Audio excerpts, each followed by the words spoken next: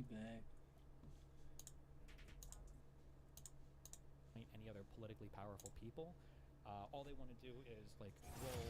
They just want to rule under their own like single person rule with no other like powerful people. I don't know if it's because they're threatened by other people. They don't like to share the megaphone. The man I supported and helped get elected. I feel like it's just going to be another thing about Trump that is forgotten in a few weeks. MTG, no, is not somebody who's going to be forgotten in a few weeks. This is a central MAGA figure. This is not somebody who can just disappear. The PIC tells us, what is this, the political something class? The PIC tells us to hate each other, fundraises off why we have to hate each other, and pits Americans against each other to the point of violence and nearing civil war. Oh, a political industrial complex maybe? This is also wrong. We can have our own differences and differing opinions, but we can still love and respect one another. We are far more in common than we have apart. I believe in the American people more than I believe in any leader or political party, and the American people deserve so much better than how they have been treated by both sides of the aisle. The way forward is America first, America only, and that may be the most dangerous pursuit of all.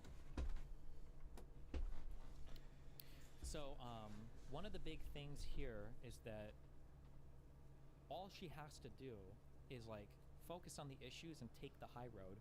The MAGA Trump cannot. He's just so bad politically. He cannot manage his political status. It's misstep after misstep after fuck up after fuck up. He just cannot ever, he can't do politics. Because he's a dictator, he's like a king. He's just never navigated an environment politically. And all Marjorie Taylor Greene has to do is just basically sit back and kind of do this like better than now, both sides, but MAGA representative, and just absorb the Trump attacks. And yeah, I don't know. So she tweeted this at 11:40 this morning. I'm now being contacted by private security firms with warnings for my safety, as a hotbed of threats against me are being fueled and egged on by the most powerful man in the world. The man I supported and helped get elected. Aggressive rhetoric attacking me has historically led to death threats and multiple convictions of men who are radicalized by the same type of rhetoric being directed at me right now. This time by the President of the United States. As a woman, I take threats from men seriously. I now have a small understanding of the fear and pressure the women who were victims of Jeffrey Epstein and his cabal must feel. As a Republican who overwhelmingly votes for President Trump's bills and agenda, his aggression against me, which also feels the venomous nature of his radical internet trolls, many of whom are paid, this is completely shocking to everyone. My phone is blowing up with constant amazing support. I'm so thankful. The political industrial complex and the toxic violent nature of American politics must end. Our country is worth saving. It can only be done if we pull together and save ourselves. So she's starting to hit on a lot of these talking points in terms of like aggressive rhetoric from like the MAGA people, like radicalized people. A lot of them are Russian bots. There's radical internet trolls. It's the same type of stuff that the Epstein victims got. And then like we need to come together and save America first. Like, yeah, I don't know. Trump has just been, I think, like retruthing a bunch of weird shit. Laura Loomer tweeted this yesterday. I am withdrawing my support and endorsement of Congresswoman Marjorie Taylor Greene of the great state of Georgia. For the past few weeks, despite my creating record achievements for our country, including a total and complete victory in the shutdown, closed borders, low taxes, no men and women's sports, or transgender for everyone, ending DEI, stopping Biden's record-setting inflation, biggest regulation cuts in history, stopping 8 wars, rebuilding our military, being respected by every country in the world, as opposed to being in the laughing stock that we were just 12 months ago, having trillions of dollars, record-setting investing in the USA, and having created the hottest country anywhere in the world from being a dead country just 12 months ago, and so much more.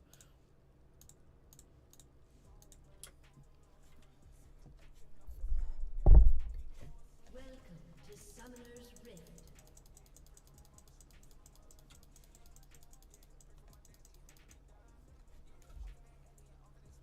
Seconds until minions spawn.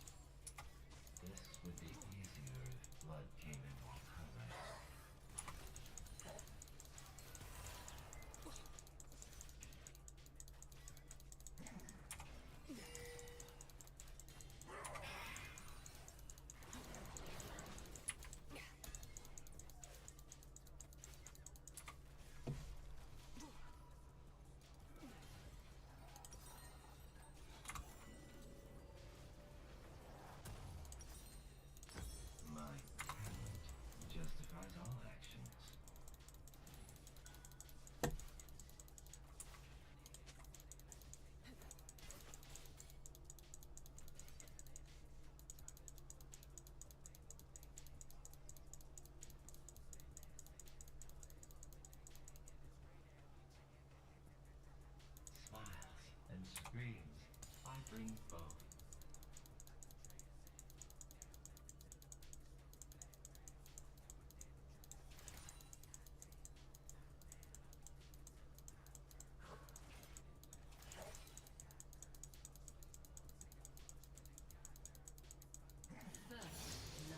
I get used to it for every performance, but I need that feeling.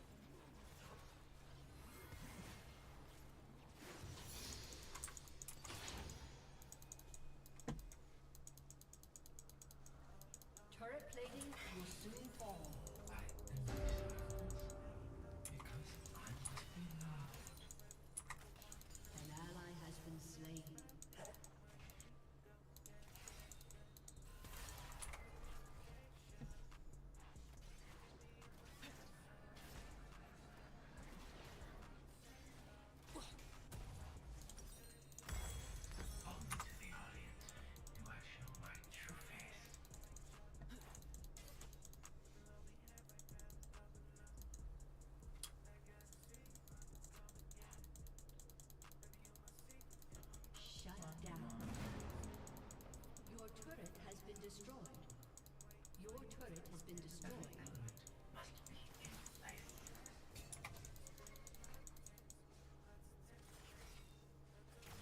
Through my work, you shall transcend.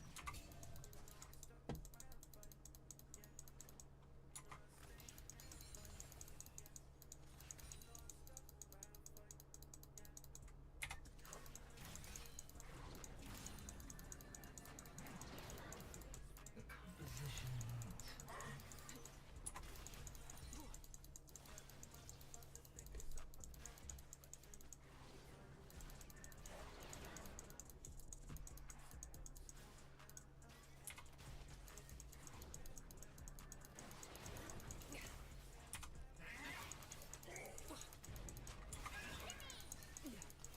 Very simple, but I should keep that.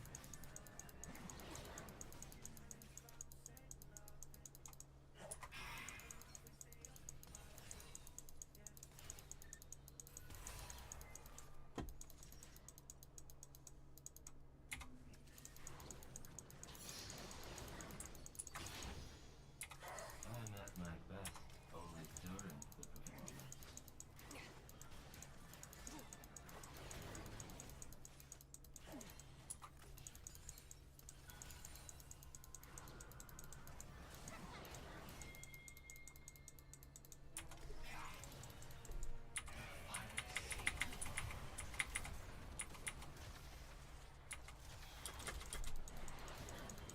An enemy has been slain.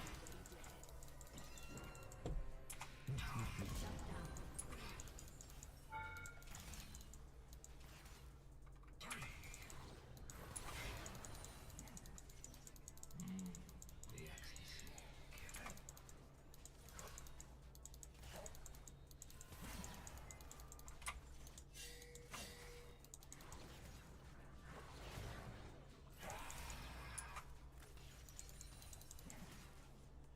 Your team has destroyed a turret. I am pure. My work is pure. Enemy has been slain.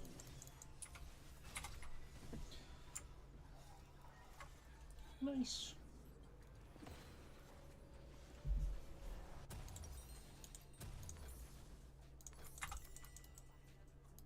Which is the lie? The mask Easy peasy. on my face.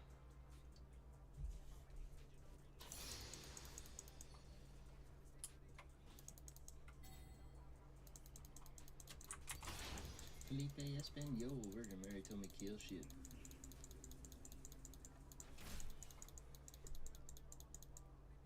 It is only when the gun fires that I am blind.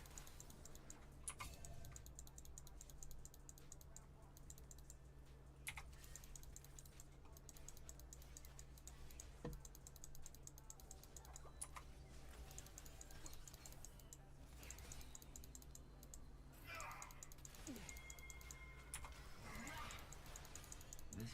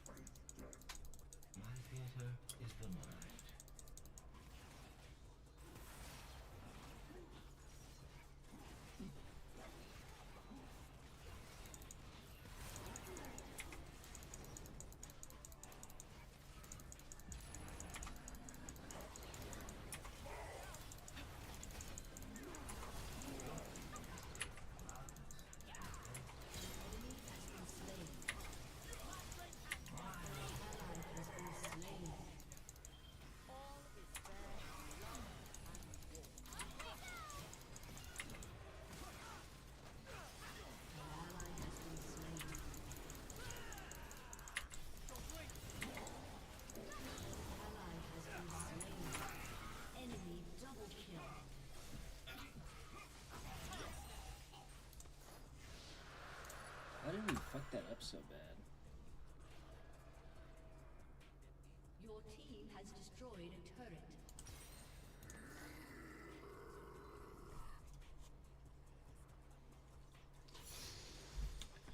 Yeah, how did we screw that up so bad, man? I don't know. I like a violent. I'm playing pretty terribly though.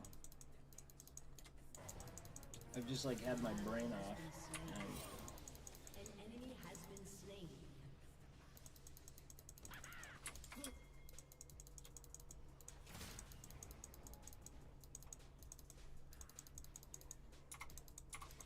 I can't live without the euphoria of performance.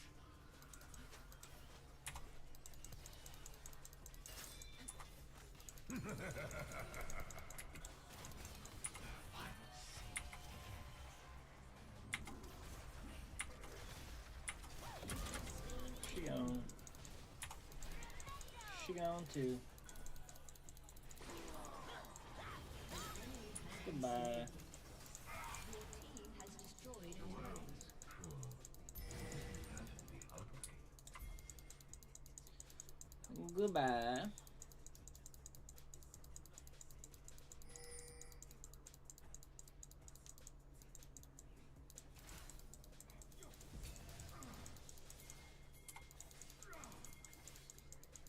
Happiness is a wrong gun.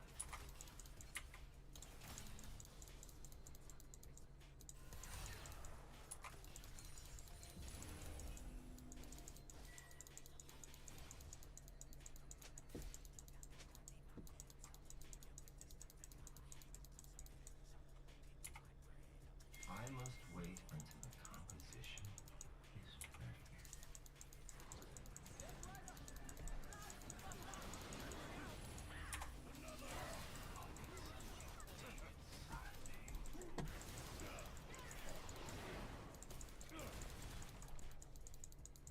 Go.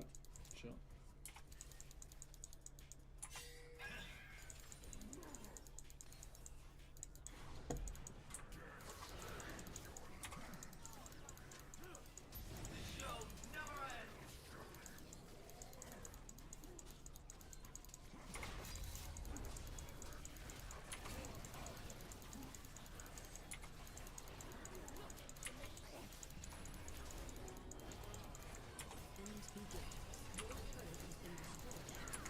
Help me!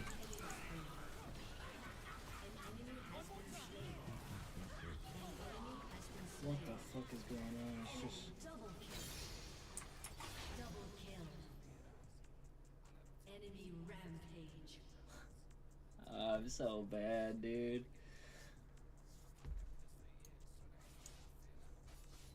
I got fucked by that Bane. Your turret has been destroyed. One, is it Messino? Messino? 5150. 5150, they trying to come get me? I swear each performance is the last. Don't care. Your inhibitor has been destroyed. Damn it, I'm so bad.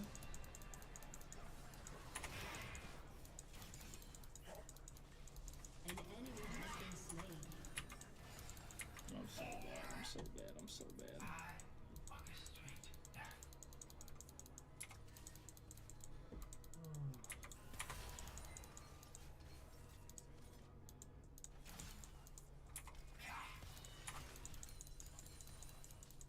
Bum, bum, bum.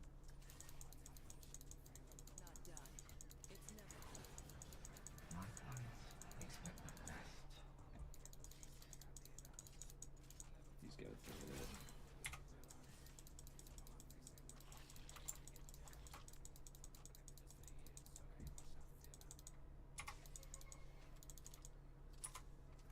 An enemy Oh, is fuck me, I'm dead. unstoppable.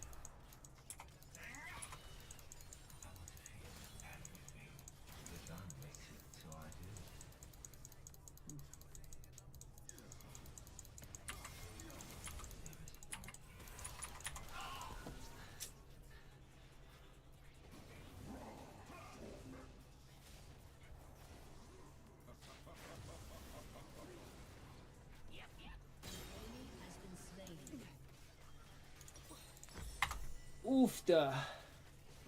Peace, brother. Your turret has been destroyed. Have a good day.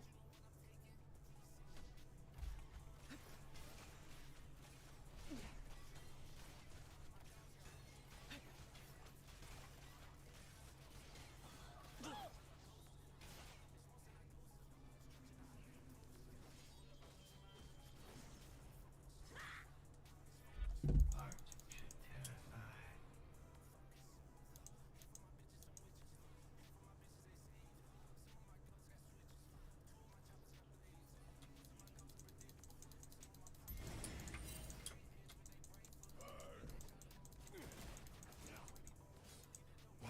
Wait, did he really just TP?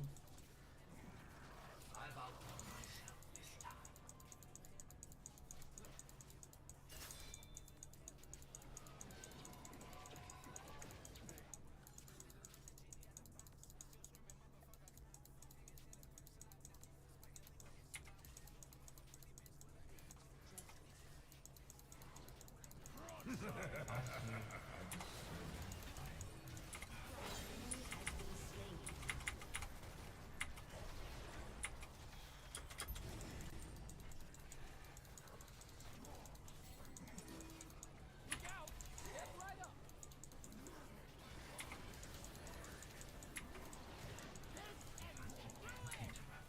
How can I be expected to work?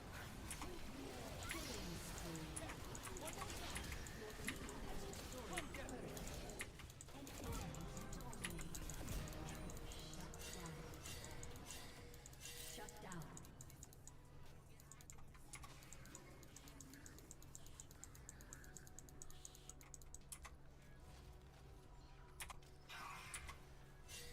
Oh my Has god. destroyed a turret.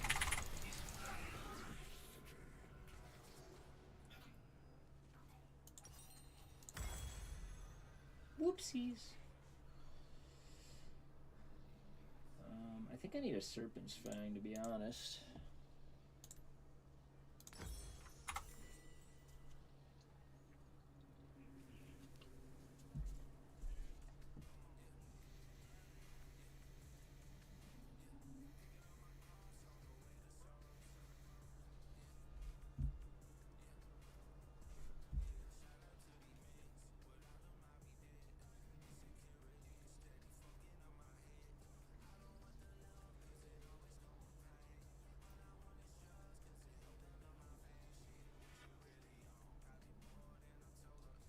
Your inhibitor has respawned. They will dance. They will sing. They will die.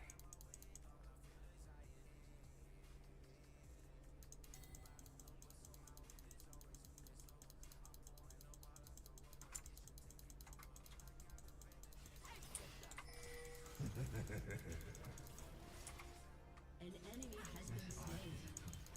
An ally has been slain. Double kill.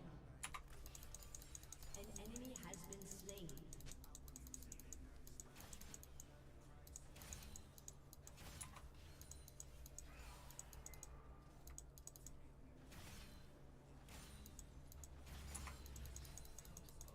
Your team has destroyed a turret.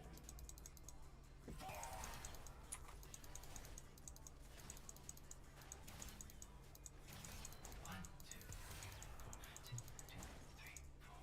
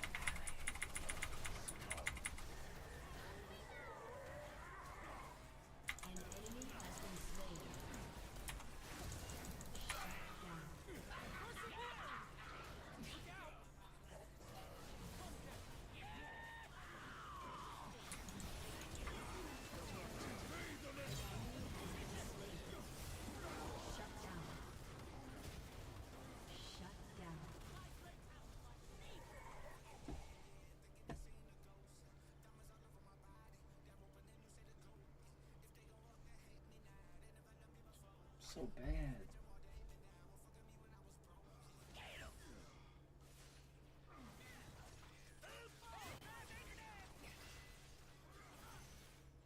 Your inhibitor has been destroyed.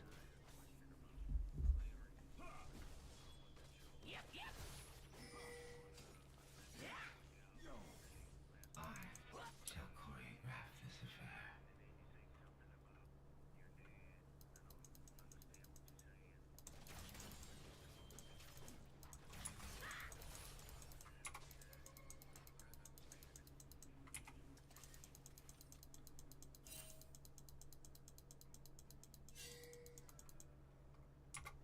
My critics are usually sure.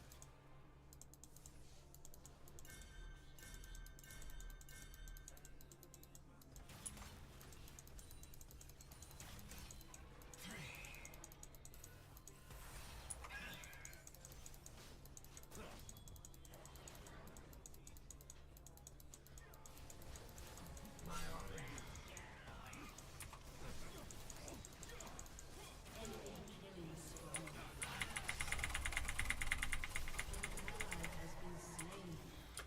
Enemy double kill.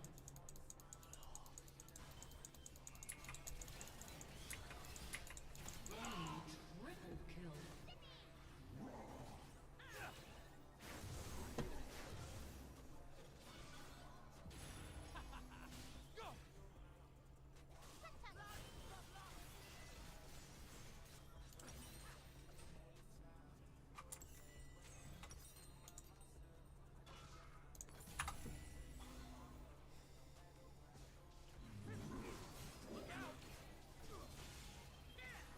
Your turret has been destroyed. Shut down. Your turret has been destroyed.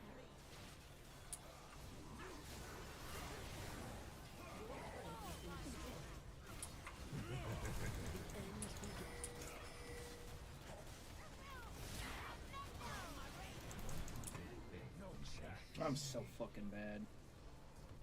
Defeat.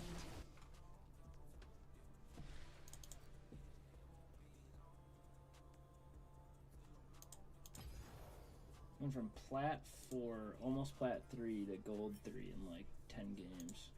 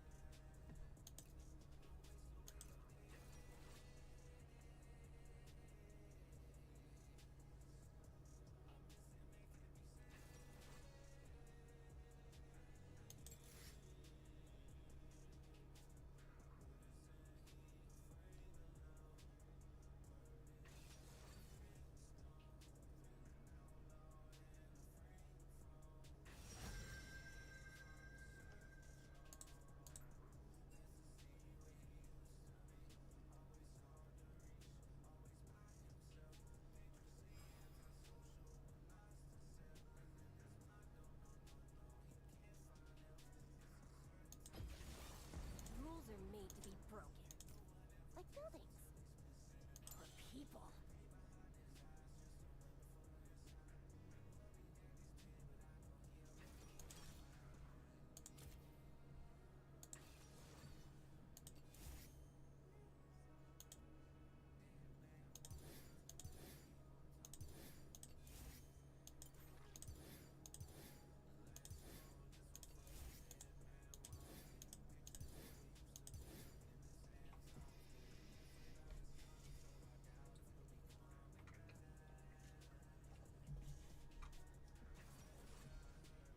Somewhere in town.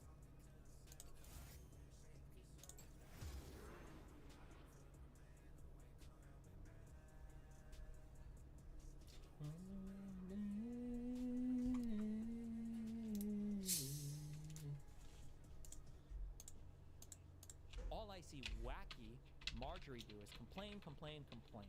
It seemed to all begin when I sent her a poll stating that she should not run for senator or governor. She was at 12% and didn't have a chance unless, of course, she had my endorsement, which she wasn't about to get. She has told many people that she is upset that I don't return her phone calls anymore. But with 219 congresswomen or congressmen/women, 53 U.S. senators, 24 cabinet members, almost 200 countries, and an otherwise normal life to lead, I can't take a ranting lunatic's call every day. I understand that wonderful conservative people are thinking about primarying Marjorie in her district of Georgia, that they are too fed up with her and her antics, and if the right person runs, they will have my complete and unyielding support. She has gone far left, even doing The View with their low IQ Republican-hating anchors. Thank you for your attention to this matter. Make America great again. So if Hey, I'm love. looking to this race, if Trump stakes out like a huge position on trying to primary Well, Marjorie hold Taylor on. Greene and fails,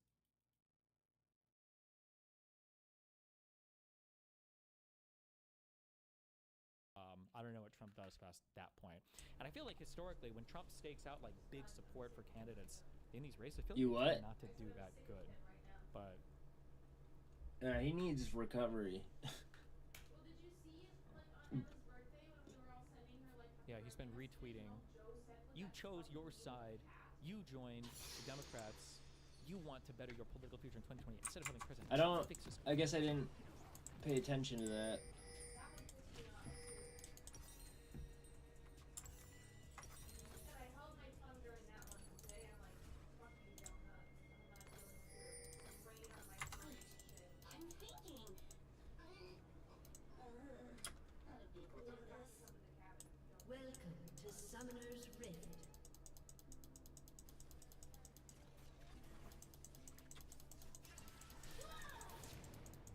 30 seconds until minions spawn.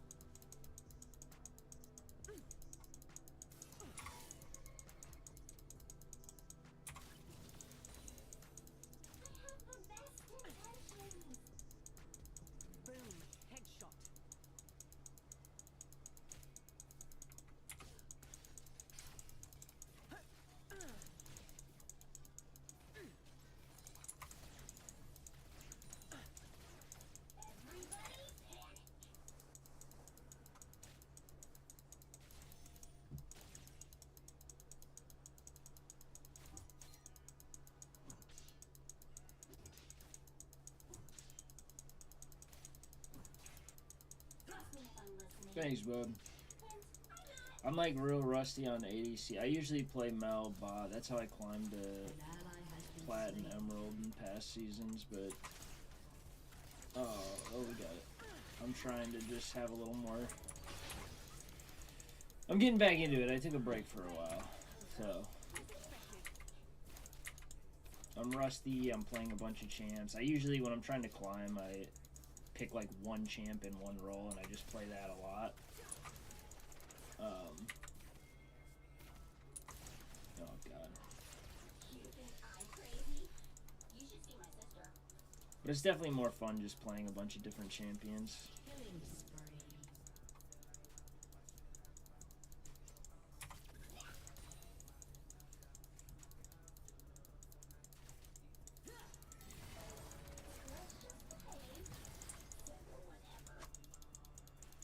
Sorry, buddy. I'm home.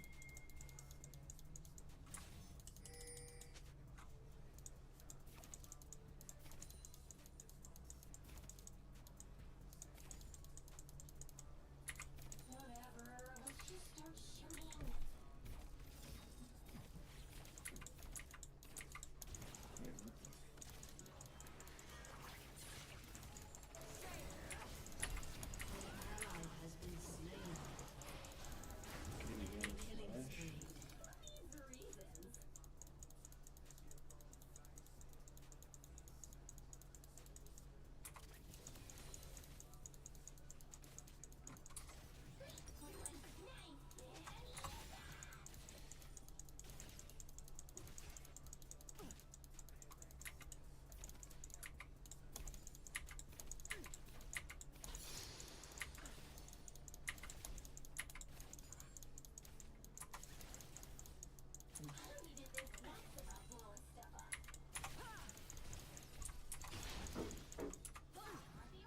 An enemy has been Alright, I slain. gotta go.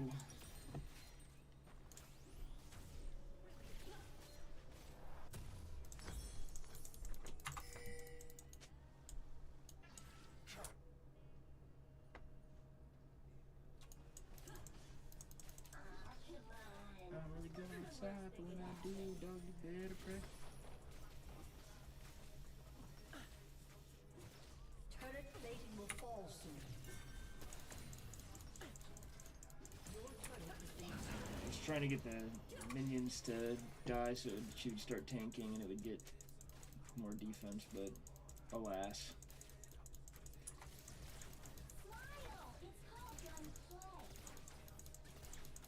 Enemy rampage.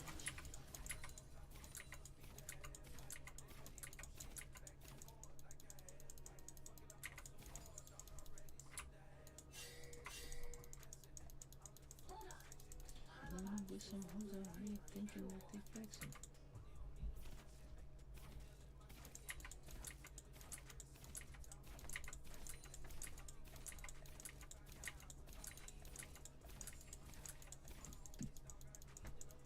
Oh, I'm probably dead.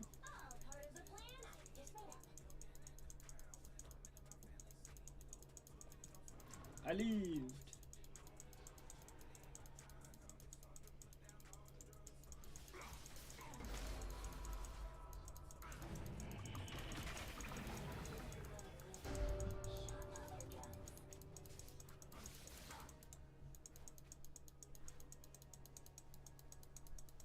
I lived.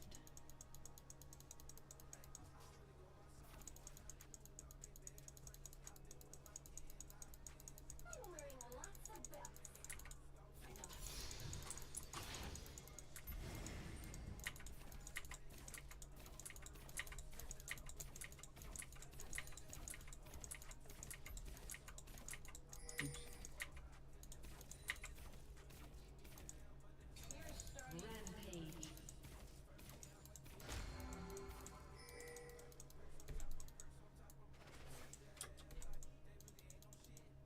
Oh, I'm dead.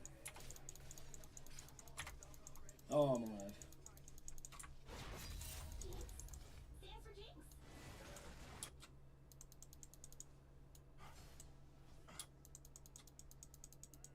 Your turret has been destroyed. I'm gonna need a back for this.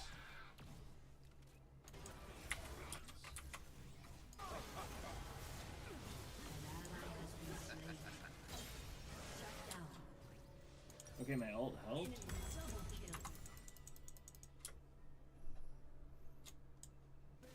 Headshot.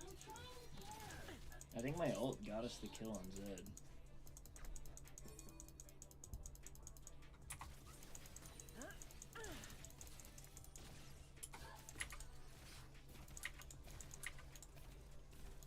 Oh my god, I missed it.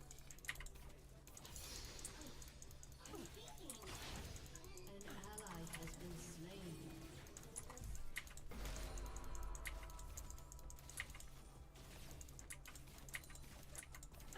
Unstoppable.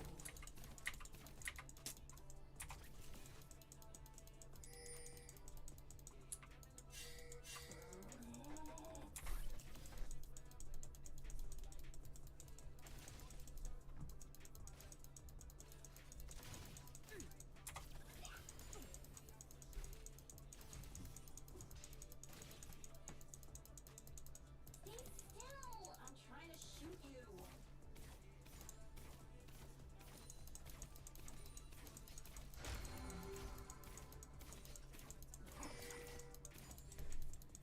An ally has been slain.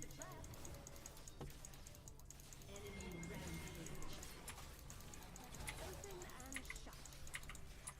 My blade is through. An ally has been slain. I fucked up.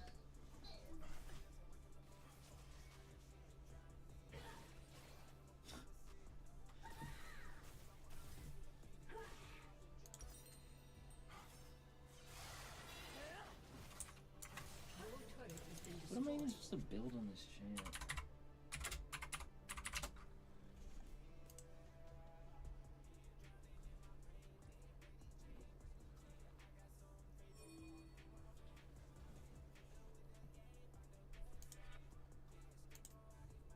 I'm crazy.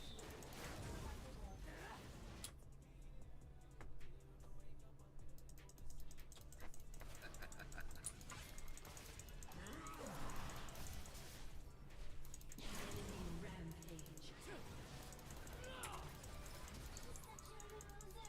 Always ready to cry. Shut down. An enemy has been slain.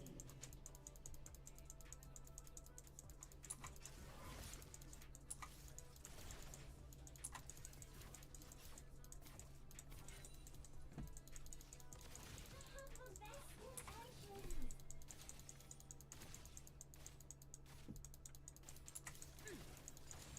Brilliant.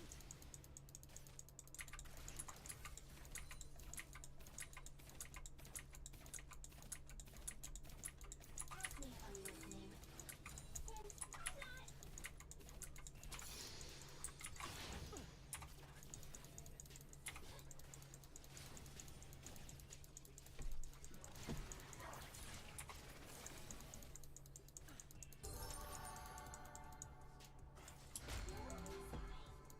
Alright.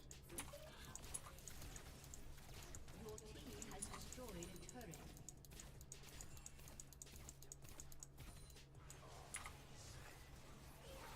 An enemy has been slain.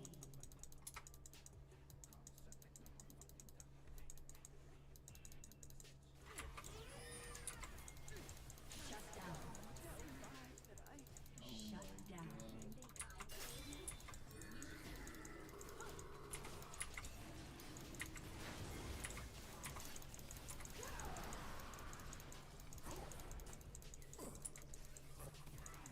Why, I was trying to attack her. Why did the dragon get hit? Let's just behave. So whatever.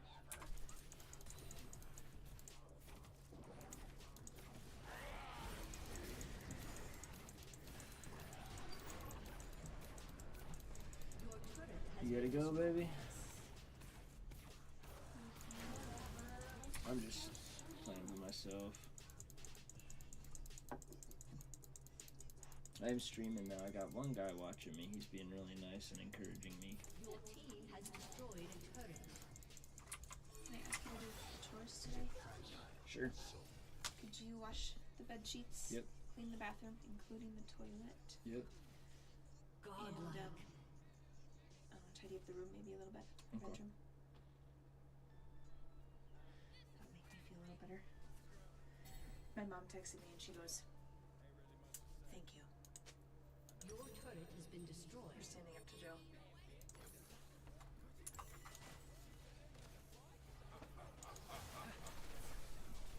I'm gonna go. You get a dick.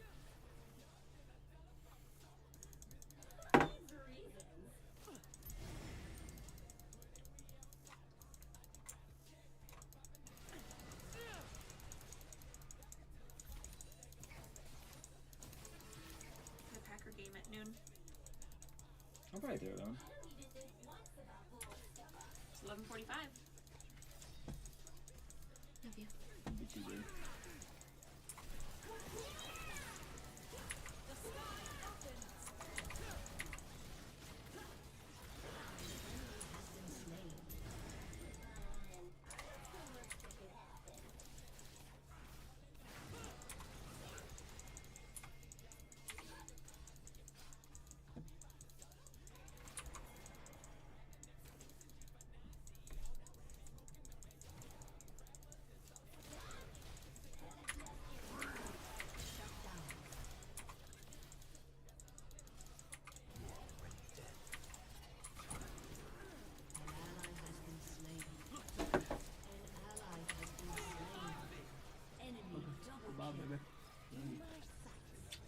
Please, please.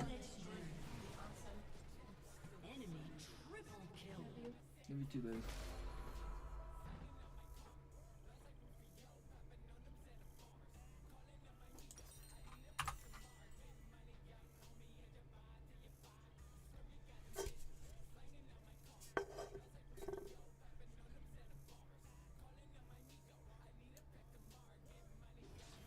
I'm just like autopiloting. I need to like watch.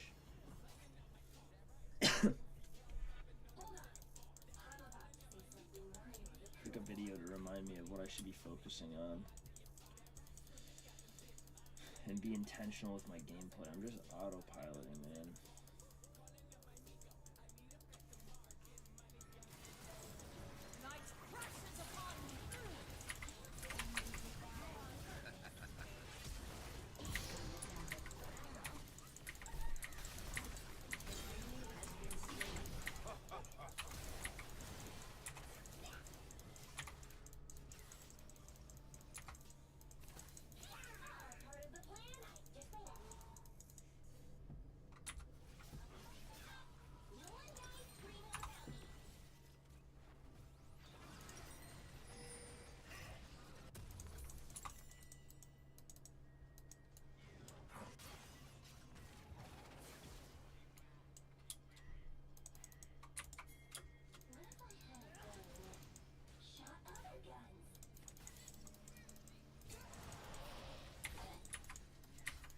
An ally has been slain.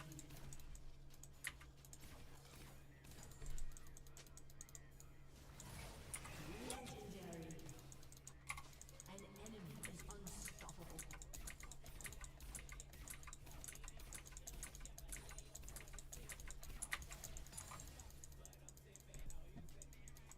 Shut down. Nice, I got an assist.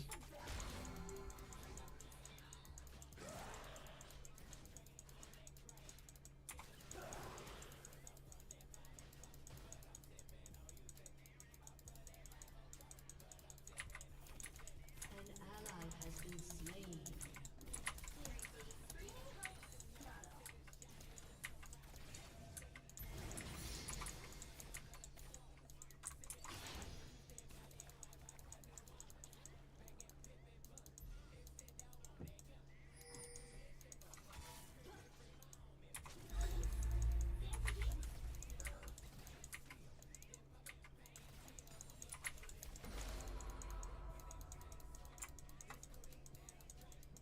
Didn't get a single dragon. That's okay.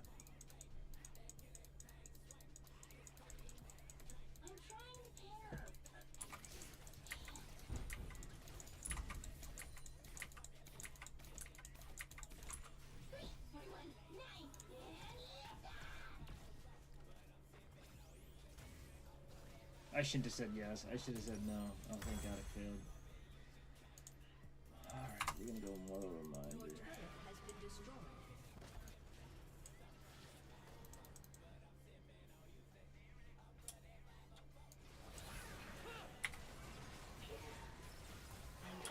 has been slain. Oh, I missed.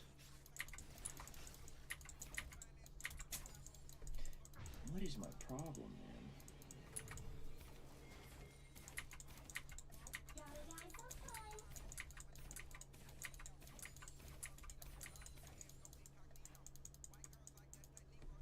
An ally has been slain. I An can't. ally has been slain. Your team has destroyed a turret. Just give that shit up.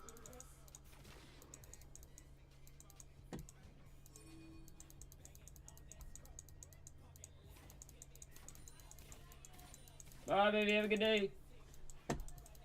Love you too. An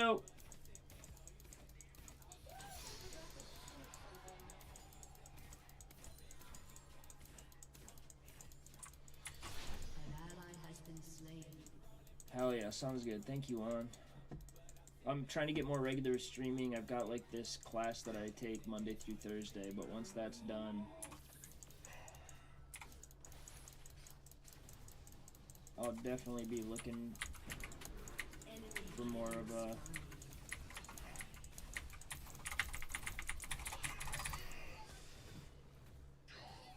my rocket. I almost got him.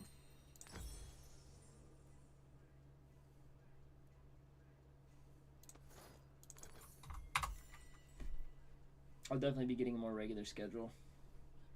Your turret has been destroyed. Peace, my man. Your inhibitor. I usually has have been friends on destroyed. too, chatting and stuff. We get a Discord.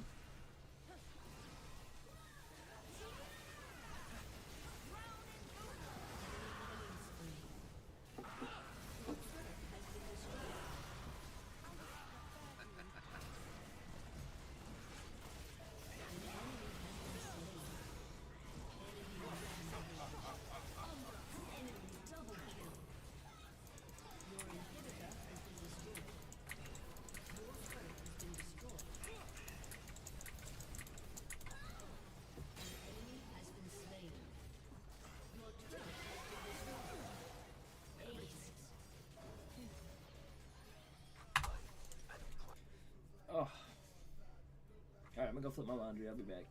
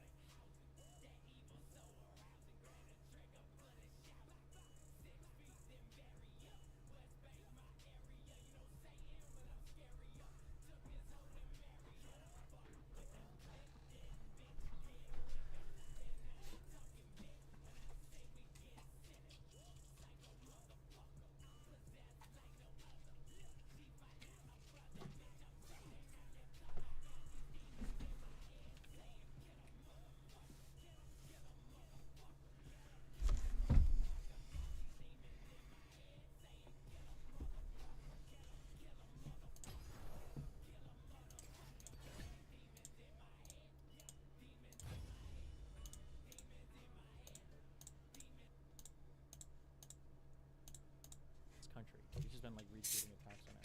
Your political future just ended. Hope it was worth it, sellout. I'm from a district similar to yours. Massey's, in fact. These are all bots, by the way. I know my family, friends, and I cannot wait to vote against Massey. I bet many of yours feel the same. Don't pretend it's just about the files. Others are doing the same, and we're fine with that.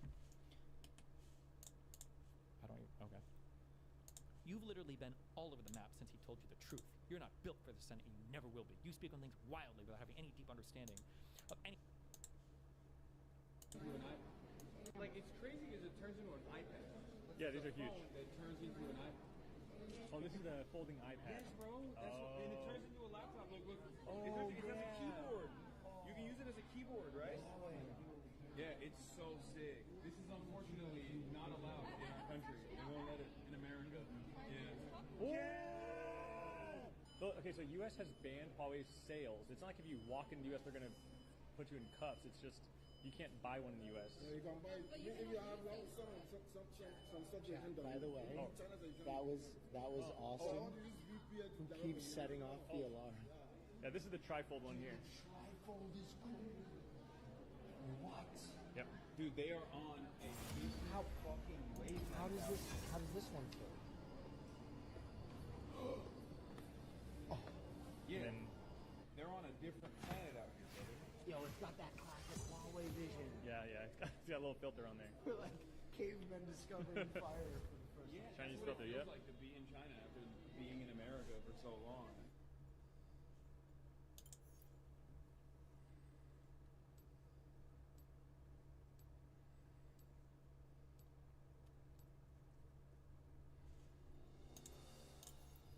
I'd rather be home anyway. Like, it's crazy because it turns into an iPad.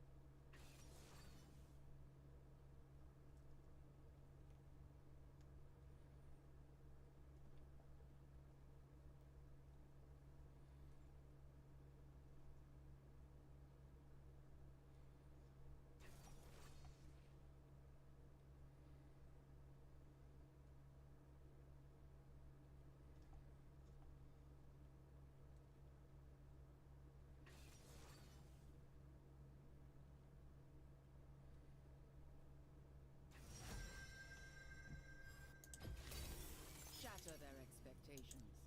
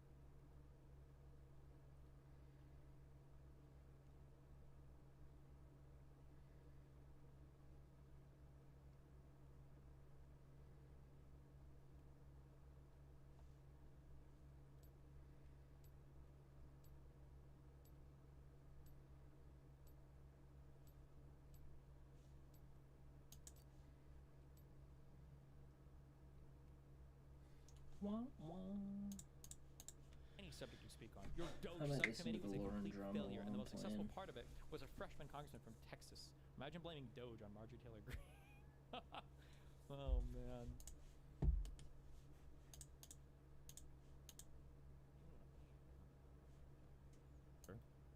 Well, I guess it could, but yeah, fuck that. Have you got a tumble dryer?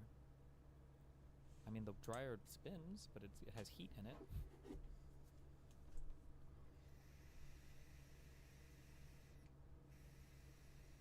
We don't know if you're joking about only having one set. No, I only have one set. But if I end my stream and I start watching them at 9, then things should be done by the time I sleep, which is 1.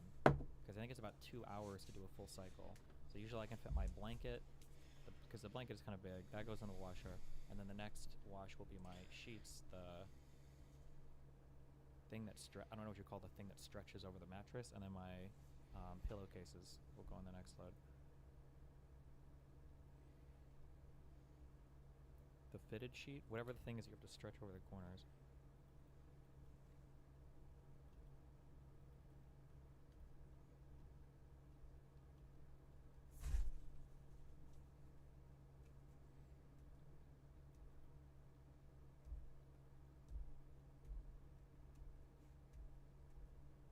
Do you just let your guests sit on the cum couch? Well, my couch is covered by a big blanket too, and I wash that every couple weeks as well.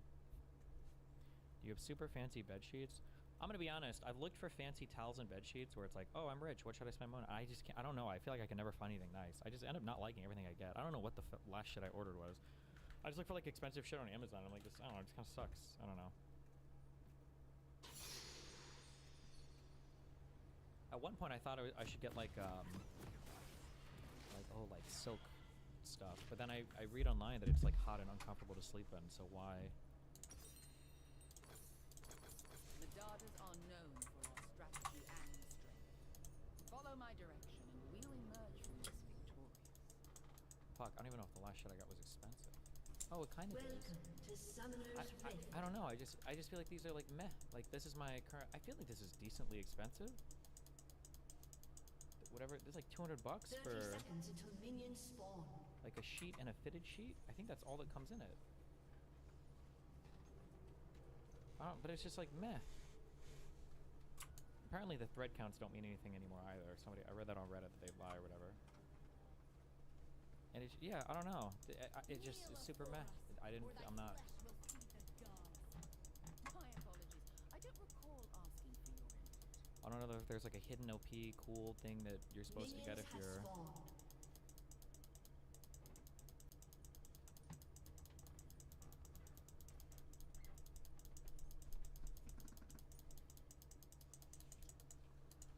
Only trust those who've earned it.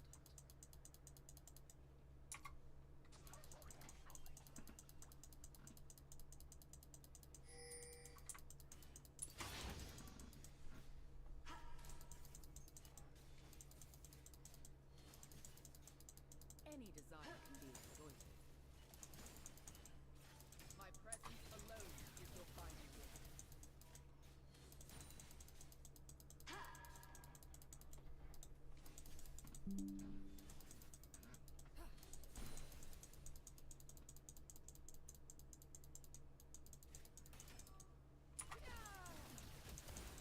Spare the pleasantries.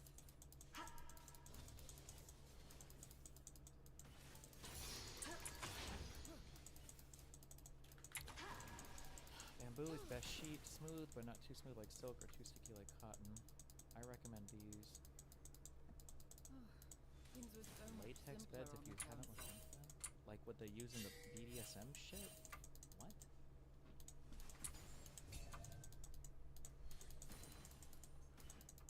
Or the Spider-Man costumes? Impress me.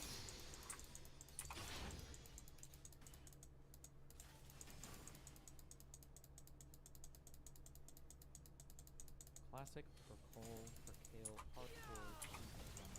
Does this actually feel better? Is this actually like good shit? You try my And I have to make an account on here? There's not like an Amazon version of this, bro? Oh. Destiny, best way to support you now that my YouTube membership has been paused and this is going to be coming back.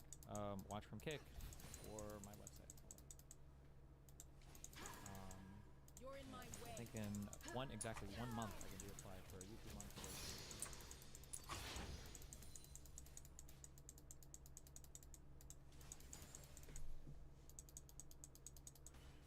These these are podcaster sheets. I don't know if they're the best. They're just plugged the hardest. Oh, well then. Assess the surroundings. Always just defer to Anticipate any Egyptian outbreak. high staple cotton.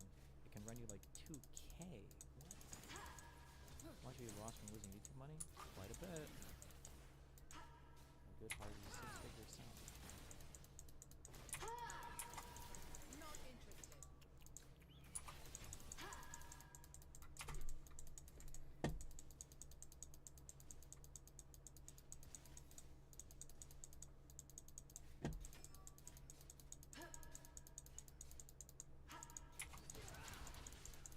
War, only in your last resort.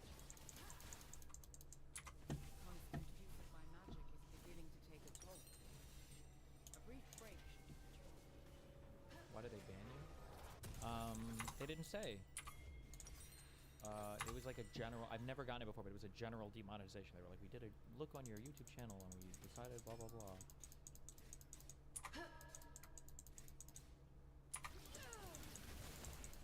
See through deception. Gouge of valor.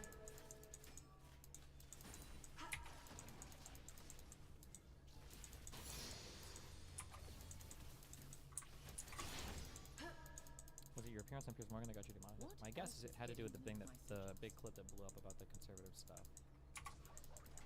Need eyes on it. September 17th. Responsibility. Number one priority of YouTube is important question ensure that creators and Pablo. With that in mind, we recently reviewed your channel and found in violation of creator responsibility guidelines from our YouTube partner program policies. Welcome to war. Therefore, we determined that your channel destination channels are no longer eligible for monetization. Starting today, you will no longer have access to monetization tools and features, including online creator support. During the An suspension enemy period, has been slain. your channel get around these YPP restrictions is a violation of TOS. But it never said like what. They never like gave me a particular video or a particular thing. It was like a broad general thing like this. I've never done anything like this before. So no. Do you think it's possible that someone in the Trump admin pressured YouTube? I have no idea. Now that I've returned to my family, what challenges await us?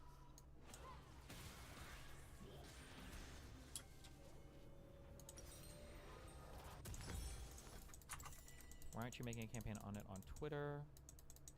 And so on, you're so chill about it. Well, I mean, we emailed them to confirm, like, am I really demonetized? And like, it was brought to our attention your trust with organization of your channel. If you'd like to read it below, you're not eligible. I mean, it seems real. I don't know what I could do. Again, it's not like they didn't give me like a particular video, so I don't even know. Is there a link to see like what guidelines you broke? It just says I violated creator responsibility guidelines within our YouTube partner program policy. An ally has been But the slain. creator things are just I leave behind a chasm of insight. there's community guidelines and the terms of service. There's just never anything more particular than that. So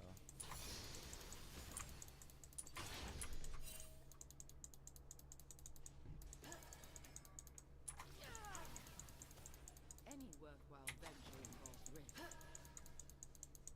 normal people doing at YouTube on Twitter. Well, I mean, if it was for my conservative stuff, then I mean, I don't know. Tag the YouTube support account on Twitter. I don't know. I deserve Do you think you're everything gonna I've remonetize gained. anytime soon? In I 30 know that now. days. In 30 days I can apply again, so. An ally has been slain.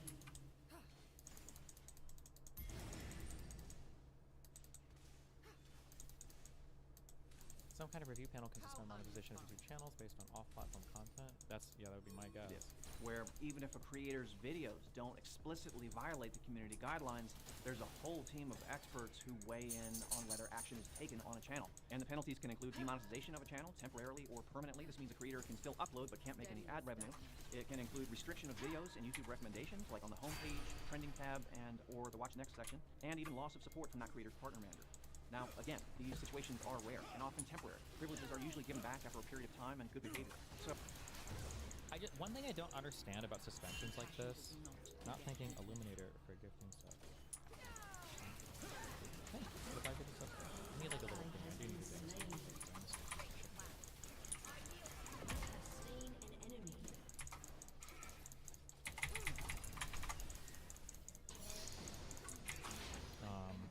Fuck, I was just in the middle of talking about something. I saw that. Ah, brutal.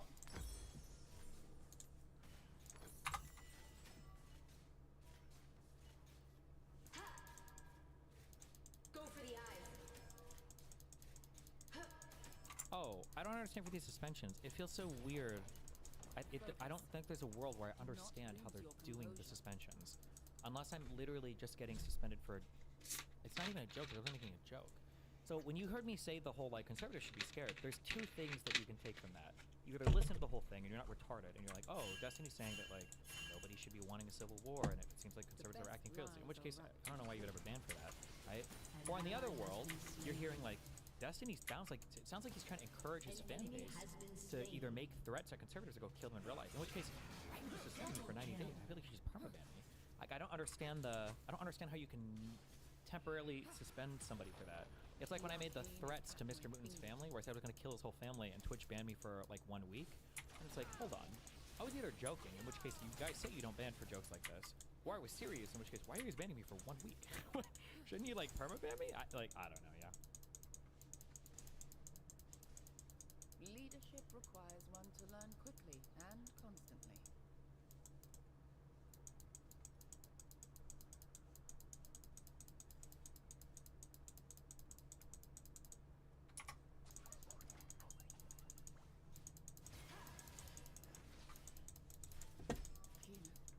I should have been there. They know you were joking, but want you to not joke like that. But then why not just say that? They didn't point to like a particular video on this. So, when was your last Twitch ban appeal? I don't know. I'm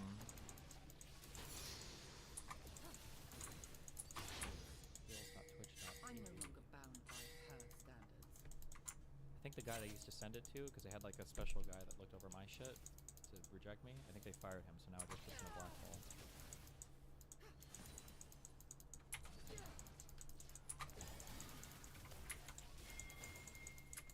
I choose to forgive whenever possible.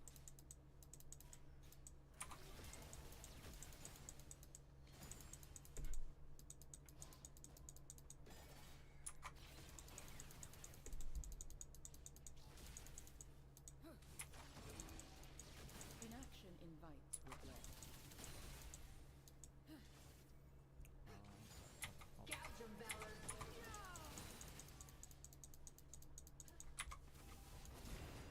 What would your perfect moderation situation be? The Supreme Court for the internet? I don't know. The reality is, and people don't like to say this, especially people in my position, the reality is that moderation works fine for like 99% of people. Chances are, if you're getting caught by moderation, you're probably doing something bad, or you're not an asset to the platform, or so like moderation probably works fine.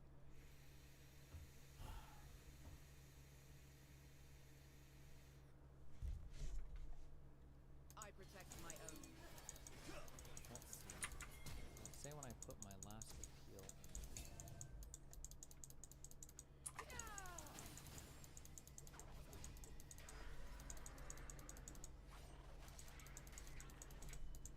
The Black Rose will answer for all that they've done.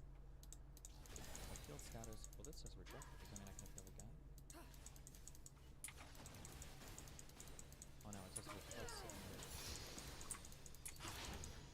I don't know if they email you. I don't know if there's a way I can check. I mean, I put it in chat when I did it last, right?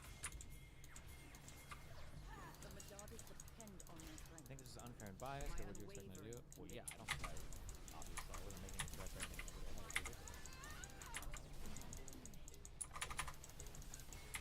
The last time they told me I would remain suspended was June 2024. So I probably appealed again in January of this year, so they're like 5 months overdue for accepting or rejecting. Or no, actually, they should accept or reject pretty quickly, but I should have been able to submit another appeal 5 months ago. An enemy has been slain.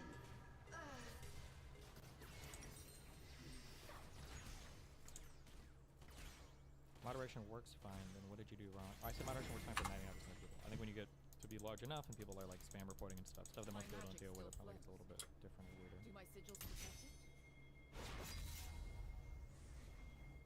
Video to react to about dumb car features in modern cars. Wait, how long do they usually take to respond? I think they usually respond in like within a week. This is the Buick Riviera. the world's first car with a touchscreen. What? Made back in 1986. The futuristic graphic control center replaced more than 80 physical controls. The graphics were so advanced, the fan icon spun a... Do you have a PO box where we can send books and stuff too, or do you not want that shit? No, because I feel bad getting stuff from here because I always end up. I just want to prove for it. I have no sentimentality and I throw stuff away. Visual finish. No, I don't care. Different speeds, depending on the climate control setting. You could turn the sound system up or down and adjust the balance or graphic equalizer. Damn! Trip data had its own screen. Damn! There were even electronic gauges. Damn! The Riviera was way ahead of its time, maybe too far ahead. The influential Car and Driver magazine gave it a brutal review. The touchscreen is meant to transform a trip to the 7-Eleven into a space odyssey, but the reality of the graphic control center is a bad joke. It was fiddly, distracting, and way slower than the physical controls it replaced. Customers, it seems, just weren't buying it. Production numbers plummeted. 3 years later, the touchscreen was removed from the Riviera. But the idea wouldn't stay dead. Ultimately, touchscreens in cars made a return. This time, they were accompanied by lots of other features that supposedly reinvent driving. High-tech handles that are hard to find and fiddly to use, and all but useless in cold weather.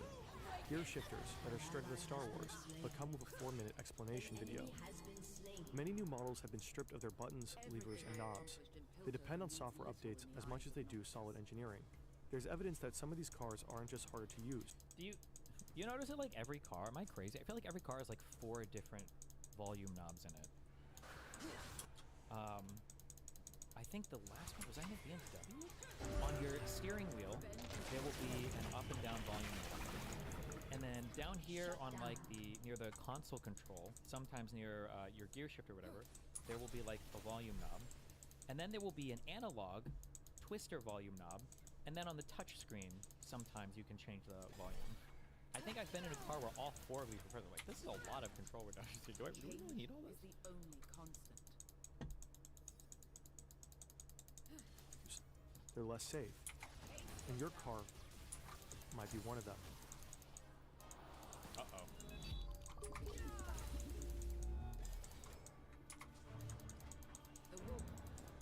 And I'm like, I want to return off regenerative braking. You used to be able to, well, maybe not turn it off. You used to be able to reduce it, and that feature went away. And so I'm going down these steep mountain roads on icy conditions with the car trying to regenerative brake every time I let off the throttle. And I'm like, I turned this thing off, and it wasn't there. Even in the moment, trying to find where in the menu it had gone while you're driving in the snowstorm on a road behind a transport truck, and it's a scary situation to be hunting a menu in the middle of winter. Okay, I half mean when I say that like signs are for retards, but just as somebody that lived in the Midwest, Any desire can be exploited. every speed limit is about 15 miles per hour too low, okay? Number 1, okay? So just start with that, okay? The speed limit on the road, ideally, should be, this is the maximum safe speed to drive in ideal conditions. That's what the white posted speed limit sign should be, okay? So if it's a 70, then probably 85 or whatever, right? Depending on the engineering highway, but especially for 70s, usually it's engineered for decent speed, okay? But that's what the sign is for. It's very frustrating to have so much of the first snow. Those posted speed limits do not necessarily apply when it's raining or when it's snowing outside. When I see people trying to like push their cars down the street at like the full speed limit when it's like raining a ton or after like a first snow, it's so fucking retarded. You should not be tailgating people, or you should not be driving faster than you think you can slam your brakes when it's snowing or raining outside. It's people that do this drive me fucking crazy. Every single time it would snow for the first time in Omaha, it was like nobody had ever seen snow before. Scary situation to be hunting a menu in the middle of winter. In this video, we'll explore some of the dumbest features in modern cars, what it really means that they're packed with sensors, and why certain design elements are downright dangerous. Okay. Let's start with the new, the funny, and the just plain weird.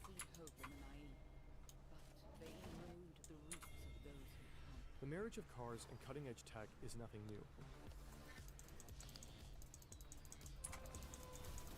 Entertainment systems in cars have been constantly advancing since the 1930s. In every era, automakers have embraced the entertainment tech of their time. AM radio, FM radio, tape players, CD players, even record players. But sometime in the early 2000s, the insides of cars started to change in bold new ways. And in 2012, one particular car changed everything. This is the Tesla Model S.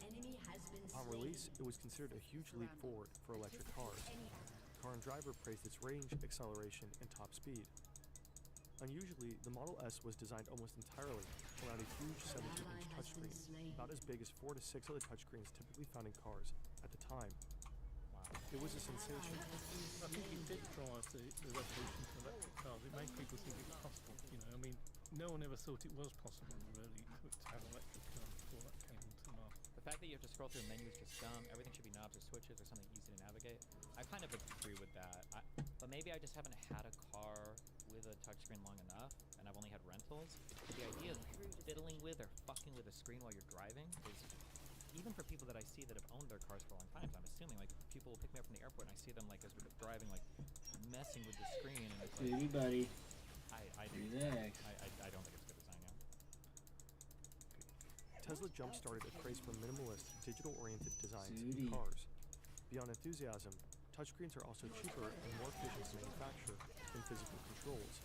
And as of 2018, all new cars sold in the US were required to have a rear-facing camera, enabling a driver to detect pedestrians behind their vehicle.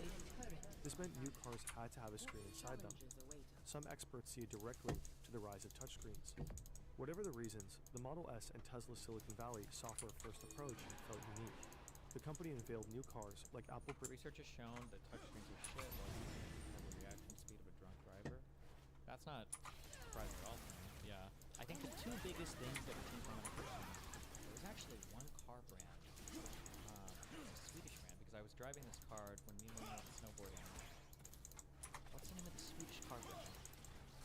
Somebody, Volvo, yeah. That had touchscreens that were actually responsive. The two biggest things that would help with touchscreens is one, they're not responsive. They need to be analog here. The fact that there's so much laggy shit, and maybe they've gotten better now there. I've got newer cars. Maybe we should probably put a weight, even if it's like push the button, make it easy. My fucking god. That would help, number one, if they're instant responsiveness. Two, there should probably be some kind of like tactile feedback. And the buttons need to be big. Like, your touch screen, by responsive, do you mean haptic feedback? Yes, well that's one part. Responsive isn't also like loads instantly. Like when you push a button, a thing should happen. It should almost feel like analog response time. And the buttons on your screen, like if this is your touch screen, then the buttons should be like main menu, or like previous song, next song, okay? It can't be that I need to have a 4'9" Asian cutie pie wife where it's like next, like this is to connect a new phone, and this is to like change the heating on the seats, and this is your air conditioner and heater thing, and this is to go through, and I'm like, bro, I'm like fucking, I have to take like a magnifying glass out to interact with my screen while I'm driving. Like, it's way too much. This is fucking retarded, okay? Where there's like 70 different buttons or activatable parts on my screen. They need to be big, they need to be retard proof. Like, I'm driving a car. Don't most cars have steering wheel controls too? They do, and I might be booming. Okay, I totally admit it. Maybe I'm booming. But I don't touch those because it's too intimidating for me. Because nowadays, okay, it'll be like, here's my steering wheel, okay? And then this is like the thing on the left. There's like 7,000 different buttons, and it's like up, down must be for next song. Oh no, that's to scroll on my digital dashboard, and now I've pushed the thing and I can't see my fucking speed anymore because I don't have an analog tachometer and I don't know what the fuck I'm doing right now. And it's like,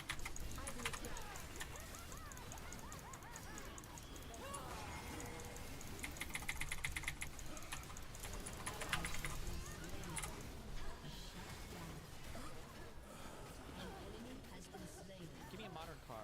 BMW steering wheel 2020. Man, we got clobbered. I played that so bad. My flashy was so bad. Okay, like 2 scroll wheels? Do I need 2 scroll wheels? Do I really need all of these buttons on the steering wheel? I need the phone button. I need to be able to shortcut make a phone call. It's that important while I'm in my BMW. I have to have a hotkey to mute my microphone?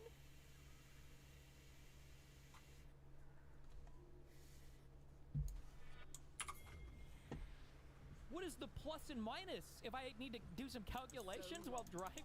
What? Like, this is retarded. Cruise control should be on an independent stick down here, but make it a totally different thing. Cruise control should be on an independent stick. Let's go ahead and look at a reasonable interior.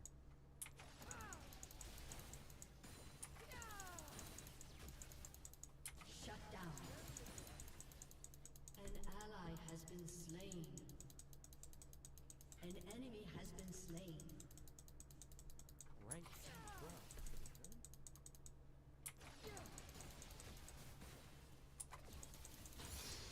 Fuck is this? Even this has too many buttons, okay? I think I have a separate knob for cruise control. Do I even have cruise control in my car? Actually, I don't even fucking know. No, I think I do. I don't remember. It's been a long distance drive. I feel like there was... Oh, no, wait. Your turret has been destroyed. I feel them watching. Desperate for something. I don't know what knobs do I... Wait, do I not drive it? Am I using my Rampage. Turn right. Okay, this is cruise control. Shut down. This is for my, to turn on my suspension or stick on the left. I think my cruise control buttons are over here. The cruise control should be on this knob, okay? It doesn't need to be built into the steering wheel. Also, I don't need 52 different cursors. Fuck all this shit, okay? This is too much. This is too many buttons, okay? Never mind, I take mine. Fuck this. Too many buttons.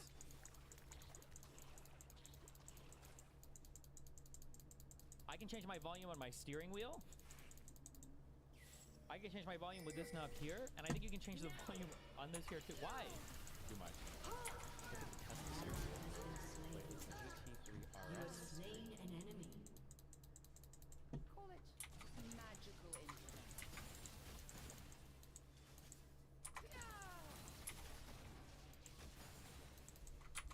Fatigue is the enemy. Killing spree. Is there stuff in here, or is this just empty? This looks kind of based. 2 buttons on each one. I don't know what the fuck this is. Is this for launch control? Well, that's a real thing in cars, I guess. Oh, and also, nothing is more retarded than nothing is more retarded. Listen, when you're in a car and this is your seat, if you want to move the seat back or forward, there needs to be a manual thing down here that you pull up. Nothing is more retarded. You're ever flirting with a girl and she's like, oh, I want to suck you up, I want to ride you in the seat. It's like, oh yeah, let's do it, babe. And you look over at her and then you push the button and it's like, I should have been there for you.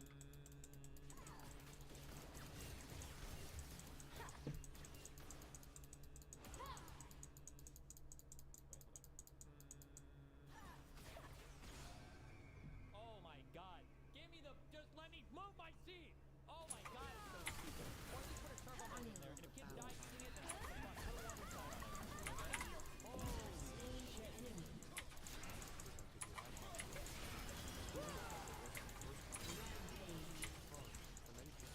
They smile upon Suddenly, the rest of the industry was playing catch up. To avoid being left behind, companies were I to shift choose gears. to forgive whenever. Unfortunately, along with a lot of other things, shifting was about to get Madasha fired.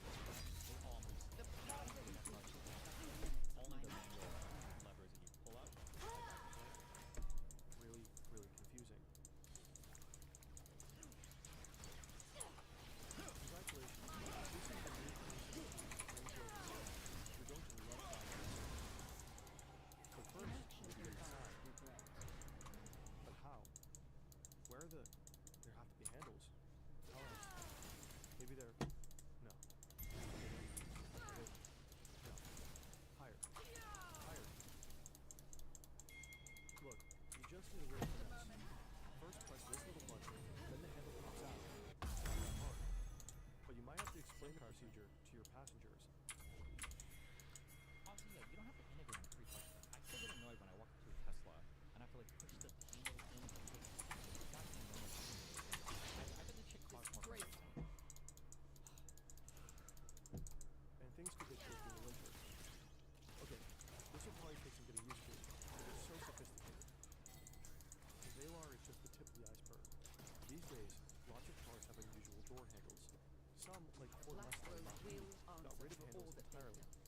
Instead, there's a button with camouflage.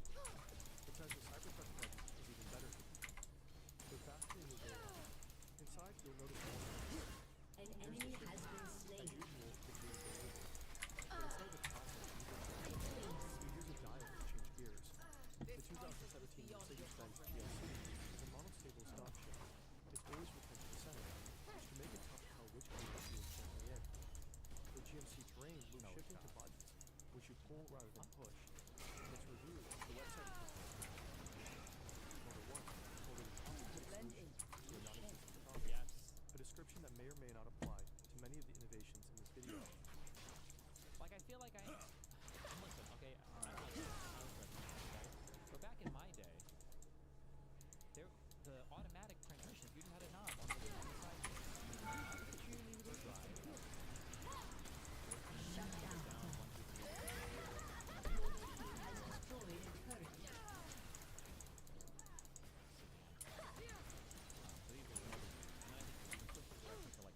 And that's it, okay? That's it. And then you have a parking lot. Like, not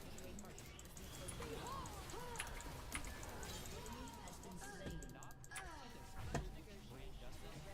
The Twister thing, where I've got to fucking play Xbox 360 to figure out what fucking gear I'm in, and then half the time it's shouting at me because it's like, oh, you have to push your brake down to go at it. I'm like, it's not gonna make I wouldn't have to push my brake and then figure out the Konami code to take it out of park. What the fuck is happening? I'm booming. I can't do it. Two cars are complicated. I'm sorry. I'm a boomer. Both From 2021 to 2023, you were driving a Volkswagen ID4. I'm booming. You shifted gears. No, that's a meme that people say. It's not very true. You can do anything in a man, you can do an automatic. And you can eat and talk and be distracted the same way as well. Okay? Drive with your knee. Only trust those With who've earned it. this thing. See it there? Hidden behind the steering wheel? You twist it to shift gears. Whether these new designs actually improve on anything is an open question, but they certainly bring the adventure back to driving. In the past, most cars essential to tools Any desire can be tend to exploited. look and feel more or less the same. With new features like these, every time you drive a different car, you have to learn how to operate it almost from scratch. Yes, true. But it's confusing. An ally has been slain. What do you see? Let's say you ease on into a Genesis GT6. You want to back up your parking spot. Wait, there's no shifter, just this little crystal ball. According to Genesis, it helps create remote traffic. When I'm at a stoplight and drive, you're either at least my age, driving very old cars, or you're a young Things person. are so much simpler on the front. Basically, every manual car made after the year like 2008 has like an auto fucking brake feature. Even my car with no luxury features has an auto brake to help you start up the system. I don't think you ever have to worry about that shit anymore. Connection between the driver and the vehicle. So slow down. The surroundings. Anticipate any Can you feel it? You start the car by pressing the brake. Press the lift button. Like magic, the crystals feel rotates, revealing the shift dial. I would kill my bro. If I got this, I would get out of the car and be like, sir, I need a new car. I'm not driving this. I'm not doing this. I'm gonna die. I'm not gonna know that. This shit is gonna start spinning around. That's space control, and I'm gonna Enemy has been slain. An ally has been slain. Shifting to reverse by twisting the dial. The dial agitates, but nothing's wrong. Your right hand is slower too. Nice. Your team has destroyed an inhibitor. Okay, you know what? Let's take a step back. Try putting the car in neutral. With it still turned on, press the Your team has destroyed a turret. Your team has destroyed a turret. you would be on the brake, and then you should already be like, should run. Victory! If you drive a man, you don't run magic. You just kill yourself. I don't know why. I still, every now and then I'll hop in a car with someone who doesn't do that, and I'm like, you really just slam it in like that? Like, are you the kind of guy that like fucks chicks without getting them wet first? Are you the kind of guy that just like eats spoonfuls of like raw cinnamon or cocoa powder? Are you the kind of guy who like just breathe in like dust or baby powder for fun? Like, what kind of person does this? I still find people who do this. But like, all you have to do is you just gas it up, hit that 4,000, 5,000 RPM, let go of the brake, you know, get on your clutch and fucking do your shit. You just gotta launch up, baby. the start button twice, but don't hold down the brake pedal. No, Actually, I'm gonna take my dogs out real quick. Try again. Right back. Without holding down the brake pedal, press the start button. Bro, every time I rent a new car, I feel like this is my struggle. Like, how do I take this shit out of park? How do I put this shit in gear? It's so fucking annoying. I think I had a BMW convertible, some kind of convertible the last time I drove, and it was doing things automatically for me, and I don't even know how it knew. Like, I think it would like go in reverse for me, and I didn't even put it in reverse. But it was nice, I guess, because it knew to do it. But it was kind of nerve-wracking because I don't know how it knew to do it, and I'm like, what? I don't know what's happening. I just push the gas and go. Button twice. Good. Now you're in IG on mode. Remove the cap next to the crystal sphere. I've never met another manual driver that knows what rev matching is, Limfeo. I feel like rev matching is one of those things. It's like an IQ test. Like, if you're seriously driving your car and you have no concept of like what happens when you push the lever, what happens when you push the clutch, what do the two little tachometers mean on your dashboard? What do these mean? And you're like, like if you're driving with somebody, oh yeah, that's true too. New manuals actually probably rev match. Actually, I think my Focus RS, what happens is when you shift gears, it'll automatically, as the revs fall, it'll hold the revs for the next rev is, I think. But if you're ever driving in a manual car with somebody, so this doesn't even apply anymore. But if you would, in the past, you do it, and every time they shift gears, you get this huge fucking jerk. It's because they failed the IQ test. Every single time they switch gears, they're failing an IQ test. Twice. Good. Now you're in IG on mode. Remove the cap next to the crystal sphere. Well, there should be a cap there. Okay, skip the cap. Press that button. The one next to the crystal sphere. Good. Good.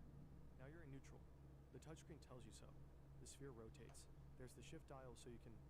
Oh, but you're already in neutral. Why would... You know what? Never mind. If you don't get it, you're clearly not alone. This guy's just an idiot.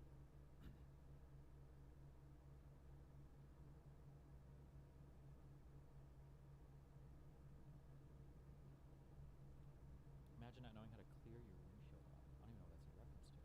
However, this is probably the most irresponsible driving. The most irresponsible driving I've ever done in my life is probably driving tired, coming home from my all-nighters at the casino, and then driving to school. I'm surprised I didn't die doing that. And then driving in the winter, okay? Especially when you didn't have like remote start or any of that bullshit. How many people? Who made the drive? Who made the drive? Okay, bro. When it's less than 5 Fahrenheit outside, just fuck the world. Okay, where you go outside and you wipe this much of your windshield off, and you're driving like you're in. Oh my god, like you're in some fucking power plant and you're like looking through the visor and this is the only part you have cleared off and you're like, let's fucking go, let's do it. Yeah, tank vision. Oh my god. You know, like if I could just start going, if I can drive fast enough, on the interstate, most of the snow will blow off and hopefully it blows off in a way and the windshield isn't so ice that that's unseeable, and hopefully I'm not breathing too hard that it frosts my windshield. This was a oh my god. I don't know how I didn't die doing this.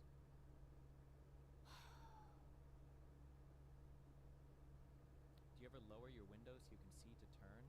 No. That's a mistake that you make once or twice, but what happens is when you lower your windows, all the snow falls, because the snow will stay there perfectly, and then it'll all fall into your car, and you're like, fuck!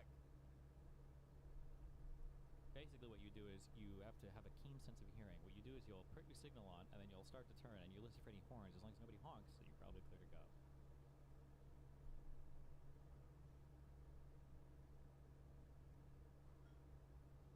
Genesis created a nearly 4-minute video to explain how to use the crystal sphere. Of course, cars have had weird shifters before, but these days it seems to be the shifter Wild West. By 2017, things had gotten so crazy, Car and Driver published an article, "Why are so many new cars' gear selectors so stupid?" And naturally, it doesn't end there. According to... I don't even know who's like making these things, or what like programmer or what like UI guy is like, oh, they're gonna love this one. Like, what is this? Why, I have a new puzzle to solve every time I hop in a new fucking car. Like, who is asking for this? Why? And naturally, it doesn't end there. According to Wired, 97% of new cars released after 2023 have at least one screen inside them. In some, physical controls for many essential functions have disappeared entirely. In the past, you typically open a glove compartment by pulling a handle. These days, if you own a Tesla, you have to use the touchscreen. Well, you gotta go, there's a little car button, and it brings up a menu, and then it's I think it's usually the default. The top menu thing has these grid of various buttons and things you can do, and then you go to the glove box, and then that'll open the glove box, and then you can Does Nebraska have the same weather as Finland? -5 F is really cold even here. The Midwest is super fucking cold. I feel like Scandinavia doesn't get as cold because you guys have all the water around you. I remember Molina wanted to kill herself when we went to Nebraska to do the canvassing thing. It was fucking cold, okay? And the nice thing about the United States, too, is we don't require anybody to put chains on their tires. We don't even require people to have winter tires to drive in the snow. So it's just a fucking free-for-all. And our driver training is non-existent. As long as you feel like you can drive, you just have to show up, you take a 10-question test. Do you know what a stop sign is? And as long as you get like 8 of them right, and as long as you can take a 20-minute driving test where you don't have to parallel park, you don't have to, you basically just have to drive around the block, and then you get your license, you're good to fucking go, okay? That's the United States. Sure, security code if you want, then you have to hit the 4-digit pin to unlock the glove box. But you still have to close the glove compartment manually.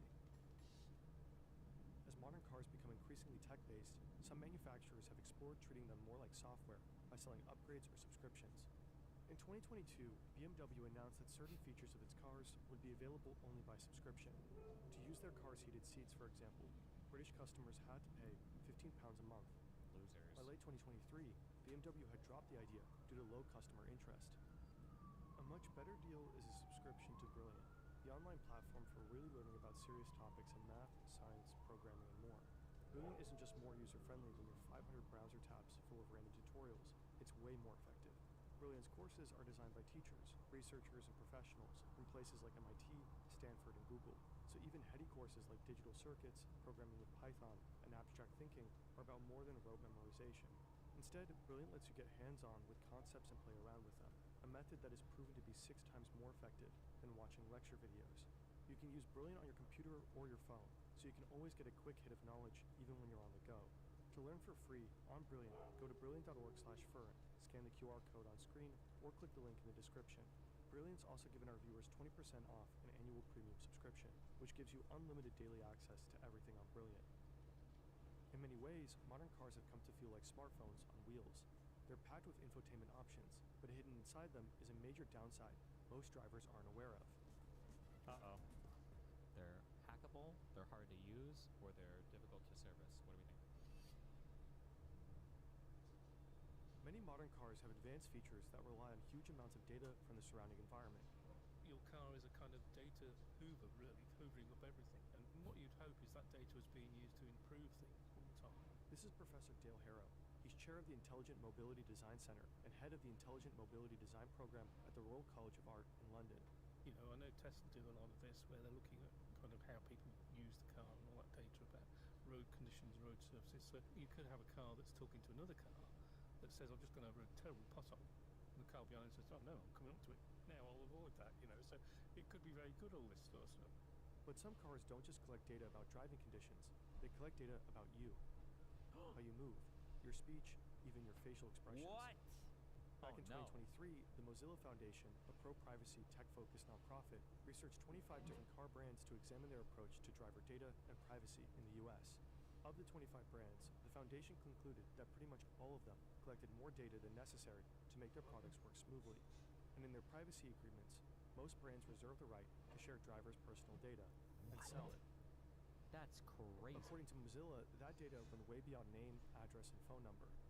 It could also include your age, birthday, and the location of your phone. Holy shit. Your credit card number and information about how you financed and bought your car. What? Products or services you bought. Why do retarded YouTubers and retarded viewers keep watching shit related to privacy? None of you guys care. Nobody gives a fuck about this. No one cares. Just make me a better product. Take my data, but make my shit better, okay? Products or services you've considered buying.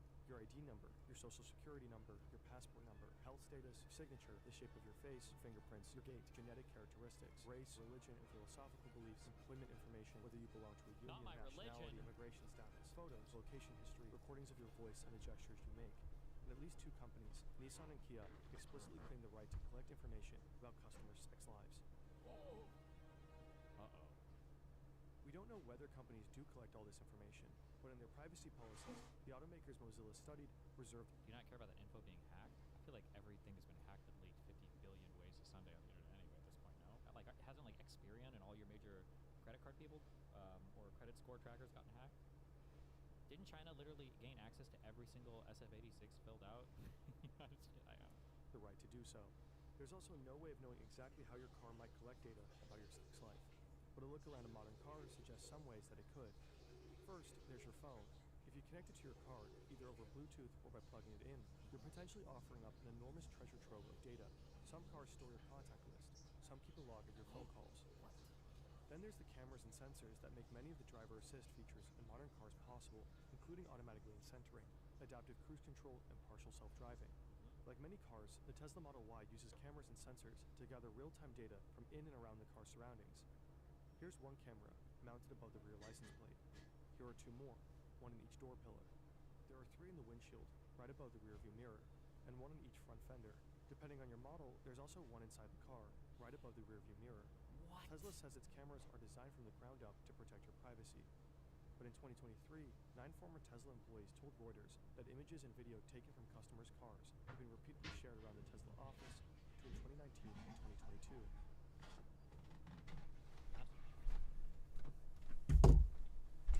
That sounds like a bad, I don't know what you call it, permissions or whatever. Like, technically, like, if you have a company that's structured appropriately, people have access to stuff like this. Let's go. Let's do an arena. And then I'll flip my laundry. Mundane images, employees turn into intra-office memes, video of road rage incidents and crashes, including one of a Tesla hitting a child on a bike, and footage that was clearly private and even embarrassing, apparently including a man approaching the car, totally naked. What? According to one ex-employee, some of these recordings seem to have been made by cars that weren't even turned on, showing off whatever weird stuff customers happen to have in their garages. According to Reuters several years ago, Tesla employees stumbled upon footage of White Helen, the submersible vehicle from the James Bond movie, The Spy Who Loved Me, dry docked in a Tesla owner's garage. In this case, the owner was Elon Musk. He may or may not have been aware his collectible was being recorded. According to Reuters, Tesla collected video recordings from vehicles that were turned off only. It's a question of culture too. Sharing users' footage taken without consent should be a huge red flag. Yeah, this is some shit where HR should get involved and people should get fired. Because the problem is always like, when you think about stuff, it's kind of like when you're filling out contracts. When you're thinking about stuff, liability should always be the number one thing that comes to mind. And if you hear somebody doing some shit like this, the thing that should pop in first is, how can an employee misuse this, and how could this come back on the company and fuck this up really hard? And the idea of some employees doing some shit A or wolf reaching out and has reaching no out to somebody mercy. personally because of some shit they saw on a camera is, that's like a multi-billion-dollar stock plummet if a story like that goes public. Tesla employees invading young women's privacy in order to reach out and be a creeper and blah, blah, blah. Like, even if you hear about that in the office, that should be some shit where your supervisor, manager, and HR is like, bro, this, we need to, access control it or whatever. That should never, ever, ever be happening, with the owner's consent, but has long since stopped doing so. And Tesla does let drivers opt out of their vehicle collecting data, but there's a cost. This might lead to, quote, reduced functionality, serious damage, or inoperability. Oh, and these... Take everything I say with a grain of salt, okay? So be careful, but like, Alright, that's a 99% of sign. the time, You if skip opt out of arena, this we go shit, right back to ranked. That is gonna happen.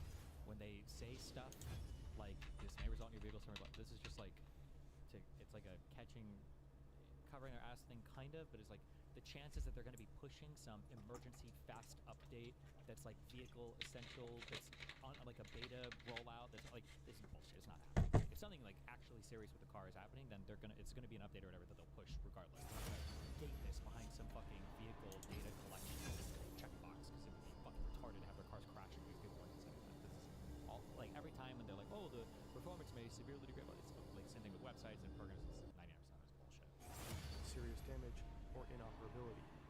Oh, and Nissan's privacy policy makes it promise to inform any passengers about the features and limitations of your car system and services, including Nissan's data collection terms.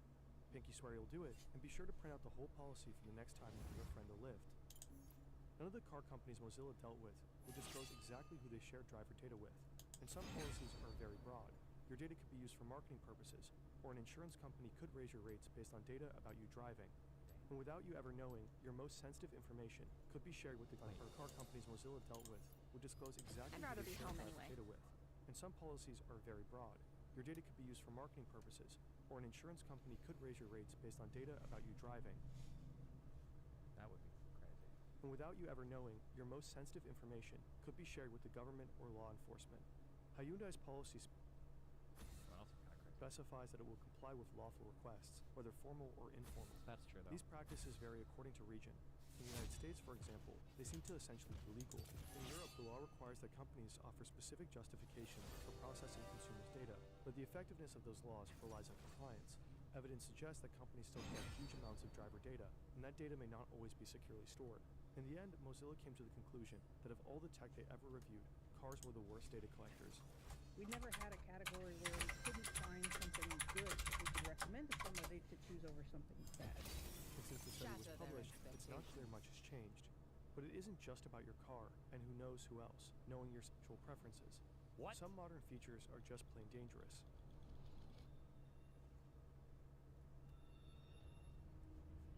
This is Kwakyalam Mountain Pass, near Vancouver, Canada.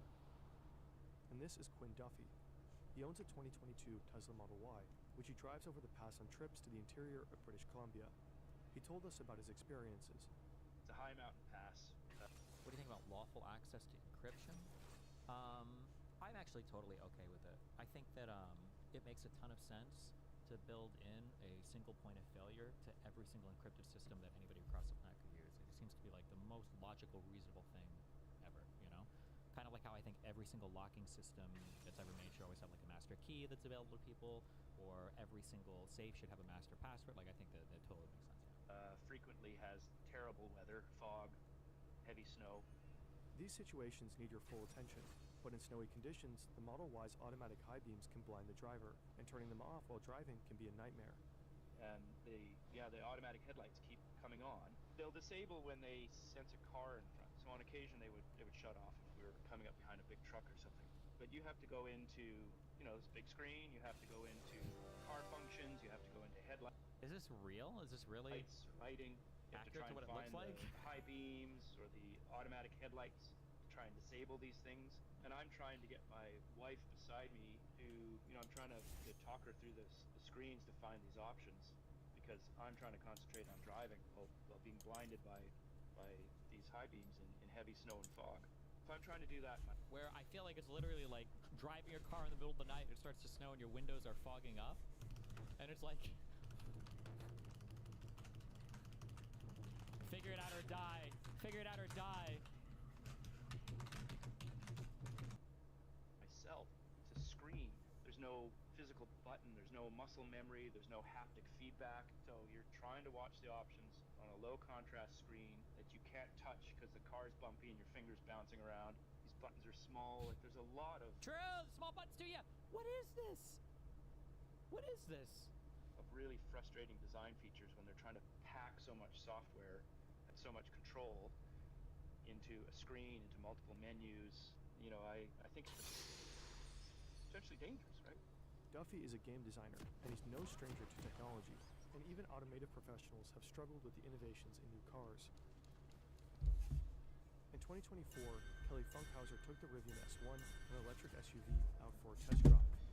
When traffic started to slow, she checked that adaptive cruise control, which automatically keeps the car a certain distance from any vehicles in front of it, was turned off. That required quickly flicking the shifter next to the steering wheel upward, but Funkhauser held that gesture slightly too long, a couple of seconds. Suddenly, the SUV shifted into reverse and began backing up towards the vehicles behind her. Not the hidden reverse function. Kelly Funkhauser is the Associate Director of Vehicle Technology at Consumer Reports, and she test drives cars for a living. Yet even she couldn't avoid the usability hiccups that come with rapidly changing car design. Luckily, Funkhauser's experience was just a near miss.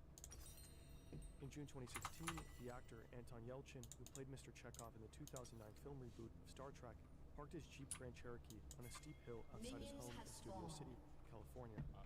The Jeep was one of 1.1 million vehicles that Fiat Chrysler had recalled months before. This was due to the monostable shifter, which always returned to the center position. That could make it difficult to tell what gear was selected. As Yelchin walked towards his home, the Jeep rolled backwards and hit him, crushing him against a brick pillar and security fence.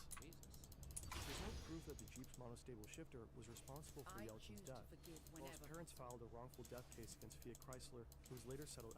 I suggest you reconsider. There's no reason for you to suffer.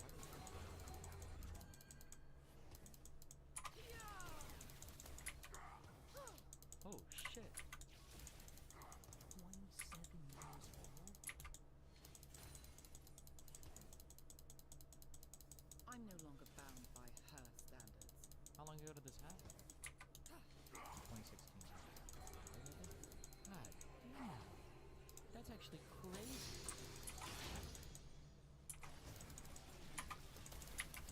27 years old and in like AAA.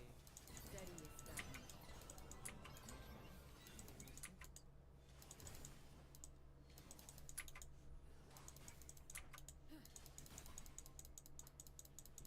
Out of court. But a week later, the National Highway Traffic Safety Administration concluded its investigation into the Compassion shifters, does and it not seems to reveal a beget worrying weakness. pattern. 686 complaints, 266 crashes and fires, and 68 associated injuries. Since the early 70s, the general trend in the U.S. has been a decline in motor vehicle deaths, but around 2011, they began climbing again. In 2023 alone, there were 45,000 motor vehicle else deaths. is hidden That's in this roughly the message? population of an entire town. Professor David Strayer of the University of Utah, who has studied infotainment systems and driver distraction, said this. Something's going on that's actually making our roads less safe. And it corresponds with increased prevalence of cell phones, touch screens, and all the electronics in the vehicle. In 2020, the British road safety charity IM Road Smart commissioned a study on the impact of Apple CarPlay on driver reaction times. On a closed course, 2 groups of 20 drivers were asked to perform touchscreen tasks while driving. One group used Apple CarPlay, the other one Android Auto. It found that while using either voice or touch controls, drivers had a much harder time staying in their lane and maintaining a consistent distance from vehicles in front of them. When something appeared on the road ahead, they reacted over 50% more slowly than usual. When drivers selected music on Spotify using touch controls, their reaction times were even worse than in previous studies of texting while driving. Ultimately, compared to previous studies conducted by TLR, using either system slowed drivers' reaction times more than being at the legal limit of alcohol or cannabis. In 2022, a Swedish car Okay, but this is bullshit because. Wait, fuck. What's the thing in this? Black Rose will Okay, answer listen. for all Sometimes in the modern world, I don't recommend this ever. Don't do this. I don't recommend this. In the modern world, okay, in a very unintuitive way, sometimes drunk driving, slight drunk driving, or slight high driving is actually the safest form of driving. Because now I'm not talking like you're wasted, okay? Sometimes, okay, if you're buzzed, you're locked the fuck in, okay? Don't talk to me. Don't show me my phone, okay? I can't kill anybody. I can't get to you. You're locked the fuck in. And that driver who would blow past the intox limit on a thing might be paying more attention and might have a good reaction than some dude who's like, you know, fucking driving or whatever on his fucking phone, chatting with his friend, not paying attention. So, now, so I'm just saying, because they put this here, what about a drunk driver trying to mess with the screen? Those would be 2 light categories. You can't compare a drunk driver who's locked in to a guy who's not paying attention on his fucking Apple CarPlay. I want to see a drunk driver who's also using Apple CarPlay, okay? More than being at the legal limit of alcohol or cannabis. In 2022, a Swedish car magazine compared 11 new touchscreen-equipped cars to a 17-year-old Volvo with old-school physical controls. While driving 110 kilometers per hour, drivers performed simple tasks, like adjusting climate control or changing the radio station. The outcome was unambiguous. Drivers performed the task far faster using physical controls. It took them just... Yes, the car you had in Vegas was a BMW, and there was like 4 fucking long buttons. Oh yeah, you were riding with me, right? I got a new A10 for you to fuck with on our next event. Just 10 seconds, and during that time, the car traveled 306 meters. At the other end of the spectrum, using the touchscreen controls took 44.6 seconds in the worst performing car. During that time, it traveled 1,372 meters. In other words, the driver was distracted by the touchscreen for almost a mile. The weird door handles in modern cars may also be a safety concern. When you have an accident, for example, and the fireman or the policeman come by and they have to get you out of the car, there's nothing to grab. How are you going to open the car? You have to cut Yeah, also, how do these cars work when like the batteries are dead or the car is crashed? How the fuck do you open like the Tesla? 'Cause I don't think the handles are real, right? Like I think it's all digital. I don't know what you call it, drive-by wire, whatever the fuck you would say. But like, I don't think the handle actually opens a mechanical device. I think it's like connected to some digital shit, isn't it? Change bust the glass and all that. This is Frank Stephenson, Chief Creative Officer at Frank Stephenson Design and one of the most influential living car designers. Typically, door handles were also used to, they'd put their foot up against the car, stick their hand on the door handle, and just pull it. That's the first reaction to do with the door handle. When Now you that went I've away with returned to that, my and you start to go now with What normal challenges flush present? door handles, you have to start more drastic measures to open the door. But there are signs that some of these trends are finally reversing. In March 2024, the Europe... Fires and Tesla. Blend in. maybe be a funny advertisement for that. Cybertruck. Wasn't there a guy who tried to blow himself up inside of a Cybertruck, but the truck was like pretty sturdy inside, and he just blew up inside the truck, and nothing happened. The New Car Assessment Program, or NCAP, announced big changes to its safety ratings. Beginning in 2026, cars won't be able to earn a 5-star rating unless they contain physical switches for specific functions. That includes the horn, turn signals, hazard lights, and windshield wipers. NCAP isn't a governmental body, but it's an influential nonprofit backed by several EU. That's weird. That was this week. Is that this year? Oh yeah, was this? Is this really this year? This is a long fucking year. Holy shit. Governments. Big car companies like Volvo, BMW, and Tesla all advertise their NCAP safety ratings. Many cars have essentially become phones on wheels, and this appealed to some drivers, at least in the showroom. But then the rubber hit the road. In March 2024, What Car magazine published a survey of 1,428 drivers. It found that almost 9 out of 10 prefer physical controls to touchscreens. 60% even said they'd be deterred from buying a new car built around a touchscreen. This survey is not a representative large-scale study, but it still raises a question. If the newfangled features in so many cars Raises the question, it says, instead of begs the question. Good job. have potentially made roads less safe, many drivers don't seem to like them. Are they truly innovations? It's like, come on. So that kind of is what I'm thinking. Is this just a gimmick? Because gimmick design is, do you need it? Does it help you? That's the first basic, and this includes, everything. In other words, is a magic orb of emotional connection really worth it? There's a cost to these dubious innovations. Literally, the affordable mid-price car seems to be going extinct, at least in the US. In February 2025, the share of new cars purchased costing less than $25,000 was less than 5%, down more than 18% from just 6 years before. That's the price range favored by many middle-class and first-time buyers, but there are fewer of those on the market these days, giving car companies an excuse to raise prices from those that remain. And profit margins are higher on tricked-out, high-priced vehicles anyway, so many dealers prioritize keeping those in stock, not budget vehicles.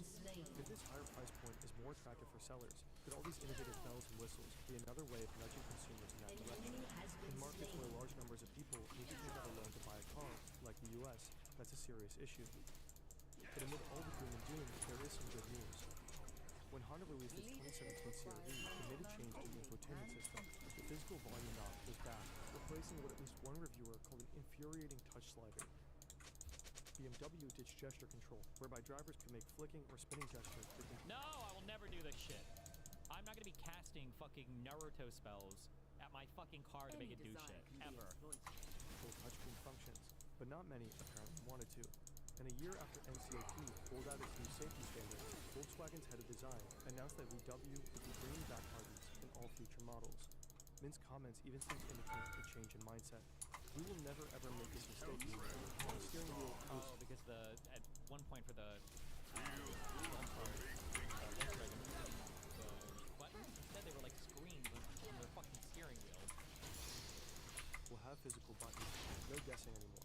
There's feedback, it's real, and people love this. Honestly, it's a car. It's not a phone, it's a car. Wow, buttons. Good job, guys. So maybe automakers have learned their lesson this time, or maybe we'll be asking the same questions in another 40 years. But the questions... Can you check my dono chat? Why don't you have the urge to buy luxury cars? What would your money do for you? I just like driving stuff that's fun. Lies make I like having stuff that's luxurious. It's much fun to me. Just driving something that's The ROM. Is the CRT really necessary? And is there a built-in danger of looking away from the road while you're trying to use it?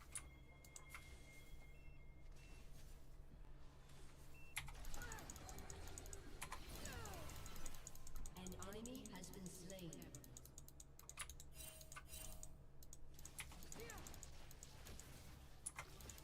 Killing spree. have some cleanup.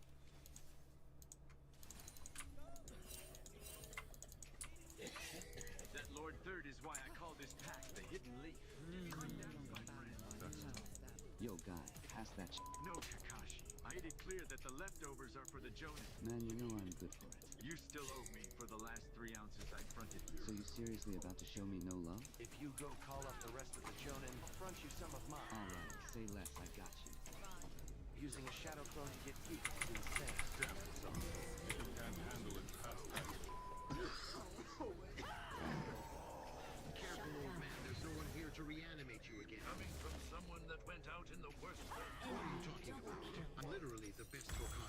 That's his point. Word on the street is you got slimed by an Akatsuki member. Are you trying to rattle me with some bullshit? Aye, someone play him the clip.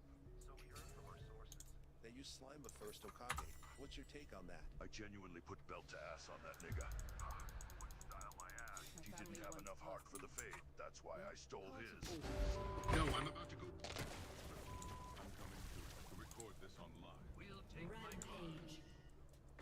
With them gone, that means there's more pot for us. Hey there, fellow Jonin. Heard this was where the geek rotation was at. Ah, yes, you're just in time for some of my... Steady is stagnant. Shut down. An ally has been slain. Damn it, hide the Glock. It's too late to throw them out the window. Give them to me. Substitution jutsu. Tell me why you stopping me. Yeah, I'm about to. Beget weakness. Stop, Chad. No, I said Stop, Chad. I said I'm about to tell you. You say stop, Chad. We're gonna do this outside. Great job, boy. Now go ahead and turn off that body. I need to call my lawyer. Turret plating will soon fall. Pocket fence.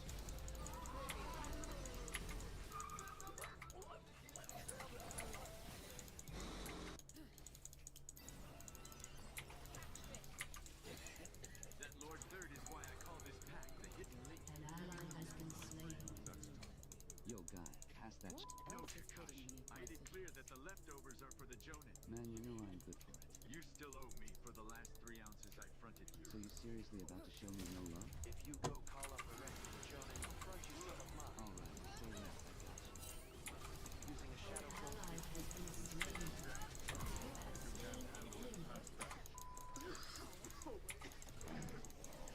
Careful, old man. There's no one here to reanimate you again. Coming from someone that went out in the worst way. What are you talking about? I'm literally the best Hokage. That's his point. Word on the street is you got slimed by an Akatsuki member. Are you trying to rattle me with some bullshit? Aye, someone play Why him does the he clip. just leave this shit playing? That you slimed the first Hokage. What's your take on that? I genuinely put belt to ass on that nigga. Would style my ass. He didn't have enough heart for the fade. Holy shit. He just leaves it on repeat. Oh my god, it's so I annoying. feel them watching. Desperate for Granted, I'm something. stealing his content, so I can't be that mad. Let them waste their time. It's the political breakup around the world. President Trump severing ties with his honestly closest allies, declaring, "I am withdrawing my support for Israel." Calling on primary challenges against his Enemy killing spree. as quote, wacky, ranting lunatic, a rhino, and a traitor. Today, the Florida House of Representatives is set to vote on releasing the with a stunning brief between two first interview since the president cut ties. Republican Oh my god. withdrawing support for you, encouraging primary challenges. Should've let his bitch ass die. Well, Dana, thank you for having me on, and that is true. I stood with President Trump when virtually no one else did. Campaigned all over the country, spent millions of my own dollars helping him get elected, and I think that's incredibly important. And I do support him and his administration, and I support them in delivering the campaign promises we made to the American people. His remarks, of course, have been hurtful. However, I have something in my heart that I think is incredibly important for our country, and that is to end the toxic fighting in politics. My magic And still this has been flows. going on for years, and it has Do divided my our sigils country, protect me? split up friends and families. This is kind of a brainless TP. Absolutely untrue. Is he called me a traitor, and that is so extremely wrong. And those are the types of words used that can radicalize people against me and put my life in danger. What do you think have ill influenced the reason for this? Unfortunately, it falls down to the side, and that is shocking. And you know, I stand with women, I stand with rape victims, I stand with children who are in terrible sex abuse situations, and I stand with survivors of trafficking.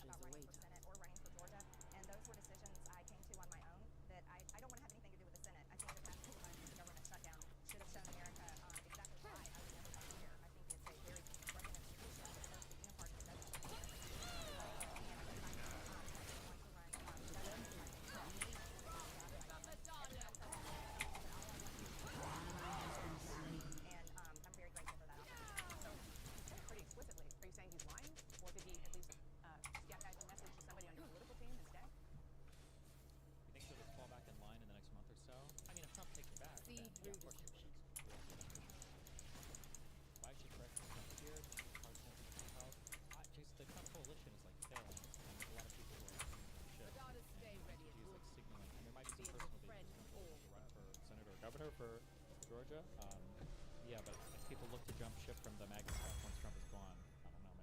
Maybe she was investing early. I'm not.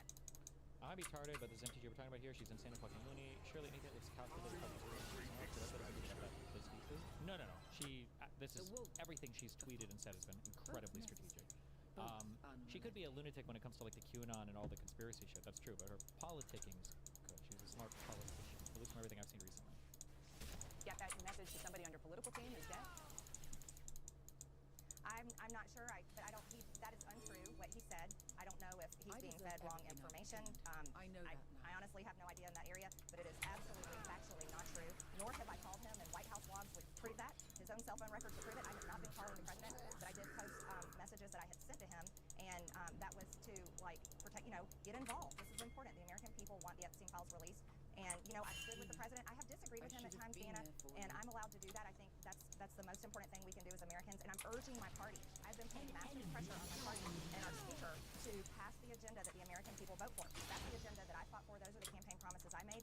And I can disagree with the president at times, particularly this past Monday on the Marines' 250th anniversary, when he honored the new Syrian president, who is an Al-Qaeda terrorist and was wanted by our government for years with a $10 million bounty up until March of this year. I very much am against that. I think that was very hurtful to the great men and women who served over in the Middle East and were sent there, and many of them that were killed and injured and live with PTSD to this day from fighting Al-Qaeda. So there's things I disagree with, and I'm allowed to do so. Well, you mentioned the Syrian leader of the White House who's also been critical of President Trump over foreign entanglements, H-1B visas. Now he's moving military assets towards Venezuela. I do want to play something that he said this week.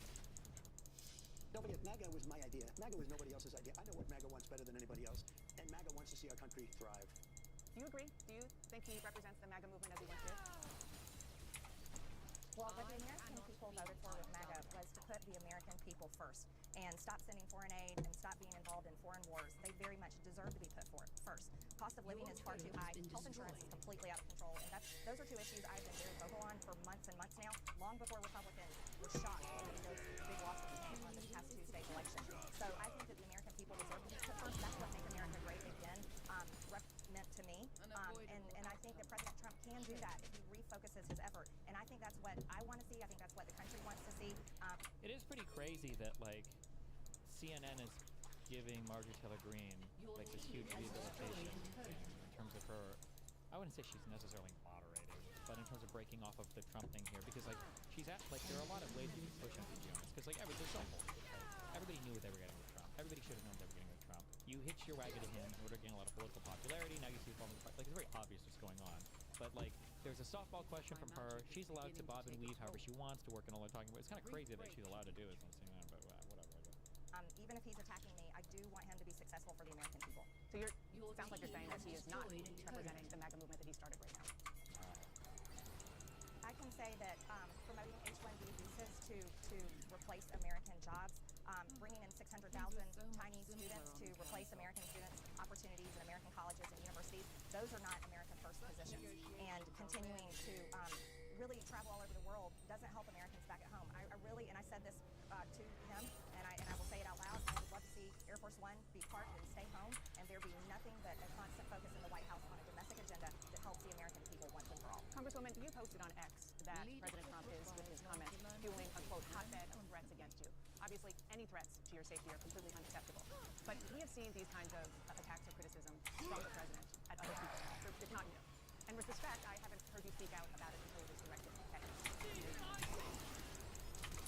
Deanna, I think that's fair criticism. And I would like to say, humbly, I'm sorry that you're taking part in the toxic politics. It's very bad for our country. And it's been something I've thought about a lot, especially since Charlie Kirk was assassinated, is that I'm only responsible first for myself and my own words and actions. And I am committed, and I've been working on this a lot lately, to put down the knives in politics. I really just want to see people be kind to one another, and we need to figure out a path forward that is focused on the American people, because as Americans, no matter what side of the aisle we're on, we have far more in common than we have differences. And like I can't tell. I'm sorry. I just realized a question was asked like 3 questions ago. I just realized I can't ever do this even with you guys. I expect more from you guys. I'm analyzing her from like an effective politicking perspective. Like, is she good at building her political, is she good at building towards her political future? That's all I'm analyzing. Not like is she a good or bad person. This person is fucking disgusting. For people that are spamming angel thumps in chat about her apologizing, saying based, it's not based. She doesn't give a fuck about anything she's saying. It's just politically expedient for her to sit on this side of the aisle. I'm sorry, let me switch gears from politicking mode to like morality or like what's actually happening mode. She thinks that all of the attacks on political enemies are based. She's always supported all of that. She's been one of the most vicious cunts in Congress, you know, who's at the head of all this. The only reason she's changing her opinion on this now is because one, it's directed at her, and two, the political winds are slightly changed. You don't get credit for this. This is the same complaint I had about, I remember this would happen with Vosh a long time ago, where Vosh would do like a breaking news take. He would be very wrong on a thing, but he would get all the social credit from giving the, you know, the fun position initially, and then in 4 or 5 days, when the real news would roll out, and then he'd be like, oh, I was wrong on that, he would collect all the credit for like, wow, he's got so much, there's so much integrity to correct himself after the fact that maybe he was wrong. No. What? The integrity comes from calling it ahead of time, or being moral ahead of time, especially when you're making the same mistake over and over and over and over and over again. We need to be able to respect each other with our disagreements. So just to put a button on this, you regret the things that you have said and posted in the past. The Facebook post that was taken down of you in 2020 holding a gun alongside the squad, encouraging people to go on the offense against the socialists, liking a tweet of somebody calling for the execution of Nancy Pelosi and former President Obama. Just examples. Well, Dana, as you know, and many people know, I addressed that back in 2021, and of course, I never want to cause any harm or anything bad for anyone, so that was addressed back then, and I very much stand by my words I said then, and I stand by my words today. I think America needs to come together and end all the toxic, dangerous rhetoric and divide, and I'm leading the way with my own example, and I hope that President Trump will do the same. Okay, so on that, I do want to ask you about something you posted just yesterday. To be clear, we feel good because it's a conservative that actually seems to care about turning down the rhetoric on their side, only because it's attacking them and because it's politically expedient for them. You question who and what country is putting so much pressure on Trump to keep the Epstein files hidden, and you included a picture about donations from pro-Israel lobbying group at AIPAC. What are you trying to say there? Well, I think it's a question that many Americans are asking, especially when we saw information recently come out in these emails. Isn't this what we wanted, though? I mean, like, it's good that it's breaking them up, but no. This is one of the few things where people shouldn't be playing politics. They should take a principled stance immediately. You shouldn't be calling for no political violence once it's politically expedient to do so.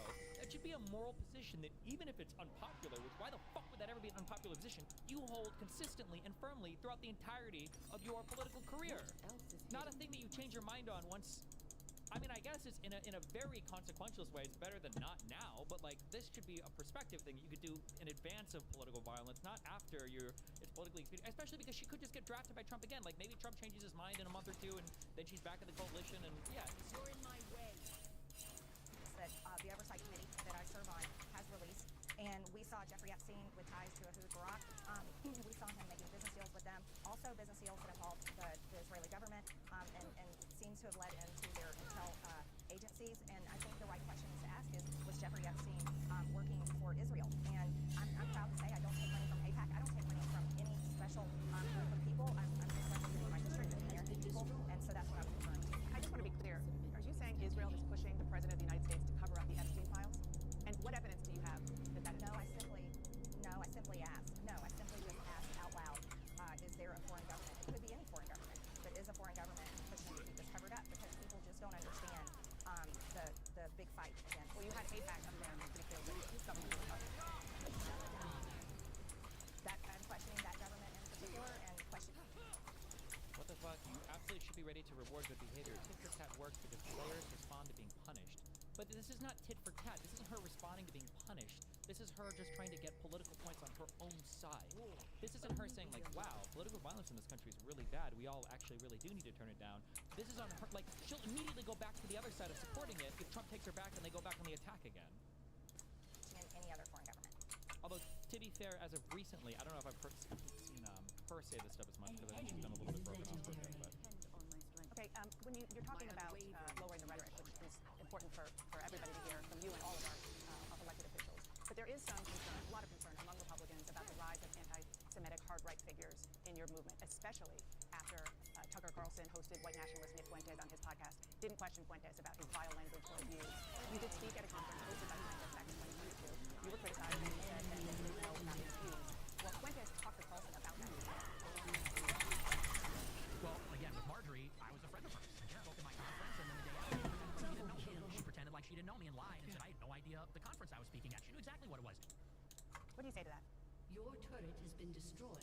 Well, first of all, I defend every single person's free speech rights. I think that's incredibly important. So I don't apologize for that. And I don't believe in canceling people. And I think it's important for people like Tucker Carlson and yourself to interview everyone. I don't believe in trying to cancel someone by refusing to interview them and question them. And I did speak at his conference back in 2022. However, I don't know him because he's someone I've never exchanged text messages with or phone calls. But I did speak at his conference. That was the first time I had met him that day, and that was it. So, but I did watch the interview. I watched the full interview with Tucker, and I admire him for interviewing many people as well as exposing a lot of powerful information. I hear what you're saying. I hear what you're saying about free speech. I mean, count me as guilty as a proponent of free speech. There's free speech, and then there is hate speech. And this is a man invited on a really prominent conservative show who said, even during that interview, he had a problem with, quote, organized Jewry, and he wasn't challenged on it. In the past, he has denied the Holocaust, called Adolf Hitler effing cool, talked about the fact that he thought Jim Crow was just fine, and on and on. So again, there's free speech, and then there's just hateful language and sentiments. The Black Rose will answer for all that they've done. Well, Dana, again, I told you on this interview that I'm committed to ending the toxic politics, and I think I don't want to have anything to do with it. You should have Nick Linkus on your show, and you could ask him questions about that. I myself am not anti-Semitic. I have never criticized the Jewish people or said anything about them in particular. I am critical of the government of Israel, and I can criticize any government I want to in the entire world as well as our own. And a lot of the times I'm criticizing our own government for failing the American people. And I think that needs to be the focus, and that's the most important thing people care about, is being able to afford groceries, housing, health insurance, and having a good quality of life. Yeah, and I hear you saying you're not anti-Semitic, and you said it before, and some of the posts that you have put up, which you have apologized for, certainly have tropes in them that have been used historically against Jews. But I do want to end this conversation with a question to you, and that is, do you see a situation where you and President Trump can make up? And if not, do you think you have a future in the GOP? Well, I certainly hope that we can make up. And there's, again, I can only speak for myself. I'm a Christian, and one of the most important parts of our faith is forgiveness, and that's something I'm committed to. That's why I can easily come on your show that is watched all over the world, and I can say things I'm sorry for, and I can try to set an example of how I think we should move forward as Americans. And so, of course, on my end, I believe in that, and I certainly hope to see that happen. Congresswoman Marjorie Taylor Greene, I appreciate you coming on this morning. Thank you so much. Thank you, Dana. America's power couple.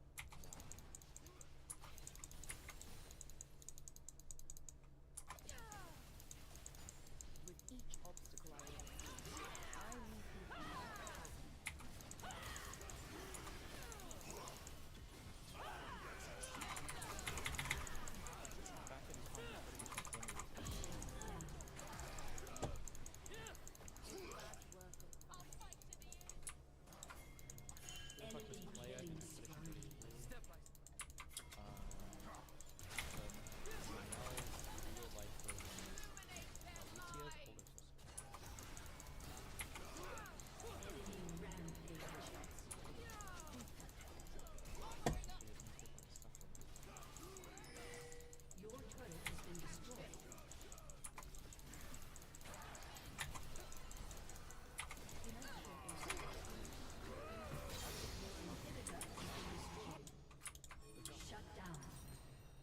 overcome, I leave behind a chasm.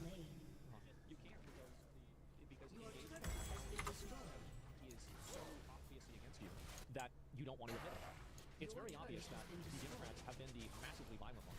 And if you look at all these studies, by the way, that were conducted, these studies, all of them were wrong, by the way, don't show a massive rise in violence. Number of studies that Asmongold has read on this topic, 0, by the way. I probably should have gone for my pen build this game, They don't but show the massive rises in violence that happened during the Tesla bombings, for example. And the reason why is because all these studies are biased. But any reasonable person... I'll be back taking care of my chores. Oh, and any reason... It's so crazy to listen to somebody just like... I get demotivated so hardcore listening to a show like this. Like, to listen to somebody so obviously talk about What up, man? the most obvious logical pitfalls, right? Like the most obvious... Every single study is biased. I've read 0 of the studies. No, it's all good, dude. I didn't even know. I was up here playing a game. I didn't even know until I saw your text come through. Honestly, every day. It's very obvious what's going on. The fact that that's just not a klaxon blaring, that's not the most obvious red flag. That's just such an insane statement to make. Are biased. But any reasonable person who just looks at the news can clearly see that every single time that there is anything violent, besides maybe January 6th and maybe 1 or 2 other times, the majority of mass violence and mass hysteria is done by Democrats. It is. It's done by leftist people. Whether it is the Tesla attacks, BLM, or these ICE protests. These are all left-wing things that are happening. ICE protests? I'm sorry, we're not allowed to protest anymore? Across the entire country, and they are justified, rationalized, and considered okay by so many liberals. Have you ever thought about, just think, not actually do, ignoring Asman's bad take and going full teamwork with his community to Uber nuke Hassan into oblivion and then deal with Asman after? Fuck no, I'd never build a bridge with a community like that. Especially because Asmongold is the bigger threat. Hassan is just annoying. He's just an annoying attacker from the left.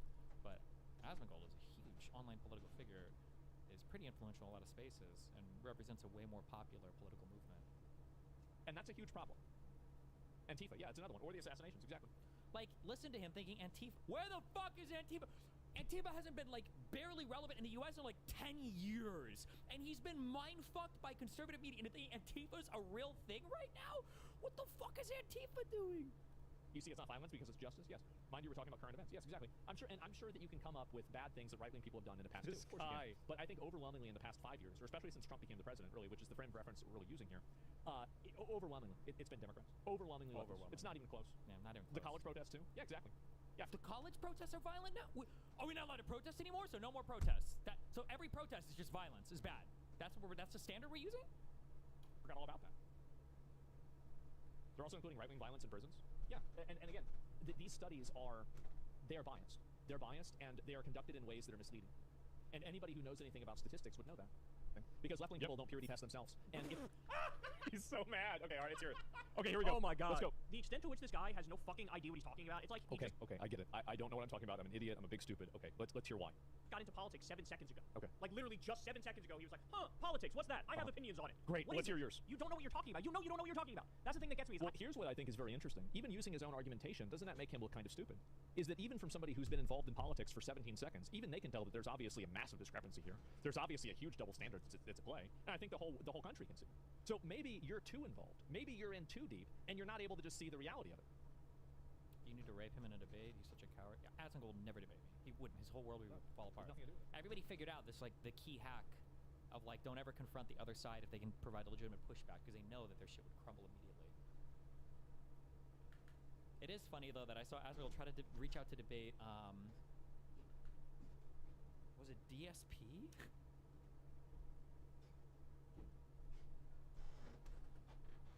See that Metatron made another video about you? Yeah, but I'm not gonna review any of his shit. He's too scared to talk to me too. Like, no, go somewhere else. What is this?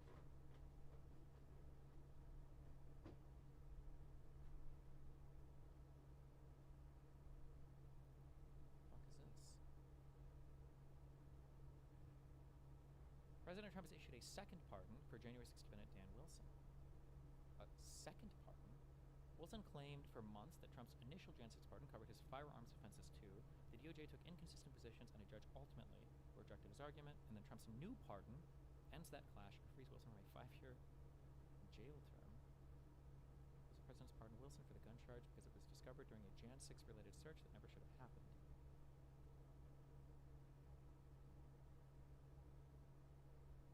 5 years in prison for owning unauthorized firearms? What the fuck did he have?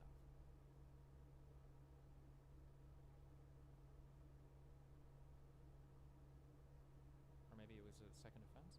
Thank you, POTUS. The Biden DOJ targeted Suzanne K for social media posts, and she was sentenced to 18 months in federal lockup. For what? A federal district judge in West Palm Beach has sentenced 61-year-old Suzanne Ellen K to 18 months in prison for threatening to shoot FBI agents in videos she posted on social media. A jury found K guilty in June of 2020. Videos? Asman says he won't debate you because you're dishonest about him and lie about his views. Yeah, but, like, you can just tell on his face that that's bullshit, right? The people that lie about my views are the people that I'm the most excited to debate. You lie about what I say? Oh, well, let's have a conversation and I can tell you what I say, right? It's just an obvious bullshit excuse, right? Like, oh, well, I think he's lying about me. That makes it an even easier debate, because then I just correct the record and he's completely destroyed, you know?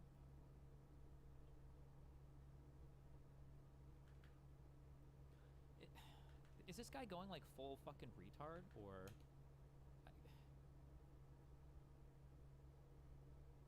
Caleb Hammer. She's 25, by the way. Our culture has gotten very weird very quickly. So infantilized. I can't tell. Why is he...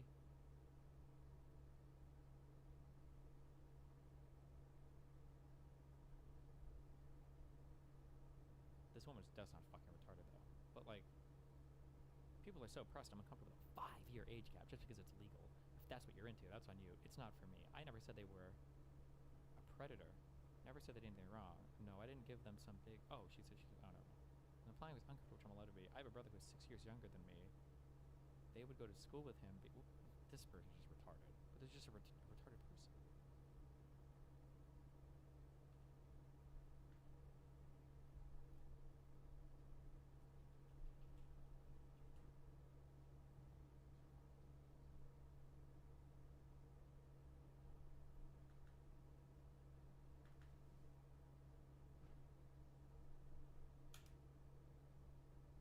But what's fundamentally new and What is this? refreshing about this is not just the policies themselves, but how Zoran talks about them. In doing research for this video, I came across an interview Zoran did on The Breakfast Club, where he describes his busing policy clearly and succinctly. So as a state assembly member, I won the first of its kind fare free bus pilot. We made one bus route free in every borough of New York City. And it showed that ridership went up by up to 38%. Assaults on bus drivers went down by 38.9%. It's not just about economic access, it's also about public safety. It's also about environmentalism. And the cost of doing all of this is about $700 million a year. Now, that sounds significant, which it is, but just want to put it into context. We're talking about that in the context of a city budget that's about $113 billion a year. State budget about $252 billion a year. There is money. The question is what we spend it on. And we will do so in two key ways. The first is to match the state's top corporate tax rate to that of New Jersey. We are at 7.25%. They're at 11.5%. Corporations can pay over there, they can pay over here. Wherever you are headquartered, as long as you do business in the state of New York, you are taxable for that corporate tax. And the second is taxing the top 1% of New Yorkers. We're talking about people who make $1 million a year or more, taxing them just by flat 2% tax increase. And all of these things together, they make every New Yorker's life better, including those who are actually being taxed. That was like 60 seconds. And in just that time, Zoran is able to explain the policy he wants, present 3 clear pros to the policy: safety, access, and environmentalism, demonstrate that the policy has already worked on a small scale, anticipate and openly acknowledge the main criticism towards the policy, funding, and deal with it by explaining his funding mechanism. And he doesn't use platitudes and vague statements to do any of this. It's all just policy specifics. That's incredible. But more importantly, we haven't seen this in a while. I wanted to make sure I wasn't just Most of the things I've seen Mamdani speak on it, he seems like, I don't want to just say well-spoken. Like, it does seem like pretty fleshed out, too. I do appreciate this. By Zoran's charisma. So I went back in the Breakfast Club's catalog to when they had Harris on before the election. Granted, these were 2 different campaigns. One was national, one was local. The issues at stake in the 2024 presidential election were by definition larger and more global in nature. But here she is, also speaking Charlotte. You know, what is at stake is truly profound and historic, many would say. And it's about, some people would say this lofty notion of supporting and preserving our democracy. But it is about real issues that affect people every day, like whether we're going to maintain a $35 cap on insulin for our seniors, whether we're going to continue to allow Medicare to negotiate drug prices to bring them down, or whether we're going to admire dictators and send during the height of COVID in the pandemic, COVID tests that nobody could get, to the president of Russia for his personal use when black people were dying every day. It's not that the policies that she lists are bad. I actually support them. But that's all she does. She lists them off, and the thing she does choose to go into is the fact that Trump sent a COVID test to Vladimir Putin. Like, that is just tactically and spiritually the opposite of what Zoran is doing and what it looks like to run on affordability. And this isn't just about the policies that Zoran has selected. It's that He did, to be clear, he did say these are 2 very different elections. Slightly different time. Yeah, I don't know if I would compare these one to one. I kind of get it though. Kamala was fighting uphill for a lot of different reasons though, and Mamdani got, to some extent, a layup as well for some. Like, running against Cuomo was a blessing for him. I don't know if Mamdani wins that New York City election. If a better, like, if a center-left Dem candidate comes up who's not fucking Cuomo. I don't know. I have no clue. Talks about policy in a fundamentally different way than what we've all gotten used to. Like, look at how he talks about housing. You have a property tax system that's broken in New York City, one that effectively penalizes rental apartments and the owners of those rental apartments. And if you had a system that incentivized the construction of rental apartments, you could have a very different landscape of housing. So to me, it's freeze the rent and take on the cost of insurance and fix a broken property tax system and streamline development and have the city produce 200,000 homes. At the same time, there's the incentive through 421A that has since been renewed to become something called 485, which is a tax incentive for the construction of new housing. Most New Yorkers don't have time to know every single set of numbers and letters, right? But that's representative of more New Yorkers than those who know. Zoran's agenda is distinctly progressive, but not in the traditional ideological way that word is used. It's progressive in the sense that progress takes concrete, specific steps, and Zoran has identified them and can explain them clearly. Zoran gets associated with Bernie Sanders a lot, and I get why. They are both vibrant, popular left-wing leaders. This could be a dynamic where the mantle is passed to Zoran at some point. But even going into Bernie's style, his rhetorical approach is completely different from Zoran's. Again, I like Bernie's policy set, but look how he presents stuff when he's on flavor. How are we doing as a mission? I would say we're struggling financially. That's right. I think, quality of life. That's exactly right. And I think that we are disillusioned with the institutions that should be supporting and protecting us. Excellent. All right, that's right. All that's right. So to start off with, in one sense, we are the richest country in the history of the world, right? We have enormous wealth. Yeah. Does that wealth apply to the vast majority of the people? Absolutely. How does he know so much about housing and shit but still thinks rent control is good? Well, so there's there's an interesting problem with housing that I've never really talked about in depth, and some people ask me a question, I don't really know the answer to it. There's an interesting problem with housing that when you have, let's say we have 4 buildings, and let's say these are huge buildings, and everybody in here are software developers making, we'll say like the floor is $250K a year, okay? And you have little coffee shops out here, and you've got like janitors and people that do menial labor inside these buildings. Where do the menial laborers live? I don't actually know the answer to that question. these guys are all going to live nearby. They can afford like the big primo, Kino housing units. These people seem like they're kind of fucked. I don't know. I've never really known the answer to that. Rent control on its own is it's an atrocious way to deal with housing stuff. It doesn't favor the people that you want it to favor. It just favors people who are already there. It hurts new people coming in. It hurts reinvestment into property. But one of the things Mom Donnie just said in that last thing was it wasn't just rent control that he wanted to do. He also wants New York City to build. He said 200,000 more housing units. He also wants to do things to whatever property taxes or whatever regulate. I don't know whatever other bullshit he was talking about. But he was talking about other things in conjunction with rent control. It might be that rent control for certain income brackets or rent control for some people is a favorable thing in conjunction with other policies because it helps to keep those people in the area because they kind of do need to live there, and it is ultimately beneficial for everybody, while also like expanding construction. That might be a thing, rent control in conjunction with other things. Maybe it's not a horrible idea. That might be the case. I don't know. I've never seen rent control studied in conjunction with other things. But Bottom line is, you got millions of people, working class people, lower income people, struggling to put food on the table. Do you notice what that is? I've watched hundreds of hours of Bernie interviews, and Bernie's way of presenting his policies is basically like this. He asks an open-ended question that he wants a specific answer to. If you nail the question, he says, good, and goes on to the next. Destiny, they live a 30-minute drive away. It's not a big deal. Yeah, but like, it's the way that the way that the financial burden is shifted around in different workers can sometimes be a little bit bullshit, right? So imagine that I am wealthy enough to afford an apartment that's right next to my place of work, and I also make a fuck ton of money.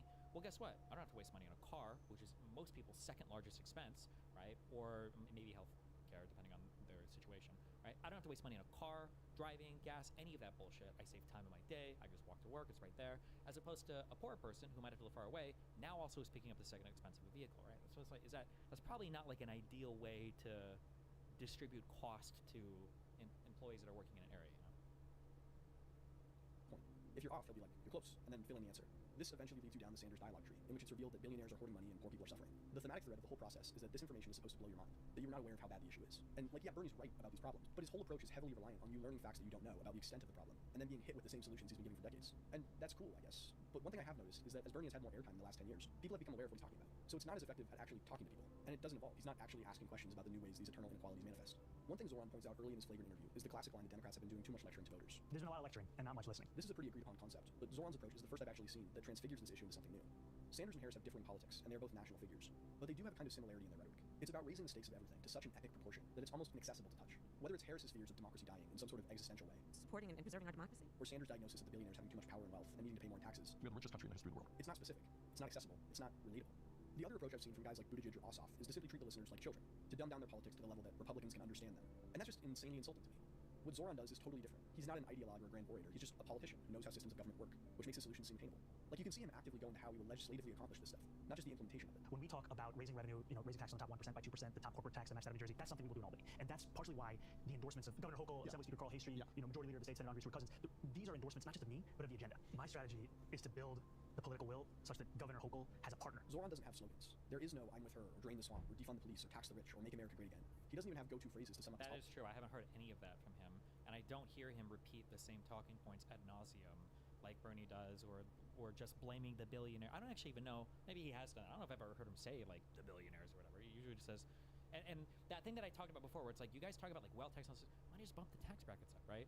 For him to be like, we're just going to raise the top 1% tax 2%, 2 points. Okay, that's simple, easy to collect, huge amounts of money, easy to calculate. Like, okay, that's easy. Got it. Understand. And real, like it's real and it's actual.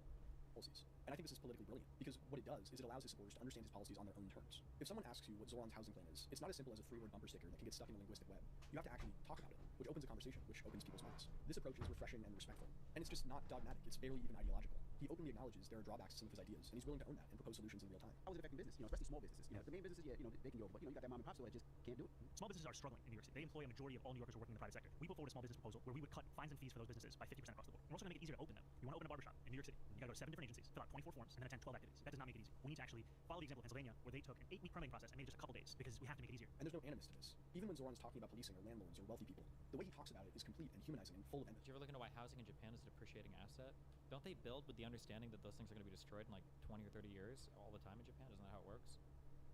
And there's no animus to this. Even when Zoran's talking about policing or landlords or wealthy people, the The way he talks about it is complete and humanizing and full of empathy. He frames his policing reform policy not as a bludgeon against cops, but as a vehicle for them to focus more on violent and unsolved crimes, and let mental health crises be redirected to workers who want to do that, and who've actually been trained in these areas. I want to be very clear, we are not defunding the police. What we are talking about is sustaining the number of police that we have within the police department. And when I talk to those police officers themselves, they tell me they signed up to tackle serious crimes, and yet what they're being asked to do today is serve as mental health professionals and social workers. He makes fun of the billionaires. This is true.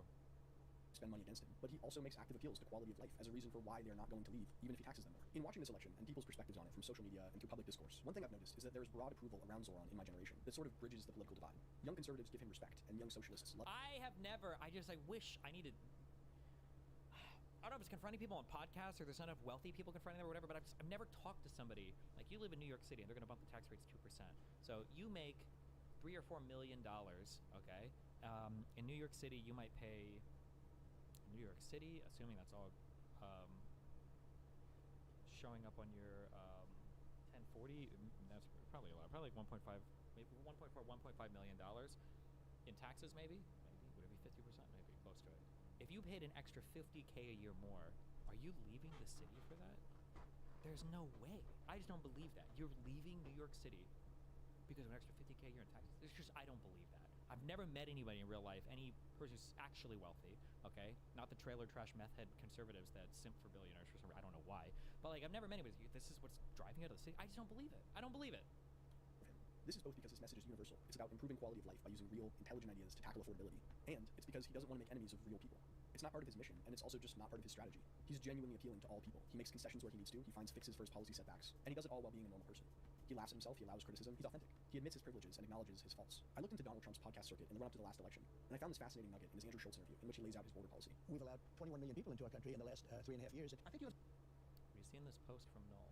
Wait, what? No link. Support on this, though. I think everybody, regardless. I'll let you know on November 6th if I have support. No, I think people agree they want a strong border. I don't think that's an issue that's like tearing the country apart. The average American, I don't think is going to hate an open border. I think only a person that hates our country, maybe it's a down deep hatred, can want open borders. Did you see that there? He can't let Schultz get away with saying that a policy he has is universally supported. I mean, it's not. But why not just embrace that? Why do you need to highlight people who disagree with you as people who hate our country? Just 8 years after Hillary's basket of deplorables comment, her logic is now universal and cross-spectrum. Zoran is doing something else. What sets him apart is that he's not looking to paint any group as evil or wrong. He's trying to create solutions that factor in everyone's well-being. And this is exemplified in the way he talks about policies that impact different groups of people. He talks about increasing taxes, not to punish the rich, but to make life better for everyone. Increased taxes will help out the lower class, but also make city life more desirable for wealthier individuals. I've seen Vivek make this point before, that the reason Trump won is that Americans were tired of the same old scripted, cookie-cutter politicians. They viewed them as inauthentic and corrupt and full of bland platitudes. And that's a pretty common sentiment. But that's not the era I grew up in. The era that my generation knows as our political status quo is one of left and right populisms that speak in apocalyptic statements, highlight enemies among our population, and present their own rigidly ideological views as perfect solutions. We've heard of this former era of bland and boring politicians running on nothing, and we've lived through an era of populist demagogues stoking fears and presenting half-baked ideas. Zoran is neither of these things. He's what comes after. On one level, what Zoran is doing is just politics done right. It's talking to voters. It's the most recent post is not by Noel, it's by Code Caves. I don't know what you're talking about. Learning what people want and actively representing them. But on a deeper level, what Zoran Mamdani's win means is that this is the new era of politics. It will manifest differently in different states and parties and through different messages and mediums. But I think this is what people are hungry for. Post-populism. Not a return to the establishment, but a synthesis of the complexity of the world we live in, and a unity among all people to live in a better world. Politicians who are active in the community and talk like regular people because they are regular people, and can acknowledge that not everything is as simple as we thought, that it's not about heroes and villains. It's about us working collectively and intelligently. And that's Zoran. Do you think taxes are generally used effectively? Like, shouldn't California be able to have incredible infrastructure and law enforcement with all their tax money? I would have to look into why some things aren't funded as well as they can be. But the problem is you hear a lot of memes online. California is an amazing state. Economically, it is a powerhouse, right? What is it, like the 5th largest GDP in the world if it was its own country? Like, there's a lot of technological innovation. There's a reason all these companies are there. There are issues with the state for sure, but people over-index on those issues sometimes, and they act like the whole state is fucked. And it's like, well, not really. It's 4th now? Why, did somebody drop or did they gain? What do you have to show for that GDP? I mean, of the top 20 colleges in the United States, aren't like 10 of them UC schools? Of all of the majority of the technological innovation and startups that have to do with AI and software, aren't like the vast majority of them founded in California? In terms of like agricultural output, stuff that's actually produced in the state, I think it's one of the largest. What do you mean, what do you have to show for it? The culture, the movie industry, Hollywood in California, this is like the world's producer of culture.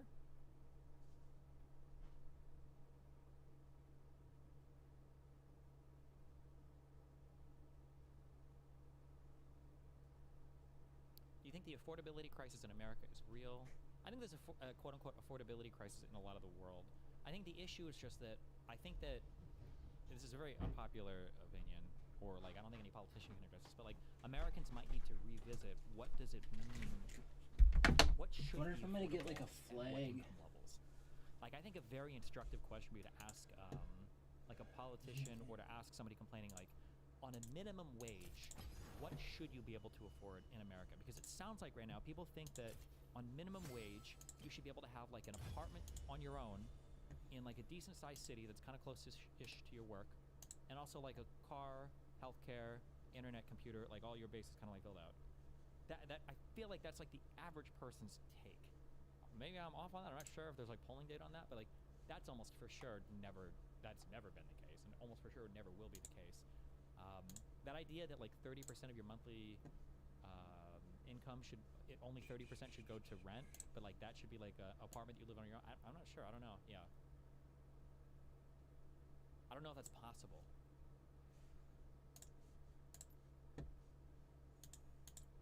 Or realistic.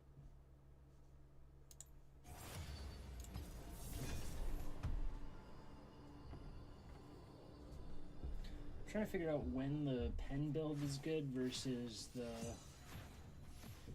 CDR build. I'll get that figured out one of these days. It feels like I guess when we need more magic damage and they're squishier, the pen build is better. And then if we need more CC and they're a little tankier, then the CDR build is better. I don't know.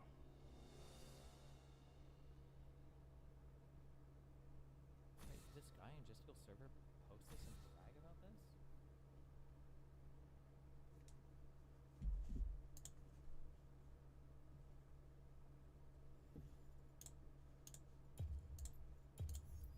I'd rather be home anyway.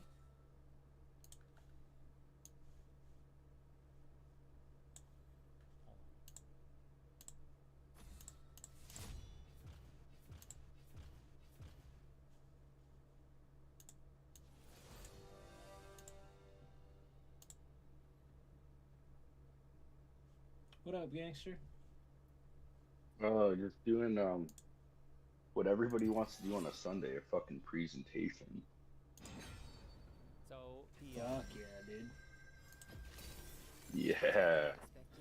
Oh, they do. So, So you got everybody- football so on in the background, and we're just doing that. What you up to? I am just streaming some League of Legends right now. Like watching it or playing it, and people are watching. Yeah, I'm playing it and streaming to YouTube and Kick. I had one viewer, he was in here chatting with me through like 2 games. They've had a really bad run of He said he Nice. followed so that he can watch next time I'm on. I'm like, hell yeah. His name is Juan Maceno. 5150. And I'm like, oh jeez, are they trying to come get you? Her and her family, and What? telling her you need to email. 5150. 5150? 5150 is like the code, or like the yeah, it's like the code for somebody having like a psych emergency and needing to get locked up or whatever. Then they would get a new email address and they would keep emailing her. My last email to her, she stopped. Like locked up how? Like jail? Like what? Yeah, it allows for the 72-hour involuntary psychiatric hold. But I think one guy was talking about how Oh, very gotcha. that you guys haven't contacted Pixie's law firm yet. But yeah, I'm watching Destiny stream a bit. I'm streaming myself. And then Jordan is playing frisbee golf with some friends by my place, so he's gonna swing by after, and we're gonna hang for a bit before my meeting tonight. But more of this will come Nice. in a bit, I think. But yeah, it's just. When was the last time I would have seen Jordan? Juicesucker said he's on his Discord and didn't nuke this retard. No, these people, the Save a Sexual It's been a long Horror time, I obsessed with me. think. This is one of the people that constantly psychoanalyzes, fantasizes about me, talks. I'm guarantee you that I don't have an account in there, but if you were in their Discord, Yeah, I they're don't probably even talking about fucking me, know. talking about them right now, 100%. And then Zoe and Jacob and everybody. But Yeah, I don't know. the amount of The like, harassment. wedding yesterday was pretty cool. We had a really good time. And I was obviously sober for the whole thing, and I was like pretty comfortable, even though I didn't know most of the people there. We were like chatting and got out on the dance floor and had fun. I left with like endorphins. I had like I almost felt like kind of under the influence of something. I'm like, holy shit, is this what like is this what like natural endorphins feel like? I feel good. Not those fake ones. Yeah, Hell yeah, man. Shit was fun. I have to ask, like, do you walk around like with like a drink in your hand or like nothing at all? Yesterday I had like a Diet Coke with a lime in it. And then sometimes I just didn't have a drink at all, and nobody said anything or asked anything or made it like nobody even really fucking noticed. Like at a wedding, I think it's a little less, especially when you don't know people as well. Like they're not as concerned with like what you're drinking. I think if it was like a closer group of friends that I like hang out with a lot, they might be like, "Oh, what do you got? You drinking whatever, blah blah blah." But when you don't really know each other a lot, everybody's just kind of focused on like, I'm here with like this person. We're gonna like do our drinks, and then everybody else is doing their own thing. You know what I mean? Because there's a lot of couples and stuff. That her Super fair. Hell yeah. People in Just Girls Discord server that spams emails about them. Did somebody jump on? I'm not looking. No, I shared the stream if you wanted to listen along. Not who my is it? stream, Destiny? but Destiny. He's chatting like actual politics and stuff today. I'll actually go back. I'm gonna chill for now. I mean, I might jump on in a bit, but I'm just gonna work on this. And to be honest, that would just be a larger distraction. Oh, I feel you. You should still keep an open mind. If you can't experience it personally, Oh hell yeah, man! Get those natural endorphins. you should watch Yeah, the buddy. stream. It's like, one of the things that I've observed that I find really strange. What are y'all doing for Thanksgiving? They claim you doxed her first. I don't really know. Like my mom's side did Thanksgiving yesterday, but we couldn't go obviously. And then cared about the entire time was trying to out me as a pedophile. That's been actually, I'm gonna stop the this. people posted videos of her, posted her dox information, or emailing and harassing her family. Like that's the I'm gonna only stop thing that that people stream cared about the for entire now, so I don't They lose can try and frames. claim that like oh, you doxed first. I didn't dox anybody first. Like all of her. My mom's mom did Thanksgiving yesterday, which I missed because of the wedding, and then I don't really ever do anything with my dad. Every now and then they'll invite us out to like family brunch or something somewhere the weekend of. Erin's family usually just goes to the cabin and kind of have like an open house thing for her stepdad's family to come through. I think I'm going to my Uncle Mark's place Thanksgiving Day. But that's not like a super strict commitment. That'll just be for however long I want to be there. But I'll definitely be around. Lies may seed hope in the naive. What are you doing Friday? I don't think I have any plans. Erin might ask if I want to go to the cabin if she's going up, but I don't really know if I want to go up. Can you say no? Yeah, I can say no for sure. Because it just kind of depends on what's going on. Because I can't bring Zeus up there, so then it like just makes it tough trying to figure out what to do with him. Right. Well, I vote you should stay back, and then I also have this like habit of like I don't know. It seems like I'm always like going trap shooting with Alex. Oh yeah, that'd be a nice little tradition. I'd love to go do that. At the Minnesota Horse and Hunt. It feels like I don't know, like every single time for like at least like the last 2 years, it feels like anytime I'm in town, like we just go shoot trap because like we never have more than like maybe a few hours, and like you can't really do golf in that time period, and then so I don't know. It just seems like every single time I'm in town, me and him always just end up meeting up at the Horse and Hunt and just go shoot like 50 shot or something. Yeah, I'd 100% be down for that. I haven't seen him since I got out either, and he was the one I was talking to. You were supposed to go with us, and then you were like fucking sick or called in or something. Oh, I didn't. Yeah, I didn't sleep. I didn't sleep that night. Yeah. And I was also, I think, pretty fucked up. But yeah, that was it. That was a night I literally like didn't sleep at all, and I'm like, I have less than an hour of sleep, and I don't think I should be out like shooting guns. You should. This will make it more fun. It probably would have been fun as hell, but. Did you talk with? Yeah, because he went through a health clinic too, didn't he? Yeah, he was the one that I was talking to about like what it was like, and he was the one that like recommended, saying like, no, you should do this. Like, you don't want to try to do this, like go through detox and shit on your own. Like, definitely do it. What do you mean? Do what? Well, because we were talking about my plans of like potentially just like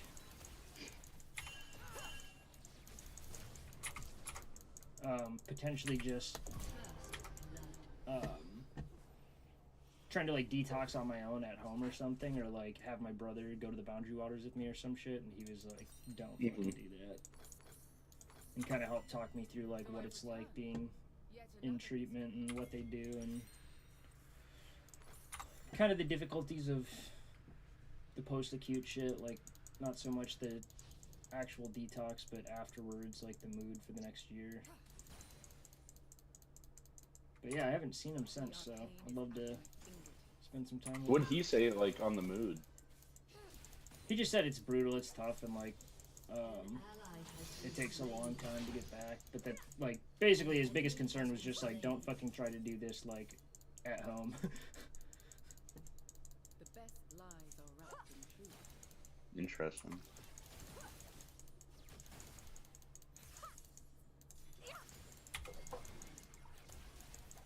Yeah, it seems like it would be tough, but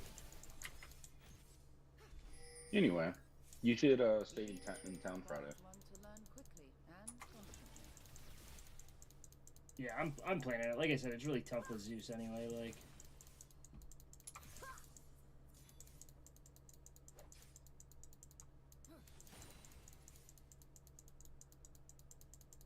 although I do want to swing over if they're doing that open house. I do want to swing over and see them because I don't think I've seen them since I've been out either, or since I went in.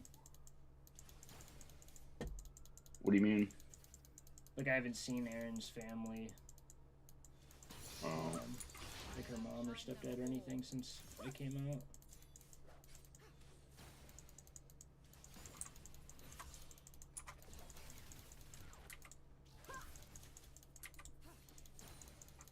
Do they all know?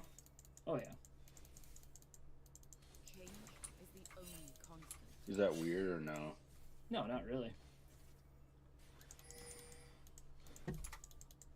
They were happy for me and happy for, I think, relieved for Erin and happy for me. Like,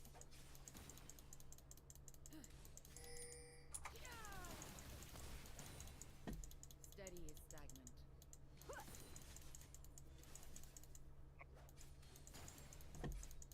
Why are they relieved for Erin, I guess? well, probably because it like, it wasn't like some huge secret that I had like an issue. You know what I mean? Only trust those who earn it. I mean, I guess a lot of the guys didn't notice it to an extent, but True, but I mean, I think also probably just because, like, if your daughter's boyfriend is checking into treatment, like, it's probably a given that he had some sort of a problem, and it's probably going to be good that he's not, or like, addressing the issue, you know what I mean?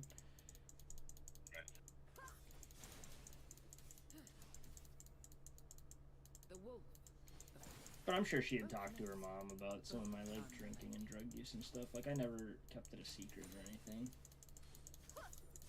you know what? You can nothing.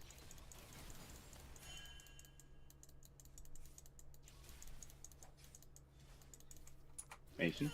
I what? You cut out there. What was the last thing you said? I said I'm sure she probably talked to her mom a couple times about, like, my, like, drinking or, like, some bad drinking nights or something, and some of my use, because, like, it was never, like, some big secret. Like, they kind of knew I did stuff, and they definitely knew I drank too much, and, like, I had a couple nights up at their cabin that were, well, one night. What happened at the cabin? Great. I just, like, I was mixing some shit that I shouldn't have, and I don't remember anything. As far as I remember, I was sitting by the campfire, like, drinking with her stepbrother, and, like, that's the last thing I remember. And then I woke up in bed, and Erin was, like, super pissed and embarrassed. I'm like, I don't understand what the problem is. And apparently, at, like, 2 a.m.,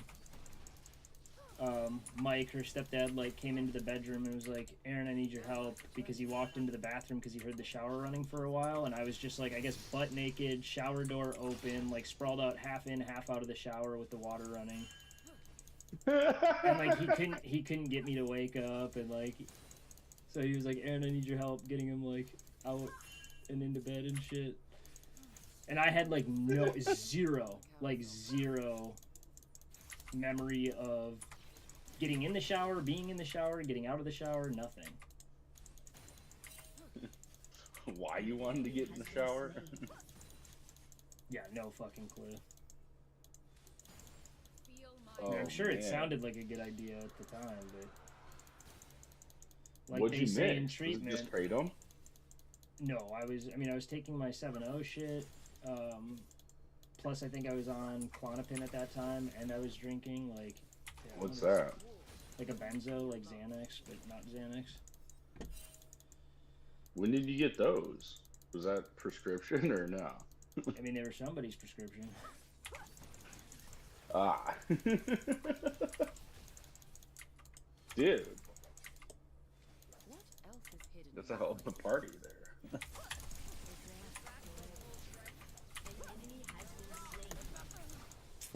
At least you didn't piss in her bed. Yeah, that's true. Hopefully, if That's I always peed, I peed plus. in the shower. You probably did.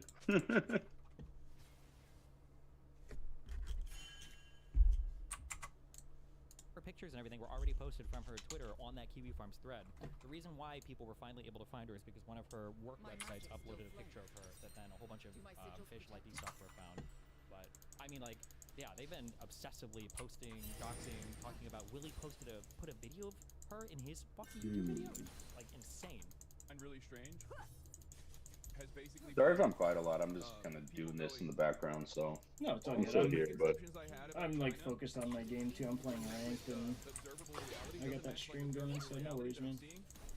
hell yeah. Okay, but that doesn't actually mean that Focus I was on wrong, or your my presentation. preconceptions were wrong. That actually means that I mean, I still got all day tomorrow, but I just need something that's deliverable for the guy that's coming in tomorrow.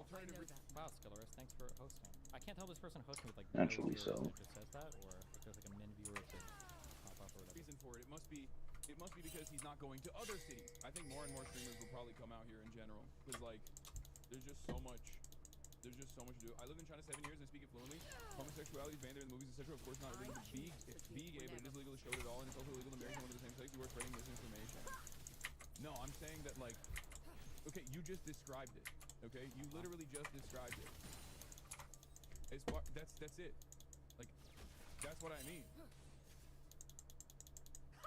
If you ever want to know what it's like to live in another country, the best way to kind of like understand this is to watch a really wealthy person whose currency has a ton of purchasing power in that other country, go to that other country and visit the most touristy, luxurious spots, and then write blogs and videos and post them, by the way. That'll give you the best view of the country.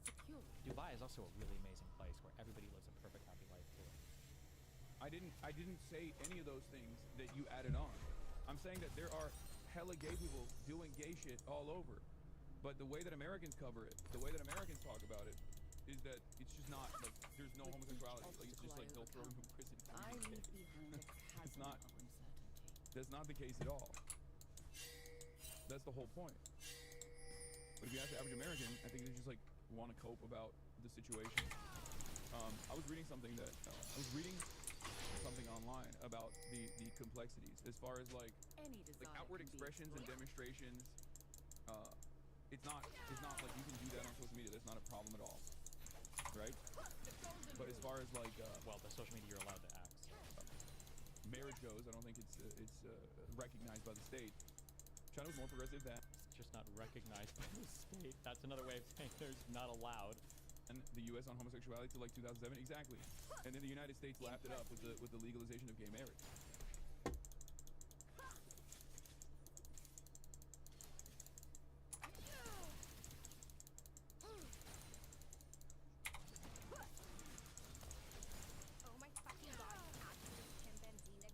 Whoa! Oh, my stream just got demonetized. Mean what? whatever Destiny's fucking watching on his stream just dropped a hard R. He did? No, he didn't, but something like a video he was watching. Mm.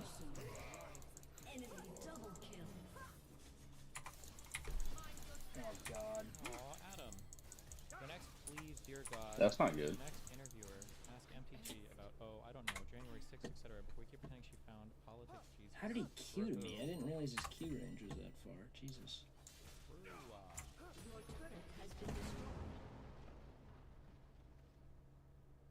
That if DSP wants to talk on stream, I will do it.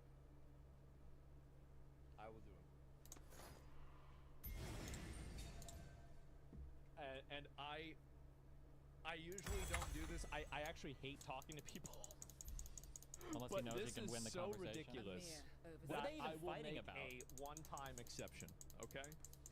And yeah, I will do it. If he wants to come on my stream and explain how I was wrong, and you're gonna be able to do it in front of everybody, do it live in front of everybody here. What if he wants it to be on his channel and not yours? Well, I mean, it could be on both of our channels. He could go live at the same time. That's fine. Yeah, I don't care. It's up to him. Yeah, I mean, if he wants to upload it himself, go ahead. Sure. Not a problem to me. DSP donating to himself and DSP is denying it. Wait, what? Is there a video on this?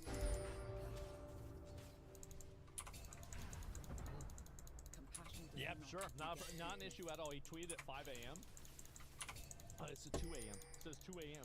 And so he was sitting there up. So he was up late. Wait a minute. Was he up late watching my videos about him?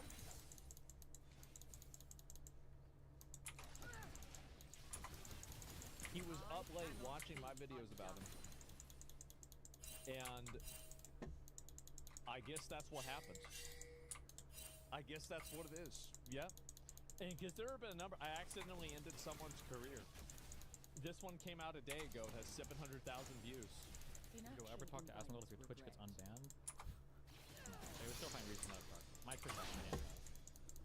Hassan would be more afraid than Asmongold, I think, because Asmongold is much larger. And as like, I feel like Hassan's IQ is higher than Asmongold's, but Hassan's like forward-facing IQ is lower than Asmongold's like public-facing IQ. I don't know if that makes sense or not. Like, Hassan does so much, like, obviously, like, retarded fucking propaganda, whereas Asmongold is, like, trying. He's more on it, I don't know. If you're gonna ban, would you delete your Twitch? Fuck no. I'm streaming on Twitch. Fuck it. Oh my god. Well, anyway, I guess we'll see what happens. If he responds to this, then we'll go from there. Rich and poor, whatever.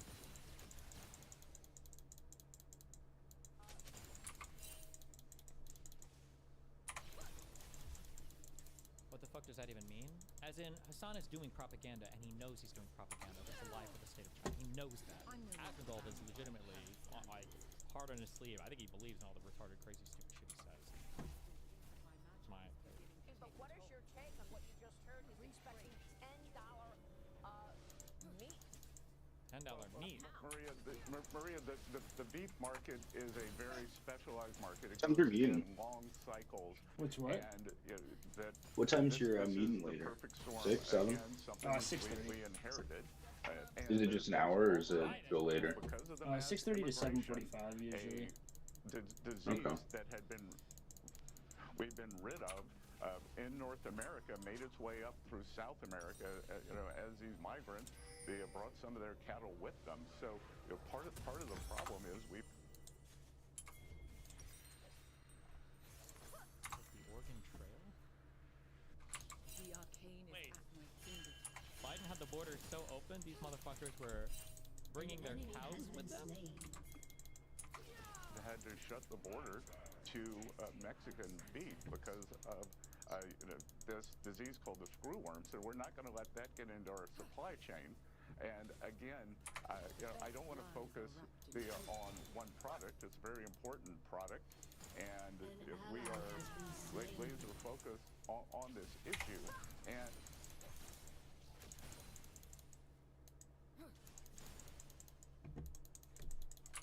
How hard was it to not say anything when Billy said Descent? Descent is obviously very smart about Big Tom.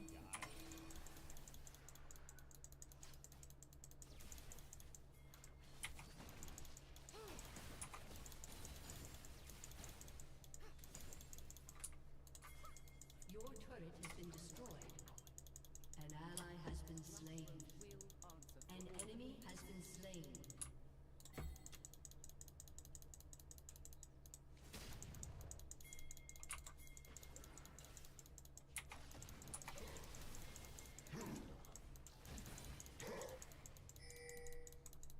Change is the only constant.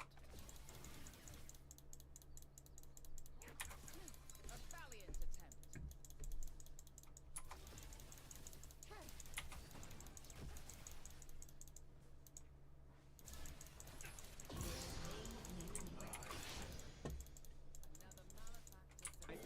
Like, it's crazy because it turns into an iPad.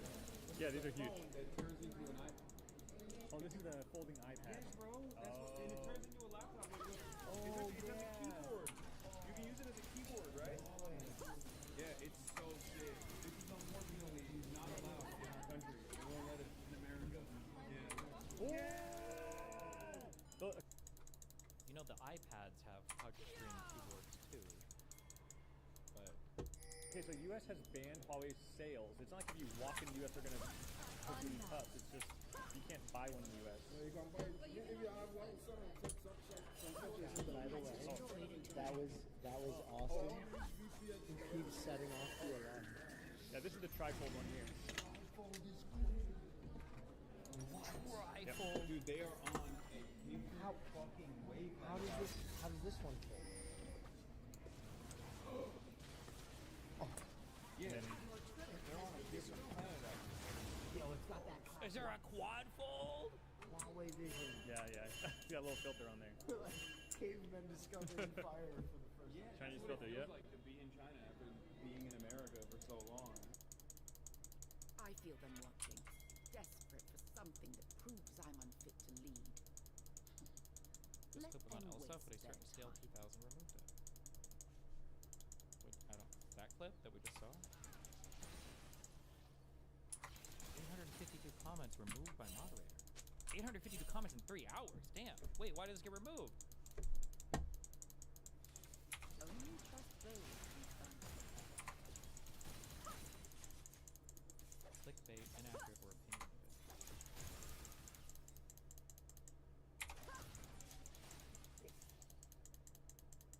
The title was wrong. What was the title?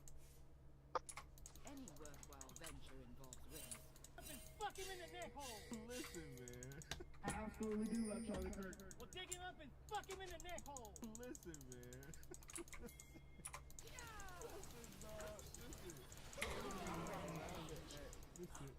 Shut down. An enemy has been slain. That is some crazy shit.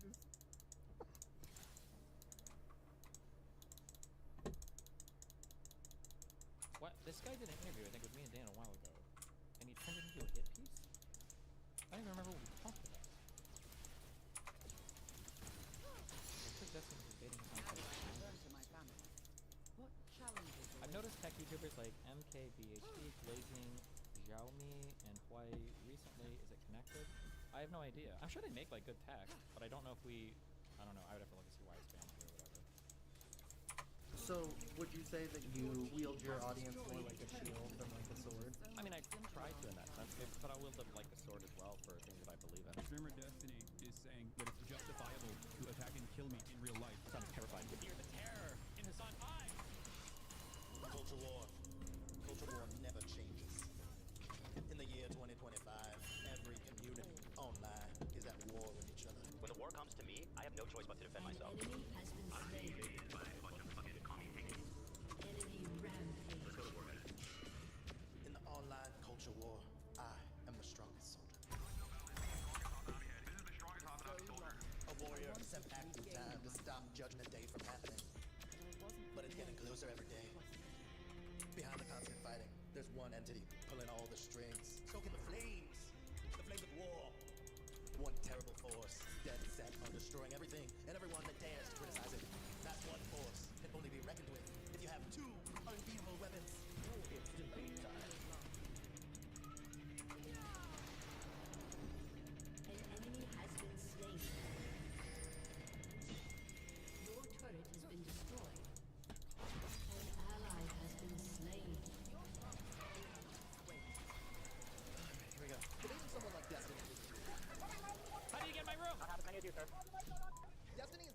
liberal version of Ben Shapiro. So when he does actually debate people, it's usually meant to farm clips for multiple social media channels. This is a legend. Anybody else wants to run the name? You're choosing to do this now after Charlie Kirk's doing it for 16 years, or however many years, and that's why you're here trying to imitate the exact same thing. First of all, I would never be so low that I would imitate social loser like Number one, okay. Number two, okay. I've been doing this for Charlie Kirk had the ball to talk against Israel. So if I ever wanted to face Destiny in an epic debate of facts and logic, I had to get him in a private call where he couldn't showboat to his audience. I even like set him up. I was like, watch this audience. How are you lying about this? Shut up, Destiny. Once cast me out. Yet part of me still You can also just like ask to do a debate. What is this impression that I would say no? What? I've had enough with your stupid dog. Who is the video? Who is the guy? Who is the guy? Who is the guy in the top middle? Who is the one? Who is that guy? What's that video of? Who is that? Did he walk away? But Destiny doesn't just get on a private call with him. So unless I wanted to pretend to be a teenage girl, the next best thing was to go through his right-hand man, Dan Salt. Could you push Destiny a little bit to talk to me? I'll tell him that the interview with you went okay. I mean, he's not really worried about people backstabbing him because his community is fucking insane. Like, I don't know if have you ever gone through shit with the community coming after you before? If you know that level of insanity, you know that like of the communities that are like most known for being fucking insane, everyone says like this is or I don't think it's the case, but like I don't think Destiny's particularly worried about people backstabbing him because you know nobody wants that fucking heat. Fucking retarded. I wish my community could get heat, okay? Fuck me, dude. My community has no heat. You guys are losers. You guys are literal fucking sheep fuck. Anyways, but what I'll do is I'll message Destiny. I'm just saying I did an interview with you about Hassan. He's a Jewish guy. He mentioned he reached out to you and said that the Did he interview tell you that I reached out to him? Did you guys? I think he's saying that any official debate you would have with him, you would just be trying to Your clip from team him, has and it wouldn't be a real destroyed a debate. turret. Bro, I have more debates with like, I debate. It's so bullshit. I understand why I have this reputation. It's because fucking losers like this. But like, who does this much prep? I wrote like a whole ass. I wrote so much shit. This is a kind, nice, quiet, passive debate on abortion. Like, I do so much debate prep for different conversations I have. Thanks, I have so many Bitsu. different types of conversations that are some are quiet, some are. What? Sorry, boisterous. somebody Like, it just depends on the thing. I'm not that hard. said, "Keep it up, buddy," in my stream chat. No, that I like. We haven't talked very much because he's just going through some crazy shit right now. So finally, everything was set up for me to talk to Destiny. But first he had to reschedule on me 5 different times and then make a cringe Yo Mama joke to assert dominance before he could join the call. Whoa. Oh, I mean, like, dude, I had so much shit scheduled, and I really didn't feel like An talking enemy about it. has I finally been did. slain. I guess I shouldn't have. No, I shouldn't have. Double Because I looked at his channel, I was like, am I doing this right now? Well, I've got 20 million other things going on. But then I was like, fuck it, I'll do it. bother someone else. Okay, my bad. Sorry, what was that? There he is. Okay, I'm here, bro. How's it going? It's going good. I appreciate you doing this. I'll jump right in. I'll waste your time. Destiny has been a controversial figure on the internet for a long time, but recently it feels like things are starting to reach their peak. Not only for Destiny, but for the long-term hate campaign he's been running against 3-time winner of Antagonist of the Year, Hassan Piker. And the Destiny Award for Antagonist of the Year is Hassan Piker. Wow. Good job, Hassan. Fighting hard for that rank last spot. Destiny's community, where he is calling for my death. At what point do we stop? At what point do people in his orbit say, hey man, I think you've gone too far? Since both of their permanent bans on the live streaming platform Twitch, Destiny, along with his podcast co-host Dan Saltman, have intensified their campaign to deplatform or cancel Hassan Piker by any means necessary. Hassan lost millions of dollars because of me. This Jew cost Hassan millions of dollars a year, guaranteed. Tell me, am I wrong or am I right? Because you right? Yeah, there you go. There, Daddy is saying it's right for you. All right, chat. That's it. And there's nothing that Hassan can do about it except take it like my bitch that he is.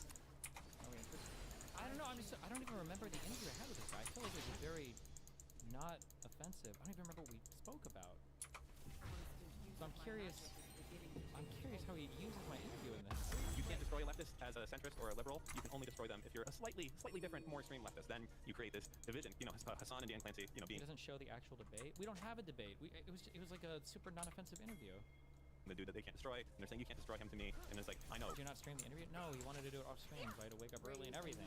But this person can, and it's like slightly different leftist. Sorry, a little rambling there, but I just wanted to drive the point home too that these people's success is not based around their politics. I know that sounds stupid. It's based around the culture and identity and the communities that they foster and develop. My community will hit us on because we have epistemic differences, like our approach to how we do, research, recruit, get political things quite different. Talk to me about how you gather information versus how he does. When I go to Hassan's stream, there's a lot of people now like basically talk about like orders. You got that guy. Snake right now, where you take a snake right now, or whatever. I mean, I feel like that's the majority of media today. I mean, there's like pros and cons to it, but for better or worse, I don't really lean that far into any political ideology, so I'm kind of free of the pressure of having to agree with one side. Trump, in terms of his policies, was not really that radical. Not actually at all. Right. Actually, you'll agree. In terms of policy, he wasn't really that much different than even his Democrat predecessor. Sure. What was the point of that clip? Is the implication is that I don't know if it's that I'm a Nazi, that I'm retarded, that I'm like, I don't even know what the point of Your team has Hassan agrees with that, by the way, Dustin. I think Hassan does agree with that, but I think he agrees with that sort of part of the actual thing is that on the traditional left-right paradigm, Trump was not like an ultra-far right, like neocon.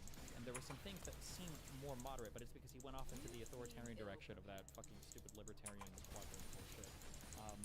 So he wasn't like a hardcore right-leaning person in terms of like traditional neocon policies. Like he was a lot more dovish, isolationist. An enemy has been slain. Yeah, he just wasn't on that traditional like Bush Reagan axis. Shut down. But I don't know if this is. But sometimes for left-wingers, they think it's like right equals bad. So if you say he was less right, you're saying that he's not bad. Having to agree with one side. Trump, in terms of his policies, was not really that radical. Not actually at all. Actually, we agree. In terms of policy, he wasn't really that much different than even his Democrat predecessors. Sure. This stuff is also about the. What a good win. Hassan believes that for Trump too. Love to see it. Your community's been at war with Hassan's community, especially when it comes to like Reddit. Yeah, kind of. What is your role in that, in terms of like, are you okay with that? Would you rather them not be at war, or is it better for the overall continuing of the thing that you're building to have a community that is galvanized in this way?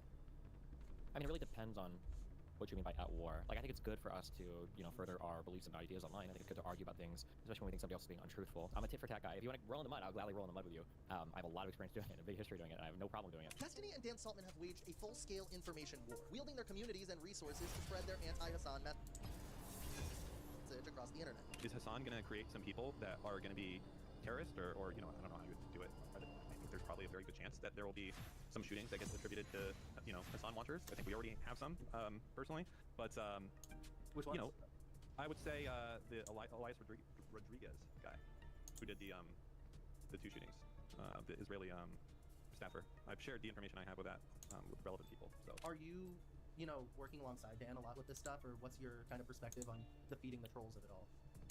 Dan typically does his own thing. For feeding the trolls, it's a little bit depends. Like, you don't want to get into the personal stuff too much, because if you do, then all the fights become personal. What a fucking loser. God, he's such a Neanderthal fuck. He's such a slime fuck piece of shit. He's like schizo, or not schizo, he's like I'd rather be home psychopath. anyway. Hassan is the most deviant to find out. It was smoking weed? But others show people, and in many instances, minors, smoking marijuana and doing other drugs. He wants everyone to see that. Nice. Okay. Good one. Holy shit, good one.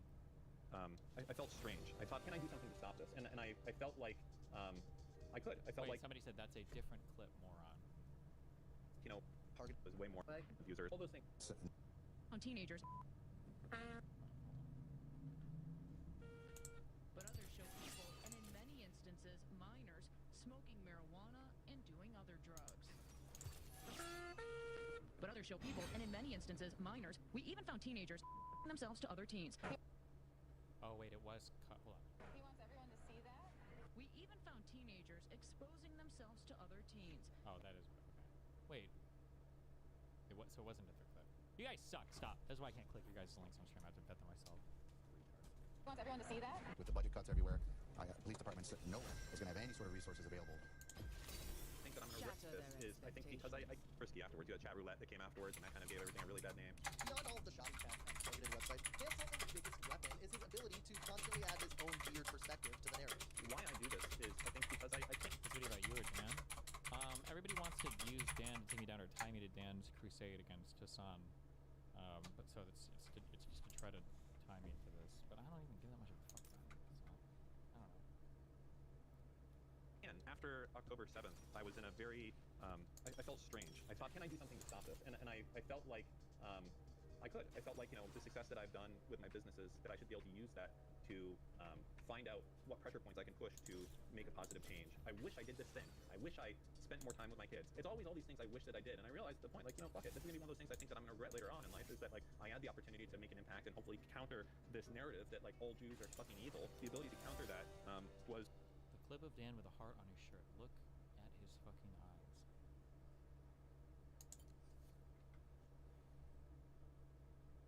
What?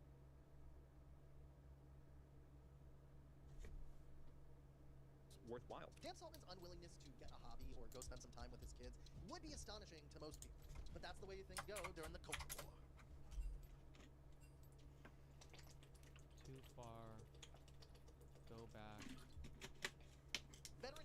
Goal in life is that more time out what pressure points I can push that I've done with my businesses, that I should be able to use that. Like 17, 20. Beyond all of the shoddy tech and targeted websites, Dan Saltman's biggest weapon is his ability to constantly add his own veered perspective to the narrative. Why I do this? Wait, is it like, does he use like an AI thing? Frisky afterwards. You had chat roulette that came afterwards, and that kind of gave everything a really bad name. Beyond all of the shoddy tech and targeted websites, Dan Saltman's biggest weapon is his ability to constantly add this whole thing AI? Add his own veered perspective to the narrative. Why I do this is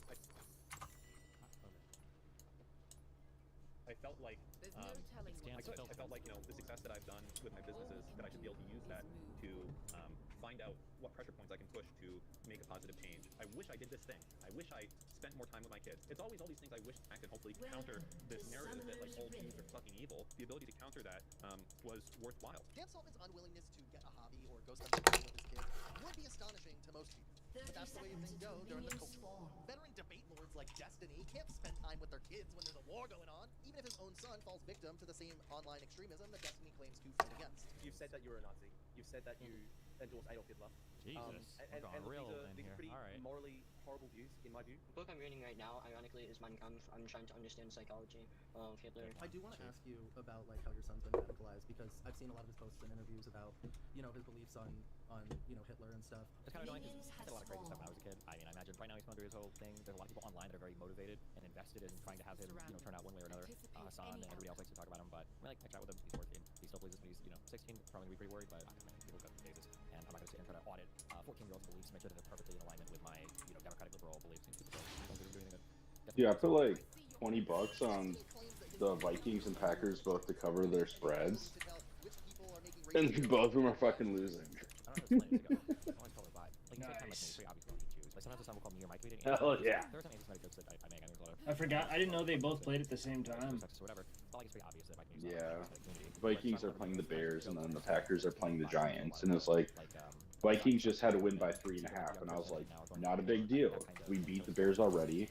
It's at home. We just have to get 3.5, like a tutty. Right now we're losing 16-10 with 8 minutes. Nice. And then the Packers, who are 5-3-1, versus the Giants, who are 2-8. All they had to cover the spread was 7.5. So like, you know, touchdown, field goal, whatever. Giants are currently winning 20-19 with 7 minutes left in the game. And then if there's anybody sensibly that's on your side, or there's anybody that is even on your side, then you just harass the fuck out of them until they have the ass. I feel like the Packers have been doing pretty well this year. Did he just cut me describing what Hassan has done? Yes and no. To make it sound like I'm So describing what I they do as my tied audience? the That was a Cowboys, description which of how whatever. Hassan So that's why they got the 5-3-1. in relation to the But the 3 losses that they've had are to teams that are under 500 when they played against them. Until they get into it, all the And then controversy or from, the you know, attacks by other creators, because it's something that's the 5 wins who's made a fair amount of videos have all come from teams that were above 500. So it's like they're playing to like the level of their competition, I guess. It's like, yeah, they're kind of doing well, but like also kind of not, because they're losing the games you'd expect them to win, and then they are winning some of the games you would just be like, wow, maybe they are good. But the problem is, like, every time that they win one of those like wow games, it turns into like the next game's like, what the fuck? You just, you know, you just beat the Broncos, or you just beat like this fucking team, and then now you lost to fucking Baltimore, or you lost to the Giants, you know. So it's kind of all over the place. And Vikings are punting again. That's good. I think he realized that, so he's kind of been more intentional about trying to reach out at least. Is that looking like a fat L then? The success he's looking for there either. Yeah, probably. Institutional support. Hassan does have So we're just gonna take our losses and. And that's because currently they don't look far enough into seeing Guess we'll just enemy of the Democrats, Hassan Piper, play games. I don't know. that can change in the future. Actually, I really just want to keep cruising on this PowerPoint thing, because I just want to get it like somewhat done, but I want to get to a point where I feel like at least comfortable going in tomorrow. And then, to be honest, since I've been binging, I don't know why, but like Saturday mornings, I've just been waking up, dude, and I've just been like watching Dragon Ball for like the last 2 weeks in a row now. And I have to say, yeah, it's a great show to like watch. It's kind of like motivating. it is kind of motivating, but it also is like has a hint of nostalgia since I've never truly ever watched it. But like also just like a very good Saturday morning cartoon, you know? Yeah. Like you can kind of not pay attention, but like when you go back, like you know exactly what's going on. It's like, oh, it's the 15th episode in a row. Goku's still battling Frieza. Okay. Right. I must not have missed too much because they're still fighting. Right. Oh, Piccolo got killed? Oh, okay, don't know how that happened, but they're still fighting. Interesting. Piccolo wasn't even fighting. How'd he die? Hey, where? Anybody seen Krillin? I would never make that criticism of Hassan. It doesn't make any sense. My criticism of Hassan is usually the exact opposite. That he's too afraid to venture out. Dude, Krillin's really good at dying. I'm pretty sure this question. Yeah, that's basically like his superpower. Like having a social media president. It's taking one for the team. Yeah. I'm pretty sure I've said this.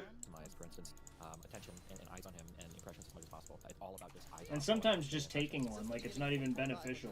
Porn allegations first dropped, there have been 10 major media articles about Destiny's case.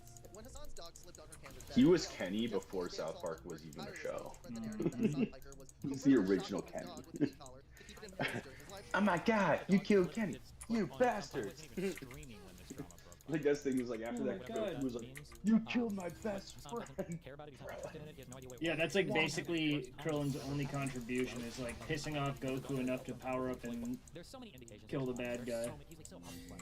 This fucking is causing this guy so much fucking problem. He's more than anything else mad. More than anything I've done, which is, you know, sad, but also like, you know. Gotta love it, man. I learned from them because I learned from them because they spent so much time fucking over Ethan's line with saying his dog was fed cheese, and I was just like, you know what? That's a good strategy. Let's fucking do that shit. That accusation led to over 25 major media articles covering the Hassan Piker dog challenge. Destiny himself has made over 300 videos talking about Hassan on his YouTube channel, and that's not even including live streams. Give me the Hassan clip. I need my hair clips ready. Hassan bad, but I'm around. Come on. The wolf, the fox, both necessary, both unrelenting. Donnie disavowed Hassan on TV. Does that count? His YouTube channel. 300 and... I do... My channel is like one video a day, or was. So every single day is a video about Hassan? Or are we talking over a period of like 10 years? Like... And that's not even including live streams. Give me the Hassan clip. I mean, that's not including live streams. Where do you think the videos come from? My hair clips ready. Hassan bad, but unironically, but I'm worse. It's not fair to chastise all of America for slavery because only 2% of Americans own slaves. Like Hassan would have been part of that 2%. Like, that's the kind of person But that's insane to me. sorry, I was getting distracted with this. If you're a trans person and you take any like, direction from Hassan, you're actually such a loser. Since I've been watching that, I really want to just like crank this thing out to a point that I'm content with, and then go play Kakarot, and then just kind of start it over. There's a few the Dragon Ball Z game. My main goal, though. Where Yeah, because I never actually finished it. I was somewhere in the Cell Saga, maybe a little thereafter, and then I think there's like That's like whoever the I don't know. I think there's one more boss or one more thing. You know who that is? Like King. King Cold. I don't know. It was after. It's after Cell. I don't know. Yeah, I've King never seen Cool. it. Dynamic right now is Asmongold. Oh, after Cell, Majin Buu. So if I say anything negative in that direction, Is that the big pink guy? Yeah. Anytime we see a Hassan Piker post, we So I think I was like just beat Cell, and I was on my way to do that. I think I spend probably over $200,000 a month on bots and Nazis. I've stuff about Hassan Piker. Okay, good. Okay, so me and you do the same thing. Yeah. Awesome. I've got no idea how to play that game, and I don't really want to pick it up like right before going into like the final levels, if that makes sense. Yeah, I hear you. So I'd rather just like restart it, but kind of want to do that because I vaguely remember like the fighting was awesome. Like even though it was 3D space, it was kind of easy. Not easy, but like I think this is real. it made sense. Are we gonna do the alumni clip next? Did you ever end up playing that or no? Going to be streamed. Record the interview anyway. I remember playing some of the original Dragon Ball Z games. A lot of traction, but not necessarily because they like me, because they hate Hassan. Anytime we see a Hassan Piker post, we post really mean and rude stuff about him. So Yeah, you always wanted to play those with me, and then I'd just get smoked. You're like, here, you can play the Super Saiyan Goku, whatever, and I'll just be like, Krillin. And then you'd still just wipe the floor with me. I'm like, this is fun. People being against capitalism is rightfully scary to large creators online who are held up by that same capitalist system. I think we both had our games. Like, there's like a few that you had, and then there's a few that I just had that I just murk you in. The only one I vaguely remember you being better at, and then I got better, was Star Wars Battlefront 2. Oh, yeah. Yeah, I played so much of that game, but then I didn't for like years, and then you played a fuck ton of it, and I was like, what the hell happened? Yeah. So I'd go toe to toe with you for like Demolition Derby, Eve of Destruction was probably one of the most fun, like, random ass games we played though. Is that the one with the chicken fights? Yeah, the school bus chicken fights. Hell yeah. Do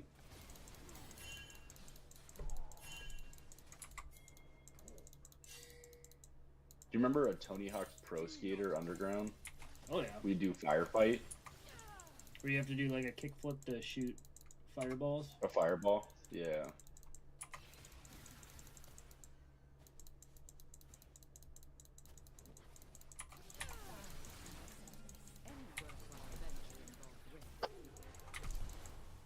You know what's gay? The Packers just scored a tutty, and if they kick the field goal, it'll make it 26-20. Right now it's 25-20. So they're probably gonna go for 2. Which, like, still I hope that they make it. But then I still need them to, like, there's 4 minutes left, so I need the Giants to, like, I don't know, not do anything literally. And then still have, like, at least the Packers go down, run a field goal, or kick a field goal. It's not looking great. So you're saying the bet's alive? I'm saying there's a chance, but it's like there's a lot that's going. Oh, they are going for the 2-point conversion. Called it, dude. Just toss it, toss it, toss it. Okay, they got it. Not that like 27 does fucking anything for me though. I literally need. God damn! I just need them to score an extra 3.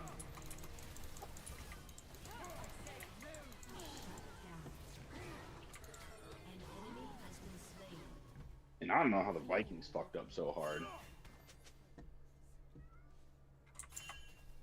Scare politics and galvanizing your base to go after the tankies probably seems like a very good content strat. But in actuality, it's just another method in the culture war. Boring ass fucking game. I mean, the history of the world is drama. What's your favorite hobby? Me? That's the other thing. I just want to be done with this presentation, done watching football, so I can go play games and not watch this bullshit. You a standard poodle, like a dog?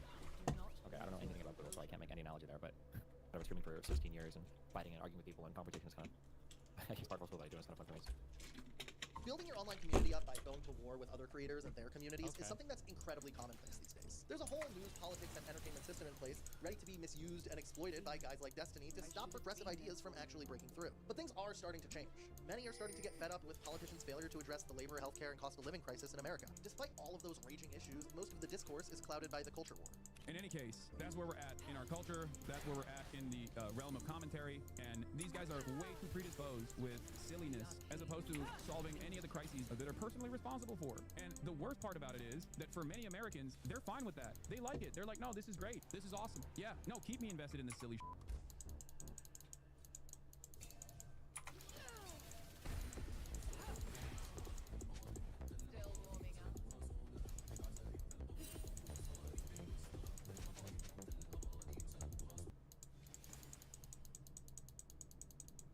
We didn't even have a debate.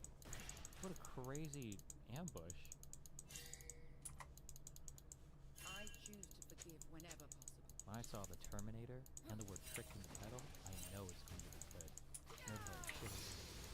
Turret plating will fall soon.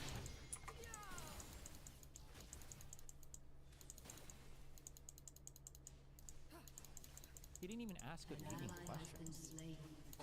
You ever play Kakarot? Ways that he could have trapped me into saying so many. Well, I never played Kakarot. No, I know Austin did. Not even a good ambush debate or interview. I thought we were all playing it and bought it at the same time. That was like during COVID. What are you, my babysitter? What? How did you get home? Well, with my car. You drove? So what are you, my babysitter? What? Yeah. I know how to drink and drive, honey. I know what I'm doing. What the fuck is wrong with you? This conflict was beyond your comprehension. President Trump. There's no video of President Trump sucking a ding dong. So what if there was? That's a lot better than World War III, Owen.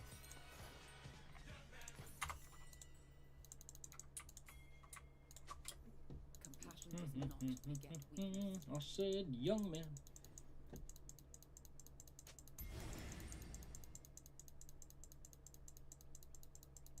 Are you playing League? Yeah. Can you stream it? I got it streaming on YouTube and Kick right now. I can send you the YouTube link. I can throw it up in Discord in a sec too. I was just trying to limit the number of streams going to save frames for a minute. What I would have become without my father's code. Bastard. They deserve. I'm not like them. You are. Admit it. I'm like you. No. No. No, no, no, no. I know I'm a monster. I accept you. How is the audio so fucked up on this clip?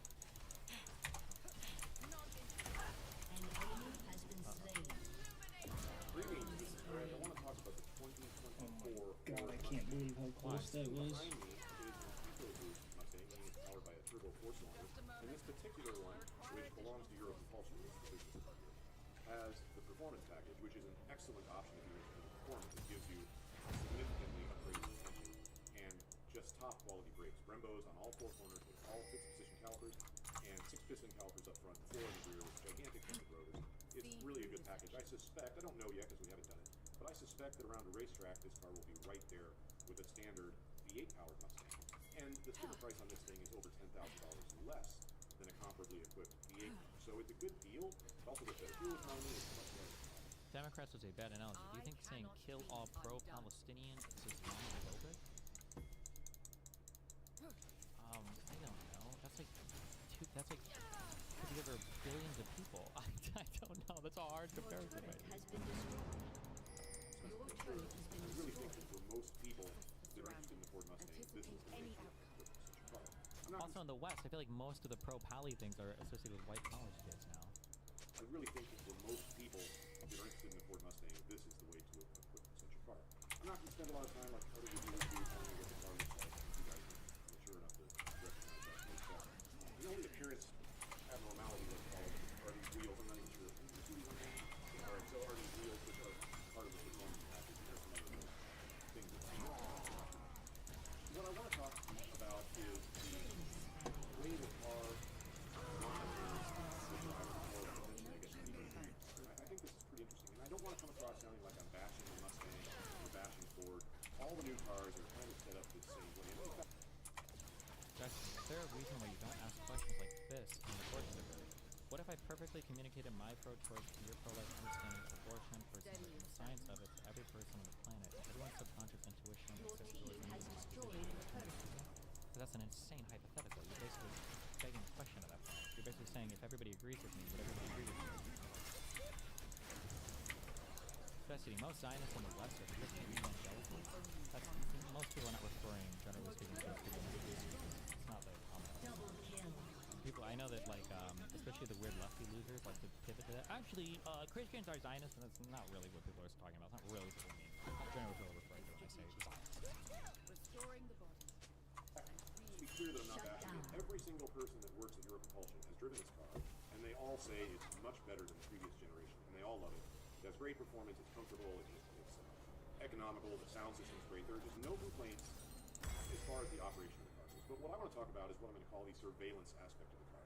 And I wrote down a few notes here on a cheat sheet, so I wouldn't get the details wrong. The owner's manual for this car has over 550 pages. I seriously doubt most people read that. It mentions the word data over 230 times. Okay. And there are several types of data that it monitors, collects, stores, sends to Ford in some cases. And these types of data are, I'm just reading from my list, service data, event data, settings data, entertainment data, mobile device data, we're coming back to that one, and emergency call data.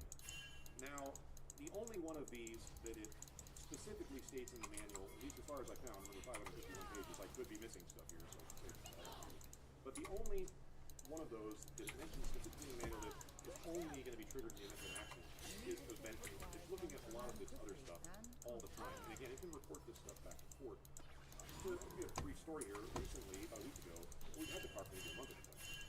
My son called me up and said, Dad, the car won't go over 80 miles an hour. And I thought, well, that's interesting. It's a brand new car. It's totally unmodified. There's nothing we can do. has to be a speed limiter of some sort. And he said, well, we've gone over 80 miles an hour before, specifically we've done it on the dyno a number of times. So I started going through the owner's manual and the settings on the car, and here's what I learned. The car has a speed limiter setting, which apparently was set either by the manufacturer or by the dealer to 80 miles an hour, and that's why my son couldn't go over 80. Now, again, we had gone over 80 on the dyno, and I assume that somebody, considering all the people who've driven so far, someone's gone over 80 on it, because we have a speed limit on a turnpike between Tulsa and Muskogee that we use pretty frequently that is 80 miles an hour, so presumably somebody's exceeded that speed at some time. Well, it turns out that the speed limiter that the car has will recognize, thankfully, if you're really trying to go faster. For example, if you're passing a semi-truck on a two-lane highway, if the speed limiter kicks in at a certain point, that could result in a tragedy. So it recognizes the way you're driving. For example, if you have your foot on the floor, it knows not to kick in that speed limiter. It's designed to prevent you from creeping over it. It also will not prevent you from exceeding the speed due to a downhill grade, because the speed limiter does not apply the brakes. So that's an interesting qualification.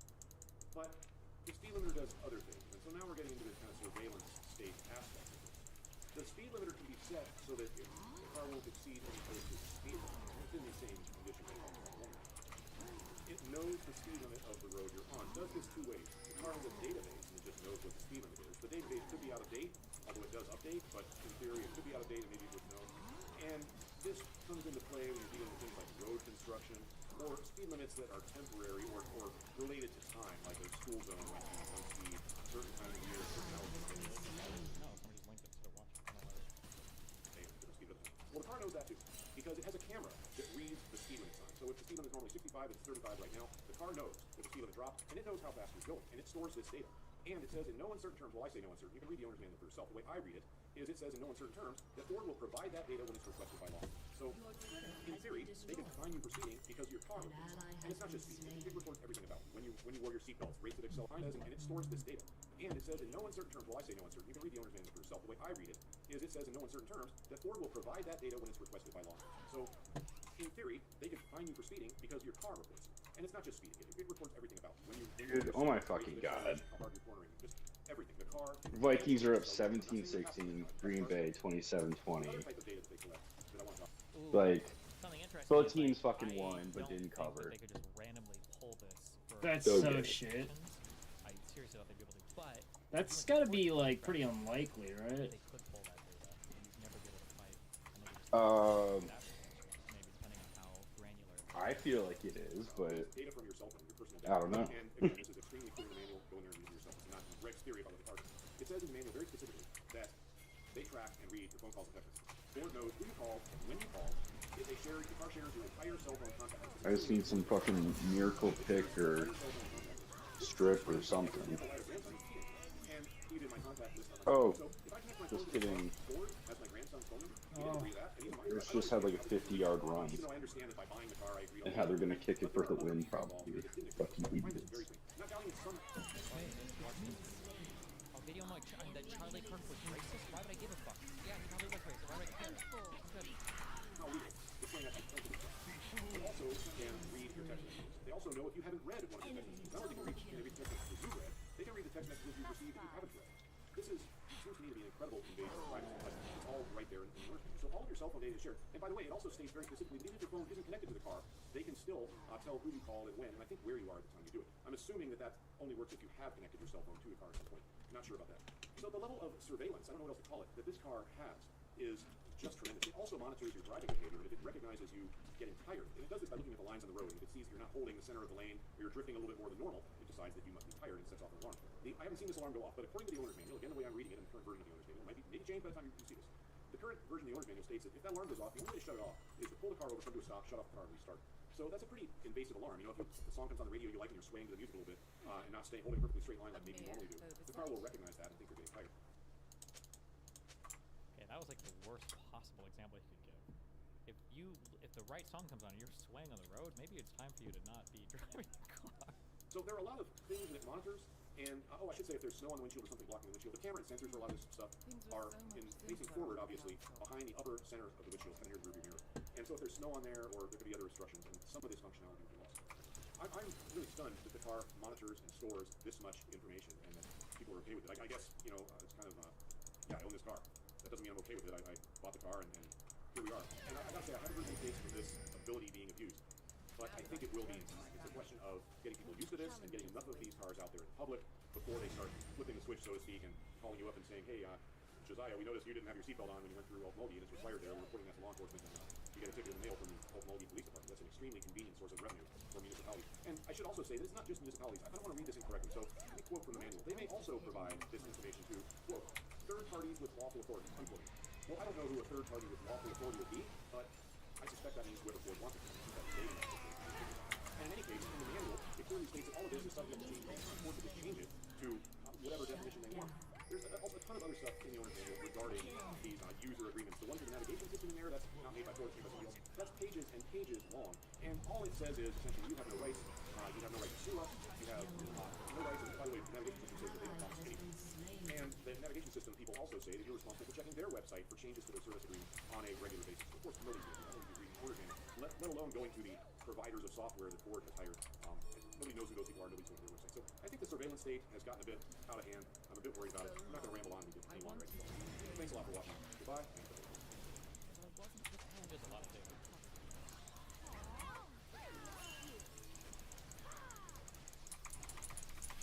Fern had a much better video. This is the Buick Riviera, Should we watch this? the world's first car with a touchscreen, made back in 1986. I cannot submit to it. An ally has been slain. Dear Volkswagen, emergency.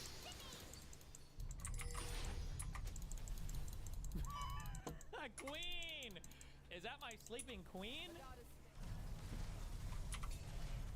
Oh, or narcotics.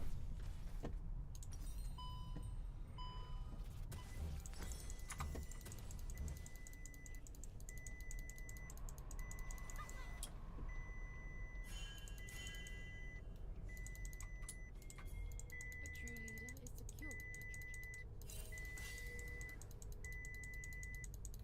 Jesus Christ, this beeping. What? The fucking Destiny's watching some video on stream that's just like beeping incessantly. It's so annoying.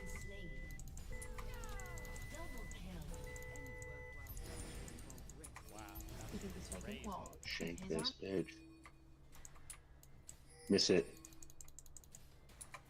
Fuck. Dude, fucking Bears win. Ugh.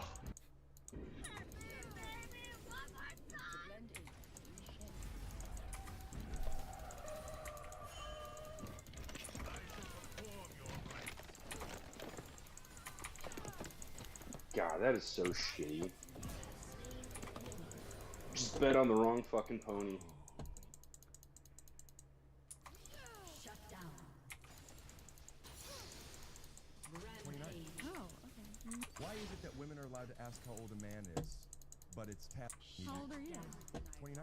Oh, okay. Why is it that women are allowed to ask how old a man is, but it's taboo for a man to ask how old a woman is? I think it depends on the context. Like, you can ask a woman how old she is. Like, I wouldn't be offended if you asked me how old I am. Did you pause waiting for me to ask? I won't ask. How much do you weigh? Been slain.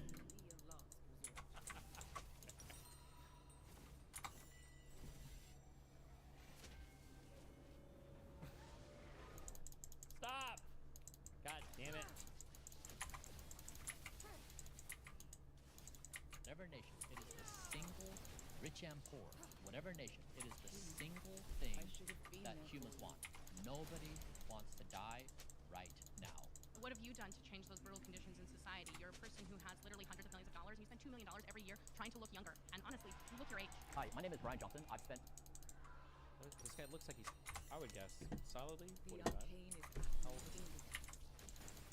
Brian Johnson age. He's 48. So he looks younger than he actually is.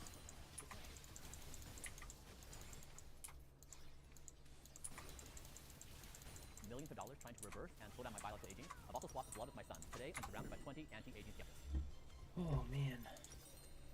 My first claim, ending death, should be humanity's #1 objective. Whenever possible.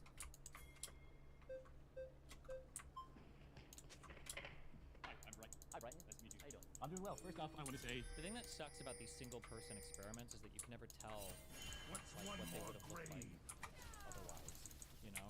Like, it could be that this guy is doing nothing and all this shit is a waste of time, or it could be that, you know, given an ordinary American trajectory, he could look or be doing a whole bunch worse at this age. It's hard to say with just one person. Thank you so much for being here. I'm super honored to get the chance to talk to you. I hope this can be an opportunity where I can learn, where you can learn, and where we can teach the audience something. I'm not trying to prove you wrong, but I also don't want to misconstrue your words. So why do you think ending death should be humanity's policy? Because I think this moment we live in is really special. We are giving birth to super intelligence. We all know that AI is moving very quickly, and we don't quite know what exactly it is, but it's big and it's fast. And so the suggestion I have is that in this moment, when we're giving birth to super intelligence, that we are wise to transition our focus from a world where we value death to one where we say we are the first generation who will die. So basically we're saying we value existence above all other existence. So basically contemplation is, if you're human on our galaxy, what does intelligent life do? We just think about it. We say existence. That is the number one thing. So you have a faith in AI to get us to reach the point where we'll end death. And there is no, I would say there's no concrete evidence right now that we have that we can end death. You're kind of basing that off of the empirical data that is studies regarding AI's progression. Is that correct? That's correct. Okay, so I've heard you say before that religion is a thing created to kind of make death okay, make the idea of death not as scary and that humans are very clever. Wouldn't you say that your faith in AI's progression to end death What a is kind win. of that same argument, that same faith, just to avoid death as a whole? Yeah, it's a good point. So what I say is So that what a win. humans We got evolve up to this another point, solid there's win. an end of life. And when end of life happens, people have been coming up with reasons of why it's a good thing for Oh, yeah. hundreds of thousands of years. And so the idea may be you'll be reincarnated, maybe there's heaven, maybe that you will achieve immortality in what you do, and you'll be remembered for your deeds as a soldier or an entrepreneur or a poet or a politician. And so people have always sought a form of immortality in deed or in this life or the afterlife. And so what I'm saying is this is actually the first time in human history where a reasonable person could say, we may be the first generation who won't die and not be laughed out of the room. Now, you're right, there is no evidence we can actually do it, but you know, some biological species, like species of the jellyfish and the hydra, have achieved immortality. So we know biology has solved for immortality, just not in the human species, but it has been solved for it. Right.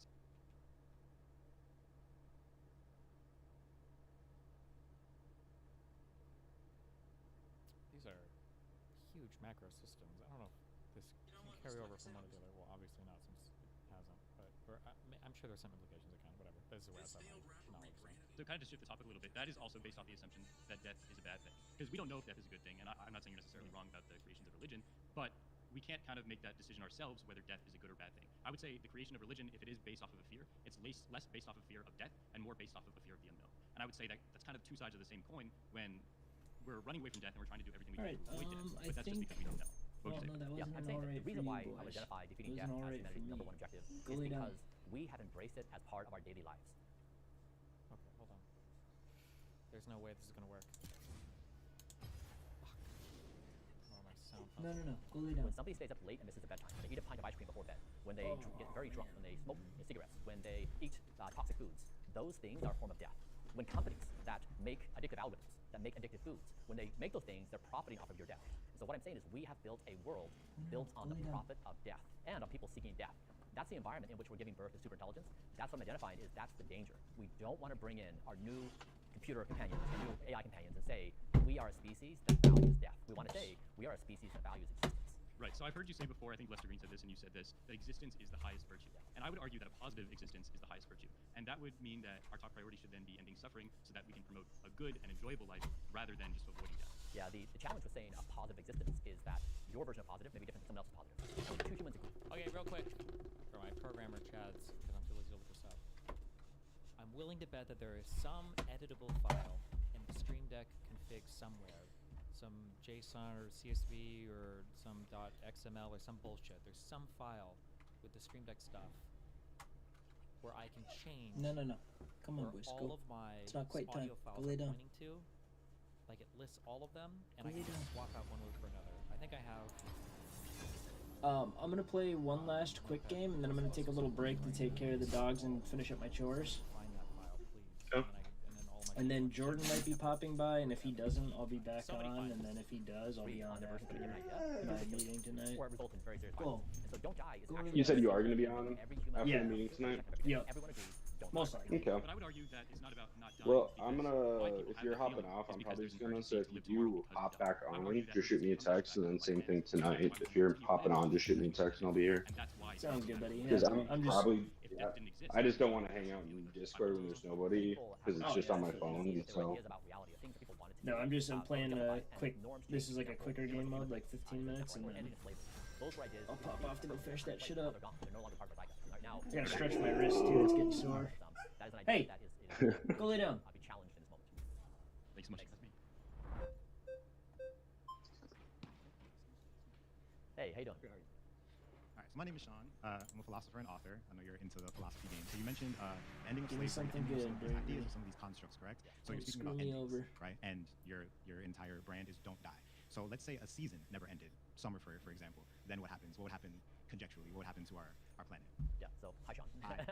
So I'm glad to speak to a philosopher. I'm an aspiring philosopher. I think you made it, bro. Yeah, this is really, you look back through Western thought, and you say, we begin with Plato and Aristotle, we go through Christianity, medieval times, Renaissance, Enlightenment, modern day scientific era. There are these time periods with very big ideas like how we are.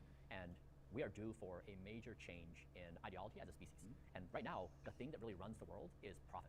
We will do anything to make money. We'll do anything for status and power. That has some negative consequences in terms of what. Wait, did you say you're playing one more game and then you're hopping off, or? Yeah. I'm playing. It's like a quick game mode. So that they can die. We just have this culture ARAM? where we pursue. No, this one's called this Arena. bigger, and we justify it. And so It's like as we defer 2v2v2v2v2, in this moment, the argument and you is get like we bonus is this the right buffs time and stuff. to introduce super intelligence, or To everyone. And what I'm gathering is that there's going to be super wealthy people that can Go buy lay down, into the Zeus. degree that you can, and everyone It's else gets a little almost bit time, healthier. but it's not I quite. guess So how go would lay you- down. Yeah, what I'm trying to do is I used to 15 eat minutes. fast food. You know what that And I means. did it because it was just the thing we did in our culture. And fast food is really bad for you. And then I learned that these companies use the very best science to actually make you addicted. And so what I'm arguing is it's not for a few rich people. This is society is systematically killing itself. And I think that's a bad thing for everybody. Society is systematically killing itself, and that's a bad thing for everyone. What do you feel about sovereignty and personal choice? Appreciate you. Thank you.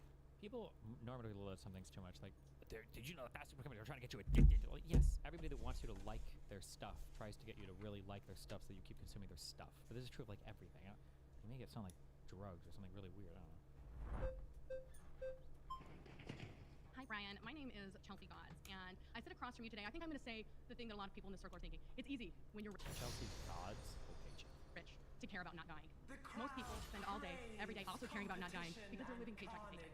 60% of Americans live paycheck to paycheck. Being poor is the story of humanity across the whole globe. I think listening to a man who doesn't know what it's like, how he's going to make rent next month, that to some of us feels pretty strange to hear you tell us that we're not focused on being alive. I think every person here is struggling to be alive every single day. I think most people in this country are struggling to be alive every single day. And when they smoke a cigarette, it's not about whether they want to die. It's about enjoying that moment. I'm talking to a man who publicly has said that you eat pureed food every day. And you're telling me, a normal human being who is like everyone else, struggling financially and whatnot, how I should be living my life. And I think there's something that's really disconnected about that. I also think that it's really false of you to claim that people are focusing their life on dying, when really all of us are focusing on surviving. That's why we're here. Every one of us is here today because we're surviving. We don't go to McDonald's and think, oh, this is killing me. We go to McDonald's because we don't have enough time in the day to make dinner. Because we can't afford to go to the grocery store and buy a $20 steak. Because we can't shop at Erewhon and get $40 of strawberries. You know? So I think a lot of us are here wondering, what does you, a person who's rich, who doesn't know what struggle is like, and who also talks about the fact that you use your own son's blood, have to add to us as humanity? Yeah. Hi, Jesse. Yeah, I grew up with 4 other siblings, single mom. My mother made my clothes because we didn't have enough money for her to buy clothes for me. I went to school and I got made fun of because my clothes didn't fit and they were awkward. I didn't have money my entire life. I became an entrepreneur. I struggled to. But this is so cringe. She gave a cringe answer. Now he's giving a cringe response. He should have just said, listen, normie, the shit that wealthy people figure out that help our health eventually filter down to the poor's and helps your health. So you might be 10 or 20 years delayed, but, 20, 30 years ago, everybody was complaining that Magic Johnson was the only guy who could beat AIDS, and now these treatments are available for everybody. So sit back, shut the fuck up, and just wait for a little bit. Like, that should be the response. Not this, like, I grew up poor too. No, bro, who cares? 14 years made fun of because my clothes didn't fit and they were awkward. I didn't have money my entire life. I became an entrepreneur. I struggled for 14 years with no money whatsoever. So I understand what it feels like to have no money. I didn't know what it feels like to be poor. So I've been through that. I also was chronically depressed for 10 years. I wanted to commit suicide desperately. I really would have committed suicide had I not been for my 3 kids. I felt like I had a responsibility to them. So I understand struggle. I understand pain. I was 50 pounds overweight. I was in a terrible shape. So I understand what it's like to be that way. My argument is not to criticize you or anyone else. What I'm arguing is that companies have built their products to make you addicted and to make you ill. That's the core thing I'm trying to say, is that the most powerful economic engine in all of history, the American economic engine, has pointed itself at creating addictive foods and phones and social media and porn and junk food. Do you not think that you're addicted to trying to stay alive? Do you not think that that's an addiction? Do you think not doing Facebook? Oh, got him. And I spent a lot of time trying to beat my addiction to alcohol. Do you think that you might be addicted to sobriety? Oh! Like fat injections in your face, constantly doing plastic surgery. Do you not see that as an addiction yourself? No, I view it as a pursuit, and we're trying to figure out how. So if I change the name of my addiction to a pursuit, then maybe you'll think that it's socially acceptable?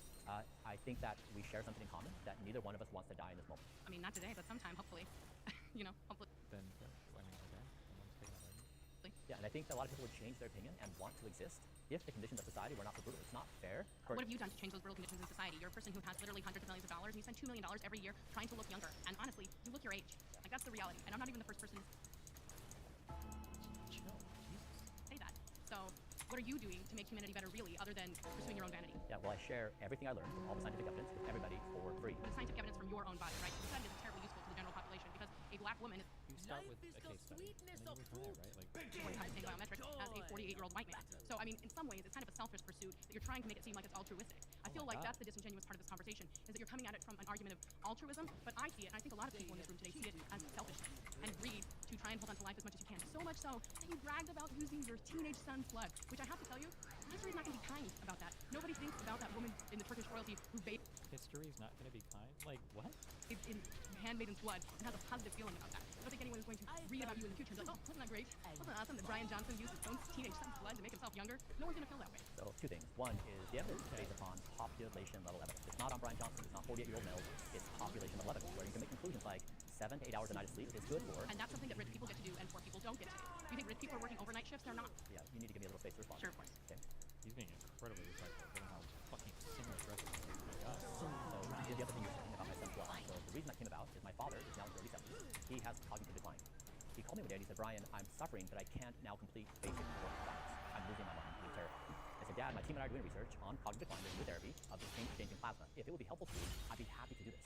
So I did the plasma exchange for my dad because he's losing his mind. Now my son said, hey, Brian, or Dad, if you're doing this, I'm happy to do it too. We'll make it a tri-generational thing. It wasn't me and my son. It was me doing it for my father.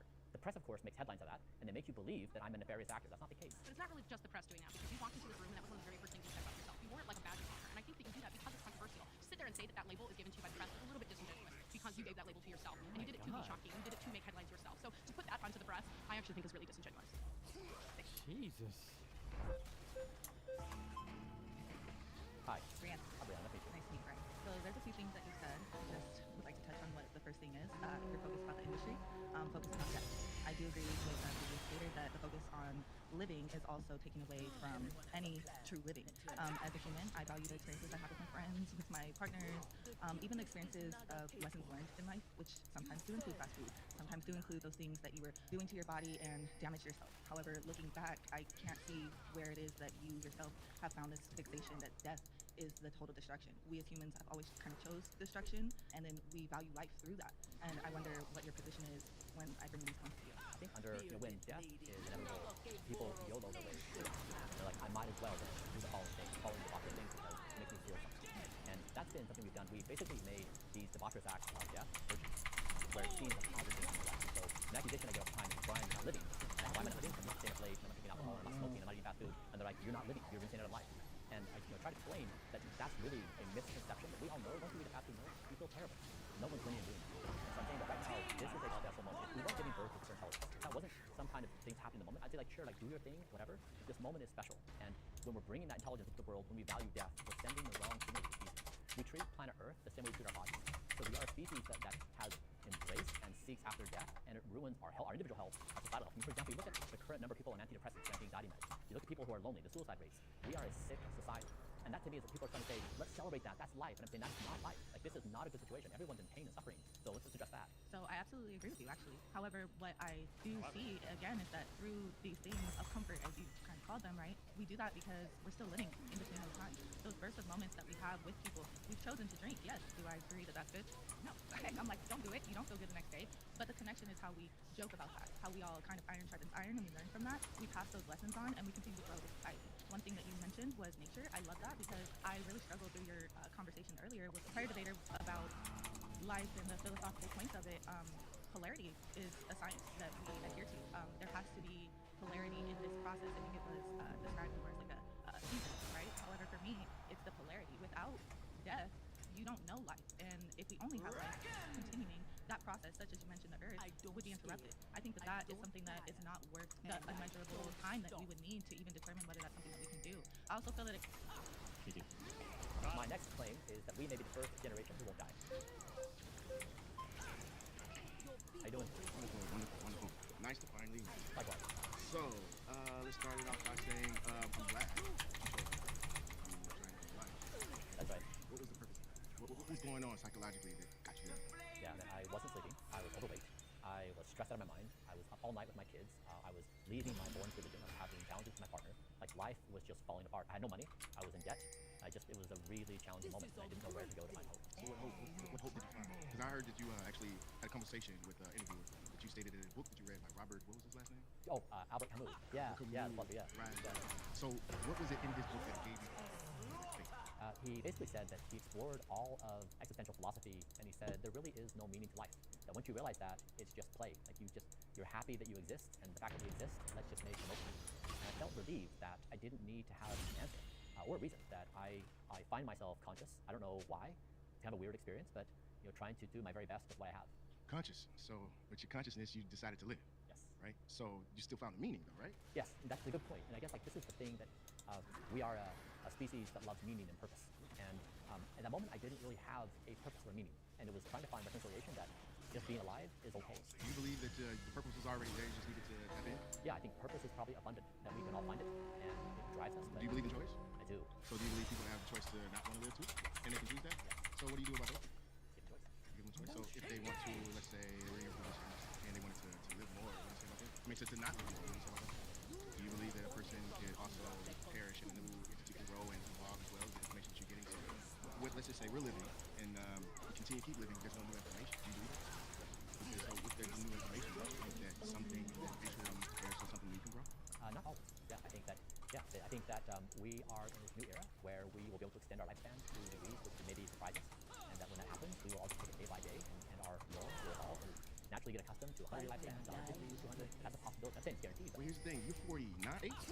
48. 40. I'm 41. Okay? I don't look it, right? Good job. So, thank you. I smoke. I more. Barely sleep. Suggestions? Because I'm okay. Yeah. Right? Won the round. Good to see you, man.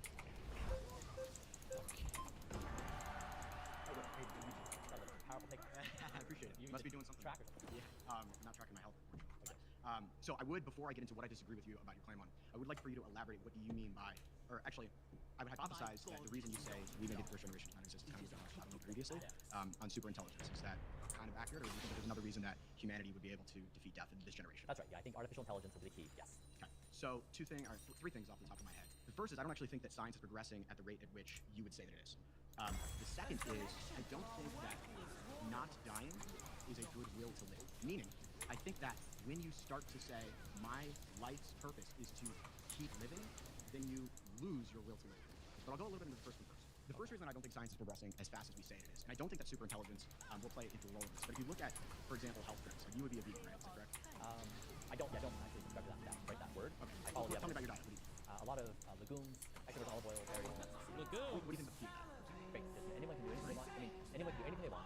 Just measure your biomarkers and make sure your body's happy. And I don't subscribe to the idea of carnivore versus vegan or keto versus paleo. I think they're two more relevant thing is to eat what you want, measure your body, keep your body happy. So, okay, then we don't necessarily have to talk about diet, but the rate at which science is progressing, if you look at, and this is the case for not just health, this is the case for a lot of different areas of study, is that there is so much that we have yet to discover. I'll give you an example.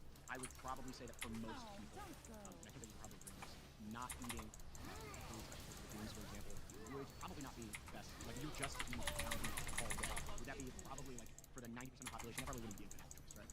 Again, I'm impartial, so people can do whatever they want. I'll give you an example, okay? If you look at lots of health trends from a couple of years back, like 6-7 years ago you had or even 10 years ago you had like the keto diet, you had lots of these different diets. Also, studies are constantly being published. So it's very difficult to say how much of science I did plug it with like ChatGPT the other day, and they said like 80 to 90% of science has yet to be discovered. So if you're coming from the mind of science for species, how would you even know that? What is science? When is science done? We will be the first generation not to die, but we've only explored 10% of what is actually going to keep you healthy. How do you know that 10 years from now, what you're doing for your regimen is going to be completely detrimental? Yeah. How exciting is that? What do you mean? It's great, right? It means we have this frontier of new knowledge that we're about to discover. I mean, nothing would make me happy. This is why this moment is so exciting. That's why I think it warrants suspending all of our ideas. Is we stand on the precipice of this amazing new era where we may discover all these things which are dramatically going to improve our health. So take, for example, the drug ribomycin. I believe you were taking it. Okay. So how long are you taking it? 5 years. Okay. The side effect profile and some new evidence. Okay, that new evidence having to do with like cholesterol and ulcers, etc., right? Using methylation clock to speed the base. Right, exactly. So how do you know that everything that you're doing right now in your regimen is not going to be completely different from 4 years ago? sorry, 20 years from now. I don't think that we will be able to say that with certainty. And so maybe you can make the claim that 5 generations from now, we might be able to extend our health even to 120, 200 years. I don't even think that's possible. That's entirely different claim. I think you're right. I don't Okay. Awesome. Oh, they didn't let him finish. Did you just jump? I did try. Hey, Dylan. Good to see you. Pleasure to meet you. And honestly, it's an honor and pleasure to connect with you in person. I first watched your docu a couple years ago when it came out. I even took screenshots of everything you were doing, and I was like, what is this guy doing? It really opened my mind to what death could be versus just what the Bible says. I want to talk more about the structure of what world would have to live in order for this to be doable. Is this something that you're saying everyone should be doing, or is this just a choice? You have blueprints if you want to live longer, or if you don't, you can just keep doing what you're doing. Yeah, I think it's kind of like when the United States of America became a country. We said, we like the idea of life, liberty, and pursuit of happiness. It was this new idea of like, how does a society build itself? And what I'm saying now is kind of like a rebirth to the human race. What does it mean to exist? What do we value? What do we do? And I'm saying that this is a moment where we can have a new imagination about our existence we've never had. And that is that we may be existing in what happens in positive reflect on everything we do in our lives now. So it's really a reflective moment. I'm saying it's really just new way to think about it. So I come from the personal training, conditioning world. I tell my clients it's all about health span, longevity. You want to have proper nutrition, proper sleep, business training as well. Those are all great, but if we're all to live forever, how does then that look like population-wise? Like, is everyone just going to, the population just going to increase? We can barely even take care of the planet we live in. We're looking at living on Mars. How would we then share? What is your perspective in that world and also religion? 85% of the world is religious, Christianity, Buddhism, Islam, and death is such a big cornerstone of that. I know you were Mormon as well, and you ran away from that. So what are your thoughts on, I guess... Wait, what? The structure of that in most of the world is so around that. Yeah. First is, I'm not arguing for immortality. I'm arguing for don't die. I'm arguing that we say existence is the highest virtue, and that we build society according to that. 2 is that oftentimes the problems we think are problems are not the problems that actually become the problems. For example, in New York, horses were the primary means of transportation. Horsemen were harmony. There's the Hudson Rivers on the streets. It was essentially a gigantic problem with mechanics. They said, what do we do to solve the problem? So Henry Ford built the Model T, then cars came, and horse manure went away because horses went away. So horse manure was not actually a problem because the Model T solved the problem. Now, the Model T created other problems. We have roads and pollution. So sometimes the things we think are going to be the biggest challenge turn out to not be the challenge. Now, I don't know what's going to happen with population right now. We have a challenge where we have a population collapse. So we're actually on the opposite side of that. Our fertility markers have dropped by 50% for the past 50 years. So if anything, we have a really serious worry about our population. So this comes and goes. Sometimes we are worried on one side or the other, but this is really a moment where I'm saying that as much as we can, we want to embrace existence. That's the thing that's most precious for everybody. Okay. No question. Are you happy? I've never been happier in my entire life. And that is a genuine happiness. And this is what I really want to be with you on this. Like, I wish somebody would have been able to say, let me do some basic things on how to avoid bad food, how to have a good house. I didn't have that in my life. That's really the role I'm playing for life is like the good friend that is there to encourage them to make good life choices. Powerful. Alex? Really good. So I could be getting over my head talking about it. I saw that you had some data where you were like, I have like the lungs of the 30-something or heart of 20, right? Can you elaborate for that specific thing I'm talking about? Yeah, so the idea is that if you have a 90-year-old person next to a 10-year-old person, you know who's 90 and who's 10. Sure. Based on the quality of their skin and like their general mobility. So there's an idea of biological age and chronological age. And so, for example, I'm 48, but my left ear is age 64. Why your left ear? Is that just an example? Or Example, yeah, exactly. So I have mild to moderate hearing loss in my left ear because I listen to loud music and I also shotgun without hearing protection. And so that dramatically ages my left ear. So everything I talk about, I'm trying to say, like, if you do blank, like poor sleep or eat bad food or doom scroll right before bed. Yeah, it could affect certain things. Yeah, exactly. It accelerates aging in the body. So I can agree with you on every single body part except for the brain. Okay. I don't think you said we're going to have the we're the first generation where we're going to live forever. Or there could be someone here that will live forever. I don't agree with that because I don't think science is there to either replace a brain, right? Especially because I think I'm not a religious person. I don't think you are either. I think the brain is what makes us who we are, not our soul. If you needed a brain transplant, you can do that. We can't take your brain and put it somewhere. But even if we did, that's ultimately bad. Actually, Brian, it's not. So how are you going to stop the brain from like deteriorating? Like I don't think you can do that. There is no science that can do that. Yeah, your point is valid, and that is correct. On current science, we do not know how to do that. Also, throughout history is a story of impossible things being possible. And so while we can't see a path now, I don't rule it out that we may find a path to be able to restore brain capacity or reverse aging the brain. Now, we don't know yet how to do it, but I think it's worth us saying this is really important, we should try. I think there's a difference between saying it's really important, we should try, versus, oh yeah, like it is. Like, I know the claim technically said there may be, so you're kind of leaving yourself a little wiggle room, but I would make my claim to be, I know that technology is always advancing, but I mean, if my brain got separated, it's spinal cord, your brain, like, you couldn't possibly do that.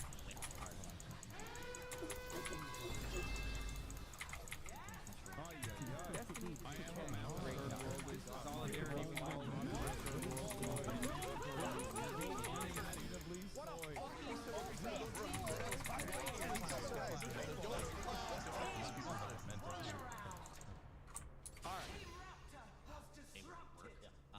brain goes, I think you're done. And I mean, as far as I know, there's no way to stop a brain from aging. Yeah, and your voice is good, right? Criticism is good. That's how science moves forward. And so there's going to be people who don't believe it, and people who try to do it, and it's going to be continuing. So what I'm saying is, whether we believe it or not, science is going to move forward, and it may actually do it. May actually. I mean, I guess I can't really say anything else, but I mean, like, yeah. All right, well, yeah, Thanks. All right, so the claim is we might be the first generation to not die. I would assert that we are already late to the party. So you did a lot of time in the church. It's not unlike every other church. I believe that all religions have something in common, and where they meet in the middle is where we should be. Now, one thing that all religions have are legit texts, pre-flood, pre-great flood, of humans living forever, or at least thousands of years. For instance, the Sumerian kings, they have guys ruling for over 40,000 years. So how do we explain that? Right? I don't have the answer, and like the last guy said, scientific answer. Right? This is your pursuit. Would you say immortality or living longer? Like, how would you like specifically define? I feel like all of the people that came to argue with him are like very much not. It's like boring philosophy, like not exciting, boring philosophy. It's like, isn't life not exciting if we're not gonna die? Why would that be the case? Because I don't know. You'll just feel like very surface level. Yeah, I mean, it's true. I'm saying something really simple. What would you ask? I don't know what I would ask. I don't know why I would ever oppose this. There's a guy that's doing a ton of research on how to live a longer, healthier life. I don't know why the fuck I would ever oppose this. The only slightly philosophical ground, it assumes he's going to fail though, is there has to be some balance between healthy activities and hedonistic or fun or pleasurable activities, right? Like there's something to be said for a person who does like fire. What does it stand for? It's something invest and retire early. What does the F stand for? Financial, it's this. So financial independence, retire early people. There's something to be said for somebody who grinds the fuck out of their life and manages to retire happily at 35, but then has wasted their entire 20s and a lot of their 30s. And now their friends partied and, you know, they can retire, but like, was it worth it? Like, there's some balance to be struck there. But now, I imagine for Brian, you'd say, well, if you follow my stuff, you'll never have to be old or whatever, so you can go back to those party or fun years all the time. So, I mean, like, this is assuming I'm saying that under any normal circumstance on Earth, you YOLO your way to whatever game you're playing. Like whether you're building a business, whether you're a politician, whether you're a parent, like whatever you do. I'm saying right now is different in all times of history. We are giving birth to superintelligence, a form of intelligence that sees our capacity for change. When that happens, all things change. And that includes the possibility. That includes the possibility that we may not die. And so I'm saying this is the moment where we check ourselves and say, this moment may be. So may not die, physically in the body. Is that what you're saying? Like you're saying that we would be potentially the first generation to do that. But I'm saying every culture has already proven you wrong. Yeah, except for there's not here. They're not here. And I would assert that the reason why they're not here is that death is actually earned through a life. That I believe that death is actually a promotion in life. Yeah. And that this life here, to assert that we should attempt to stay here indefinitely, is to kind of stay in the spiritual sandbox. Growing up with some of the more primitive beliefs held, it's like I was just like a bog standard. I don't know if I had like extreme positions. Like I defended the Iraq War and George Bush and everything, but back then I was like a pretty bog standard conservative. And not choose to go to the next stage. And that's great. All I'm suggesting is procrastinate. Explain that. Procrastinate down. Right? Like what's the rush? Right. I get it. Well, nobody wants to die in this moment. And I would assert that since we don't die in this moment, we haven't earned our death. And that we all have a purpose here. And I believe that yours is honest, and I like what you're doing, and I respect it. And if you weren't doing it, we all wouldn't be here today, so I do appreciate that. With the rhetoric of the claim, there's already been generations that have lived forever, and you know why they're not here? I think they decided it was a bad idea to live forever. It was a bad idea. We have overpopulation. How do you deal with that? There's not enough resources. Things are finite. And these meat bags that we're walking around in, they rot. You know what doesn't rot? The pilot. We don't rot. Immortality comes through the echo of a life well lived. And I commend you for and you as well, friend. My next claim is that no one should ever eat fast food. Hi Brian, it's me, Chelsea Goss again. I didn't know this about us. It turns out we actually have something more in common than I thought. which is we're both billionaires. Just kidding. I'm not. It's that we're both ex-Mormons. So I do think that's really funny because I recognize a lot of ex-Mormon tendencies in you. Because Oh my God, this woman is like the #1 hater. What the fuck? Moderation is a huge part of that religion. So it's funny that I feel like you haven't.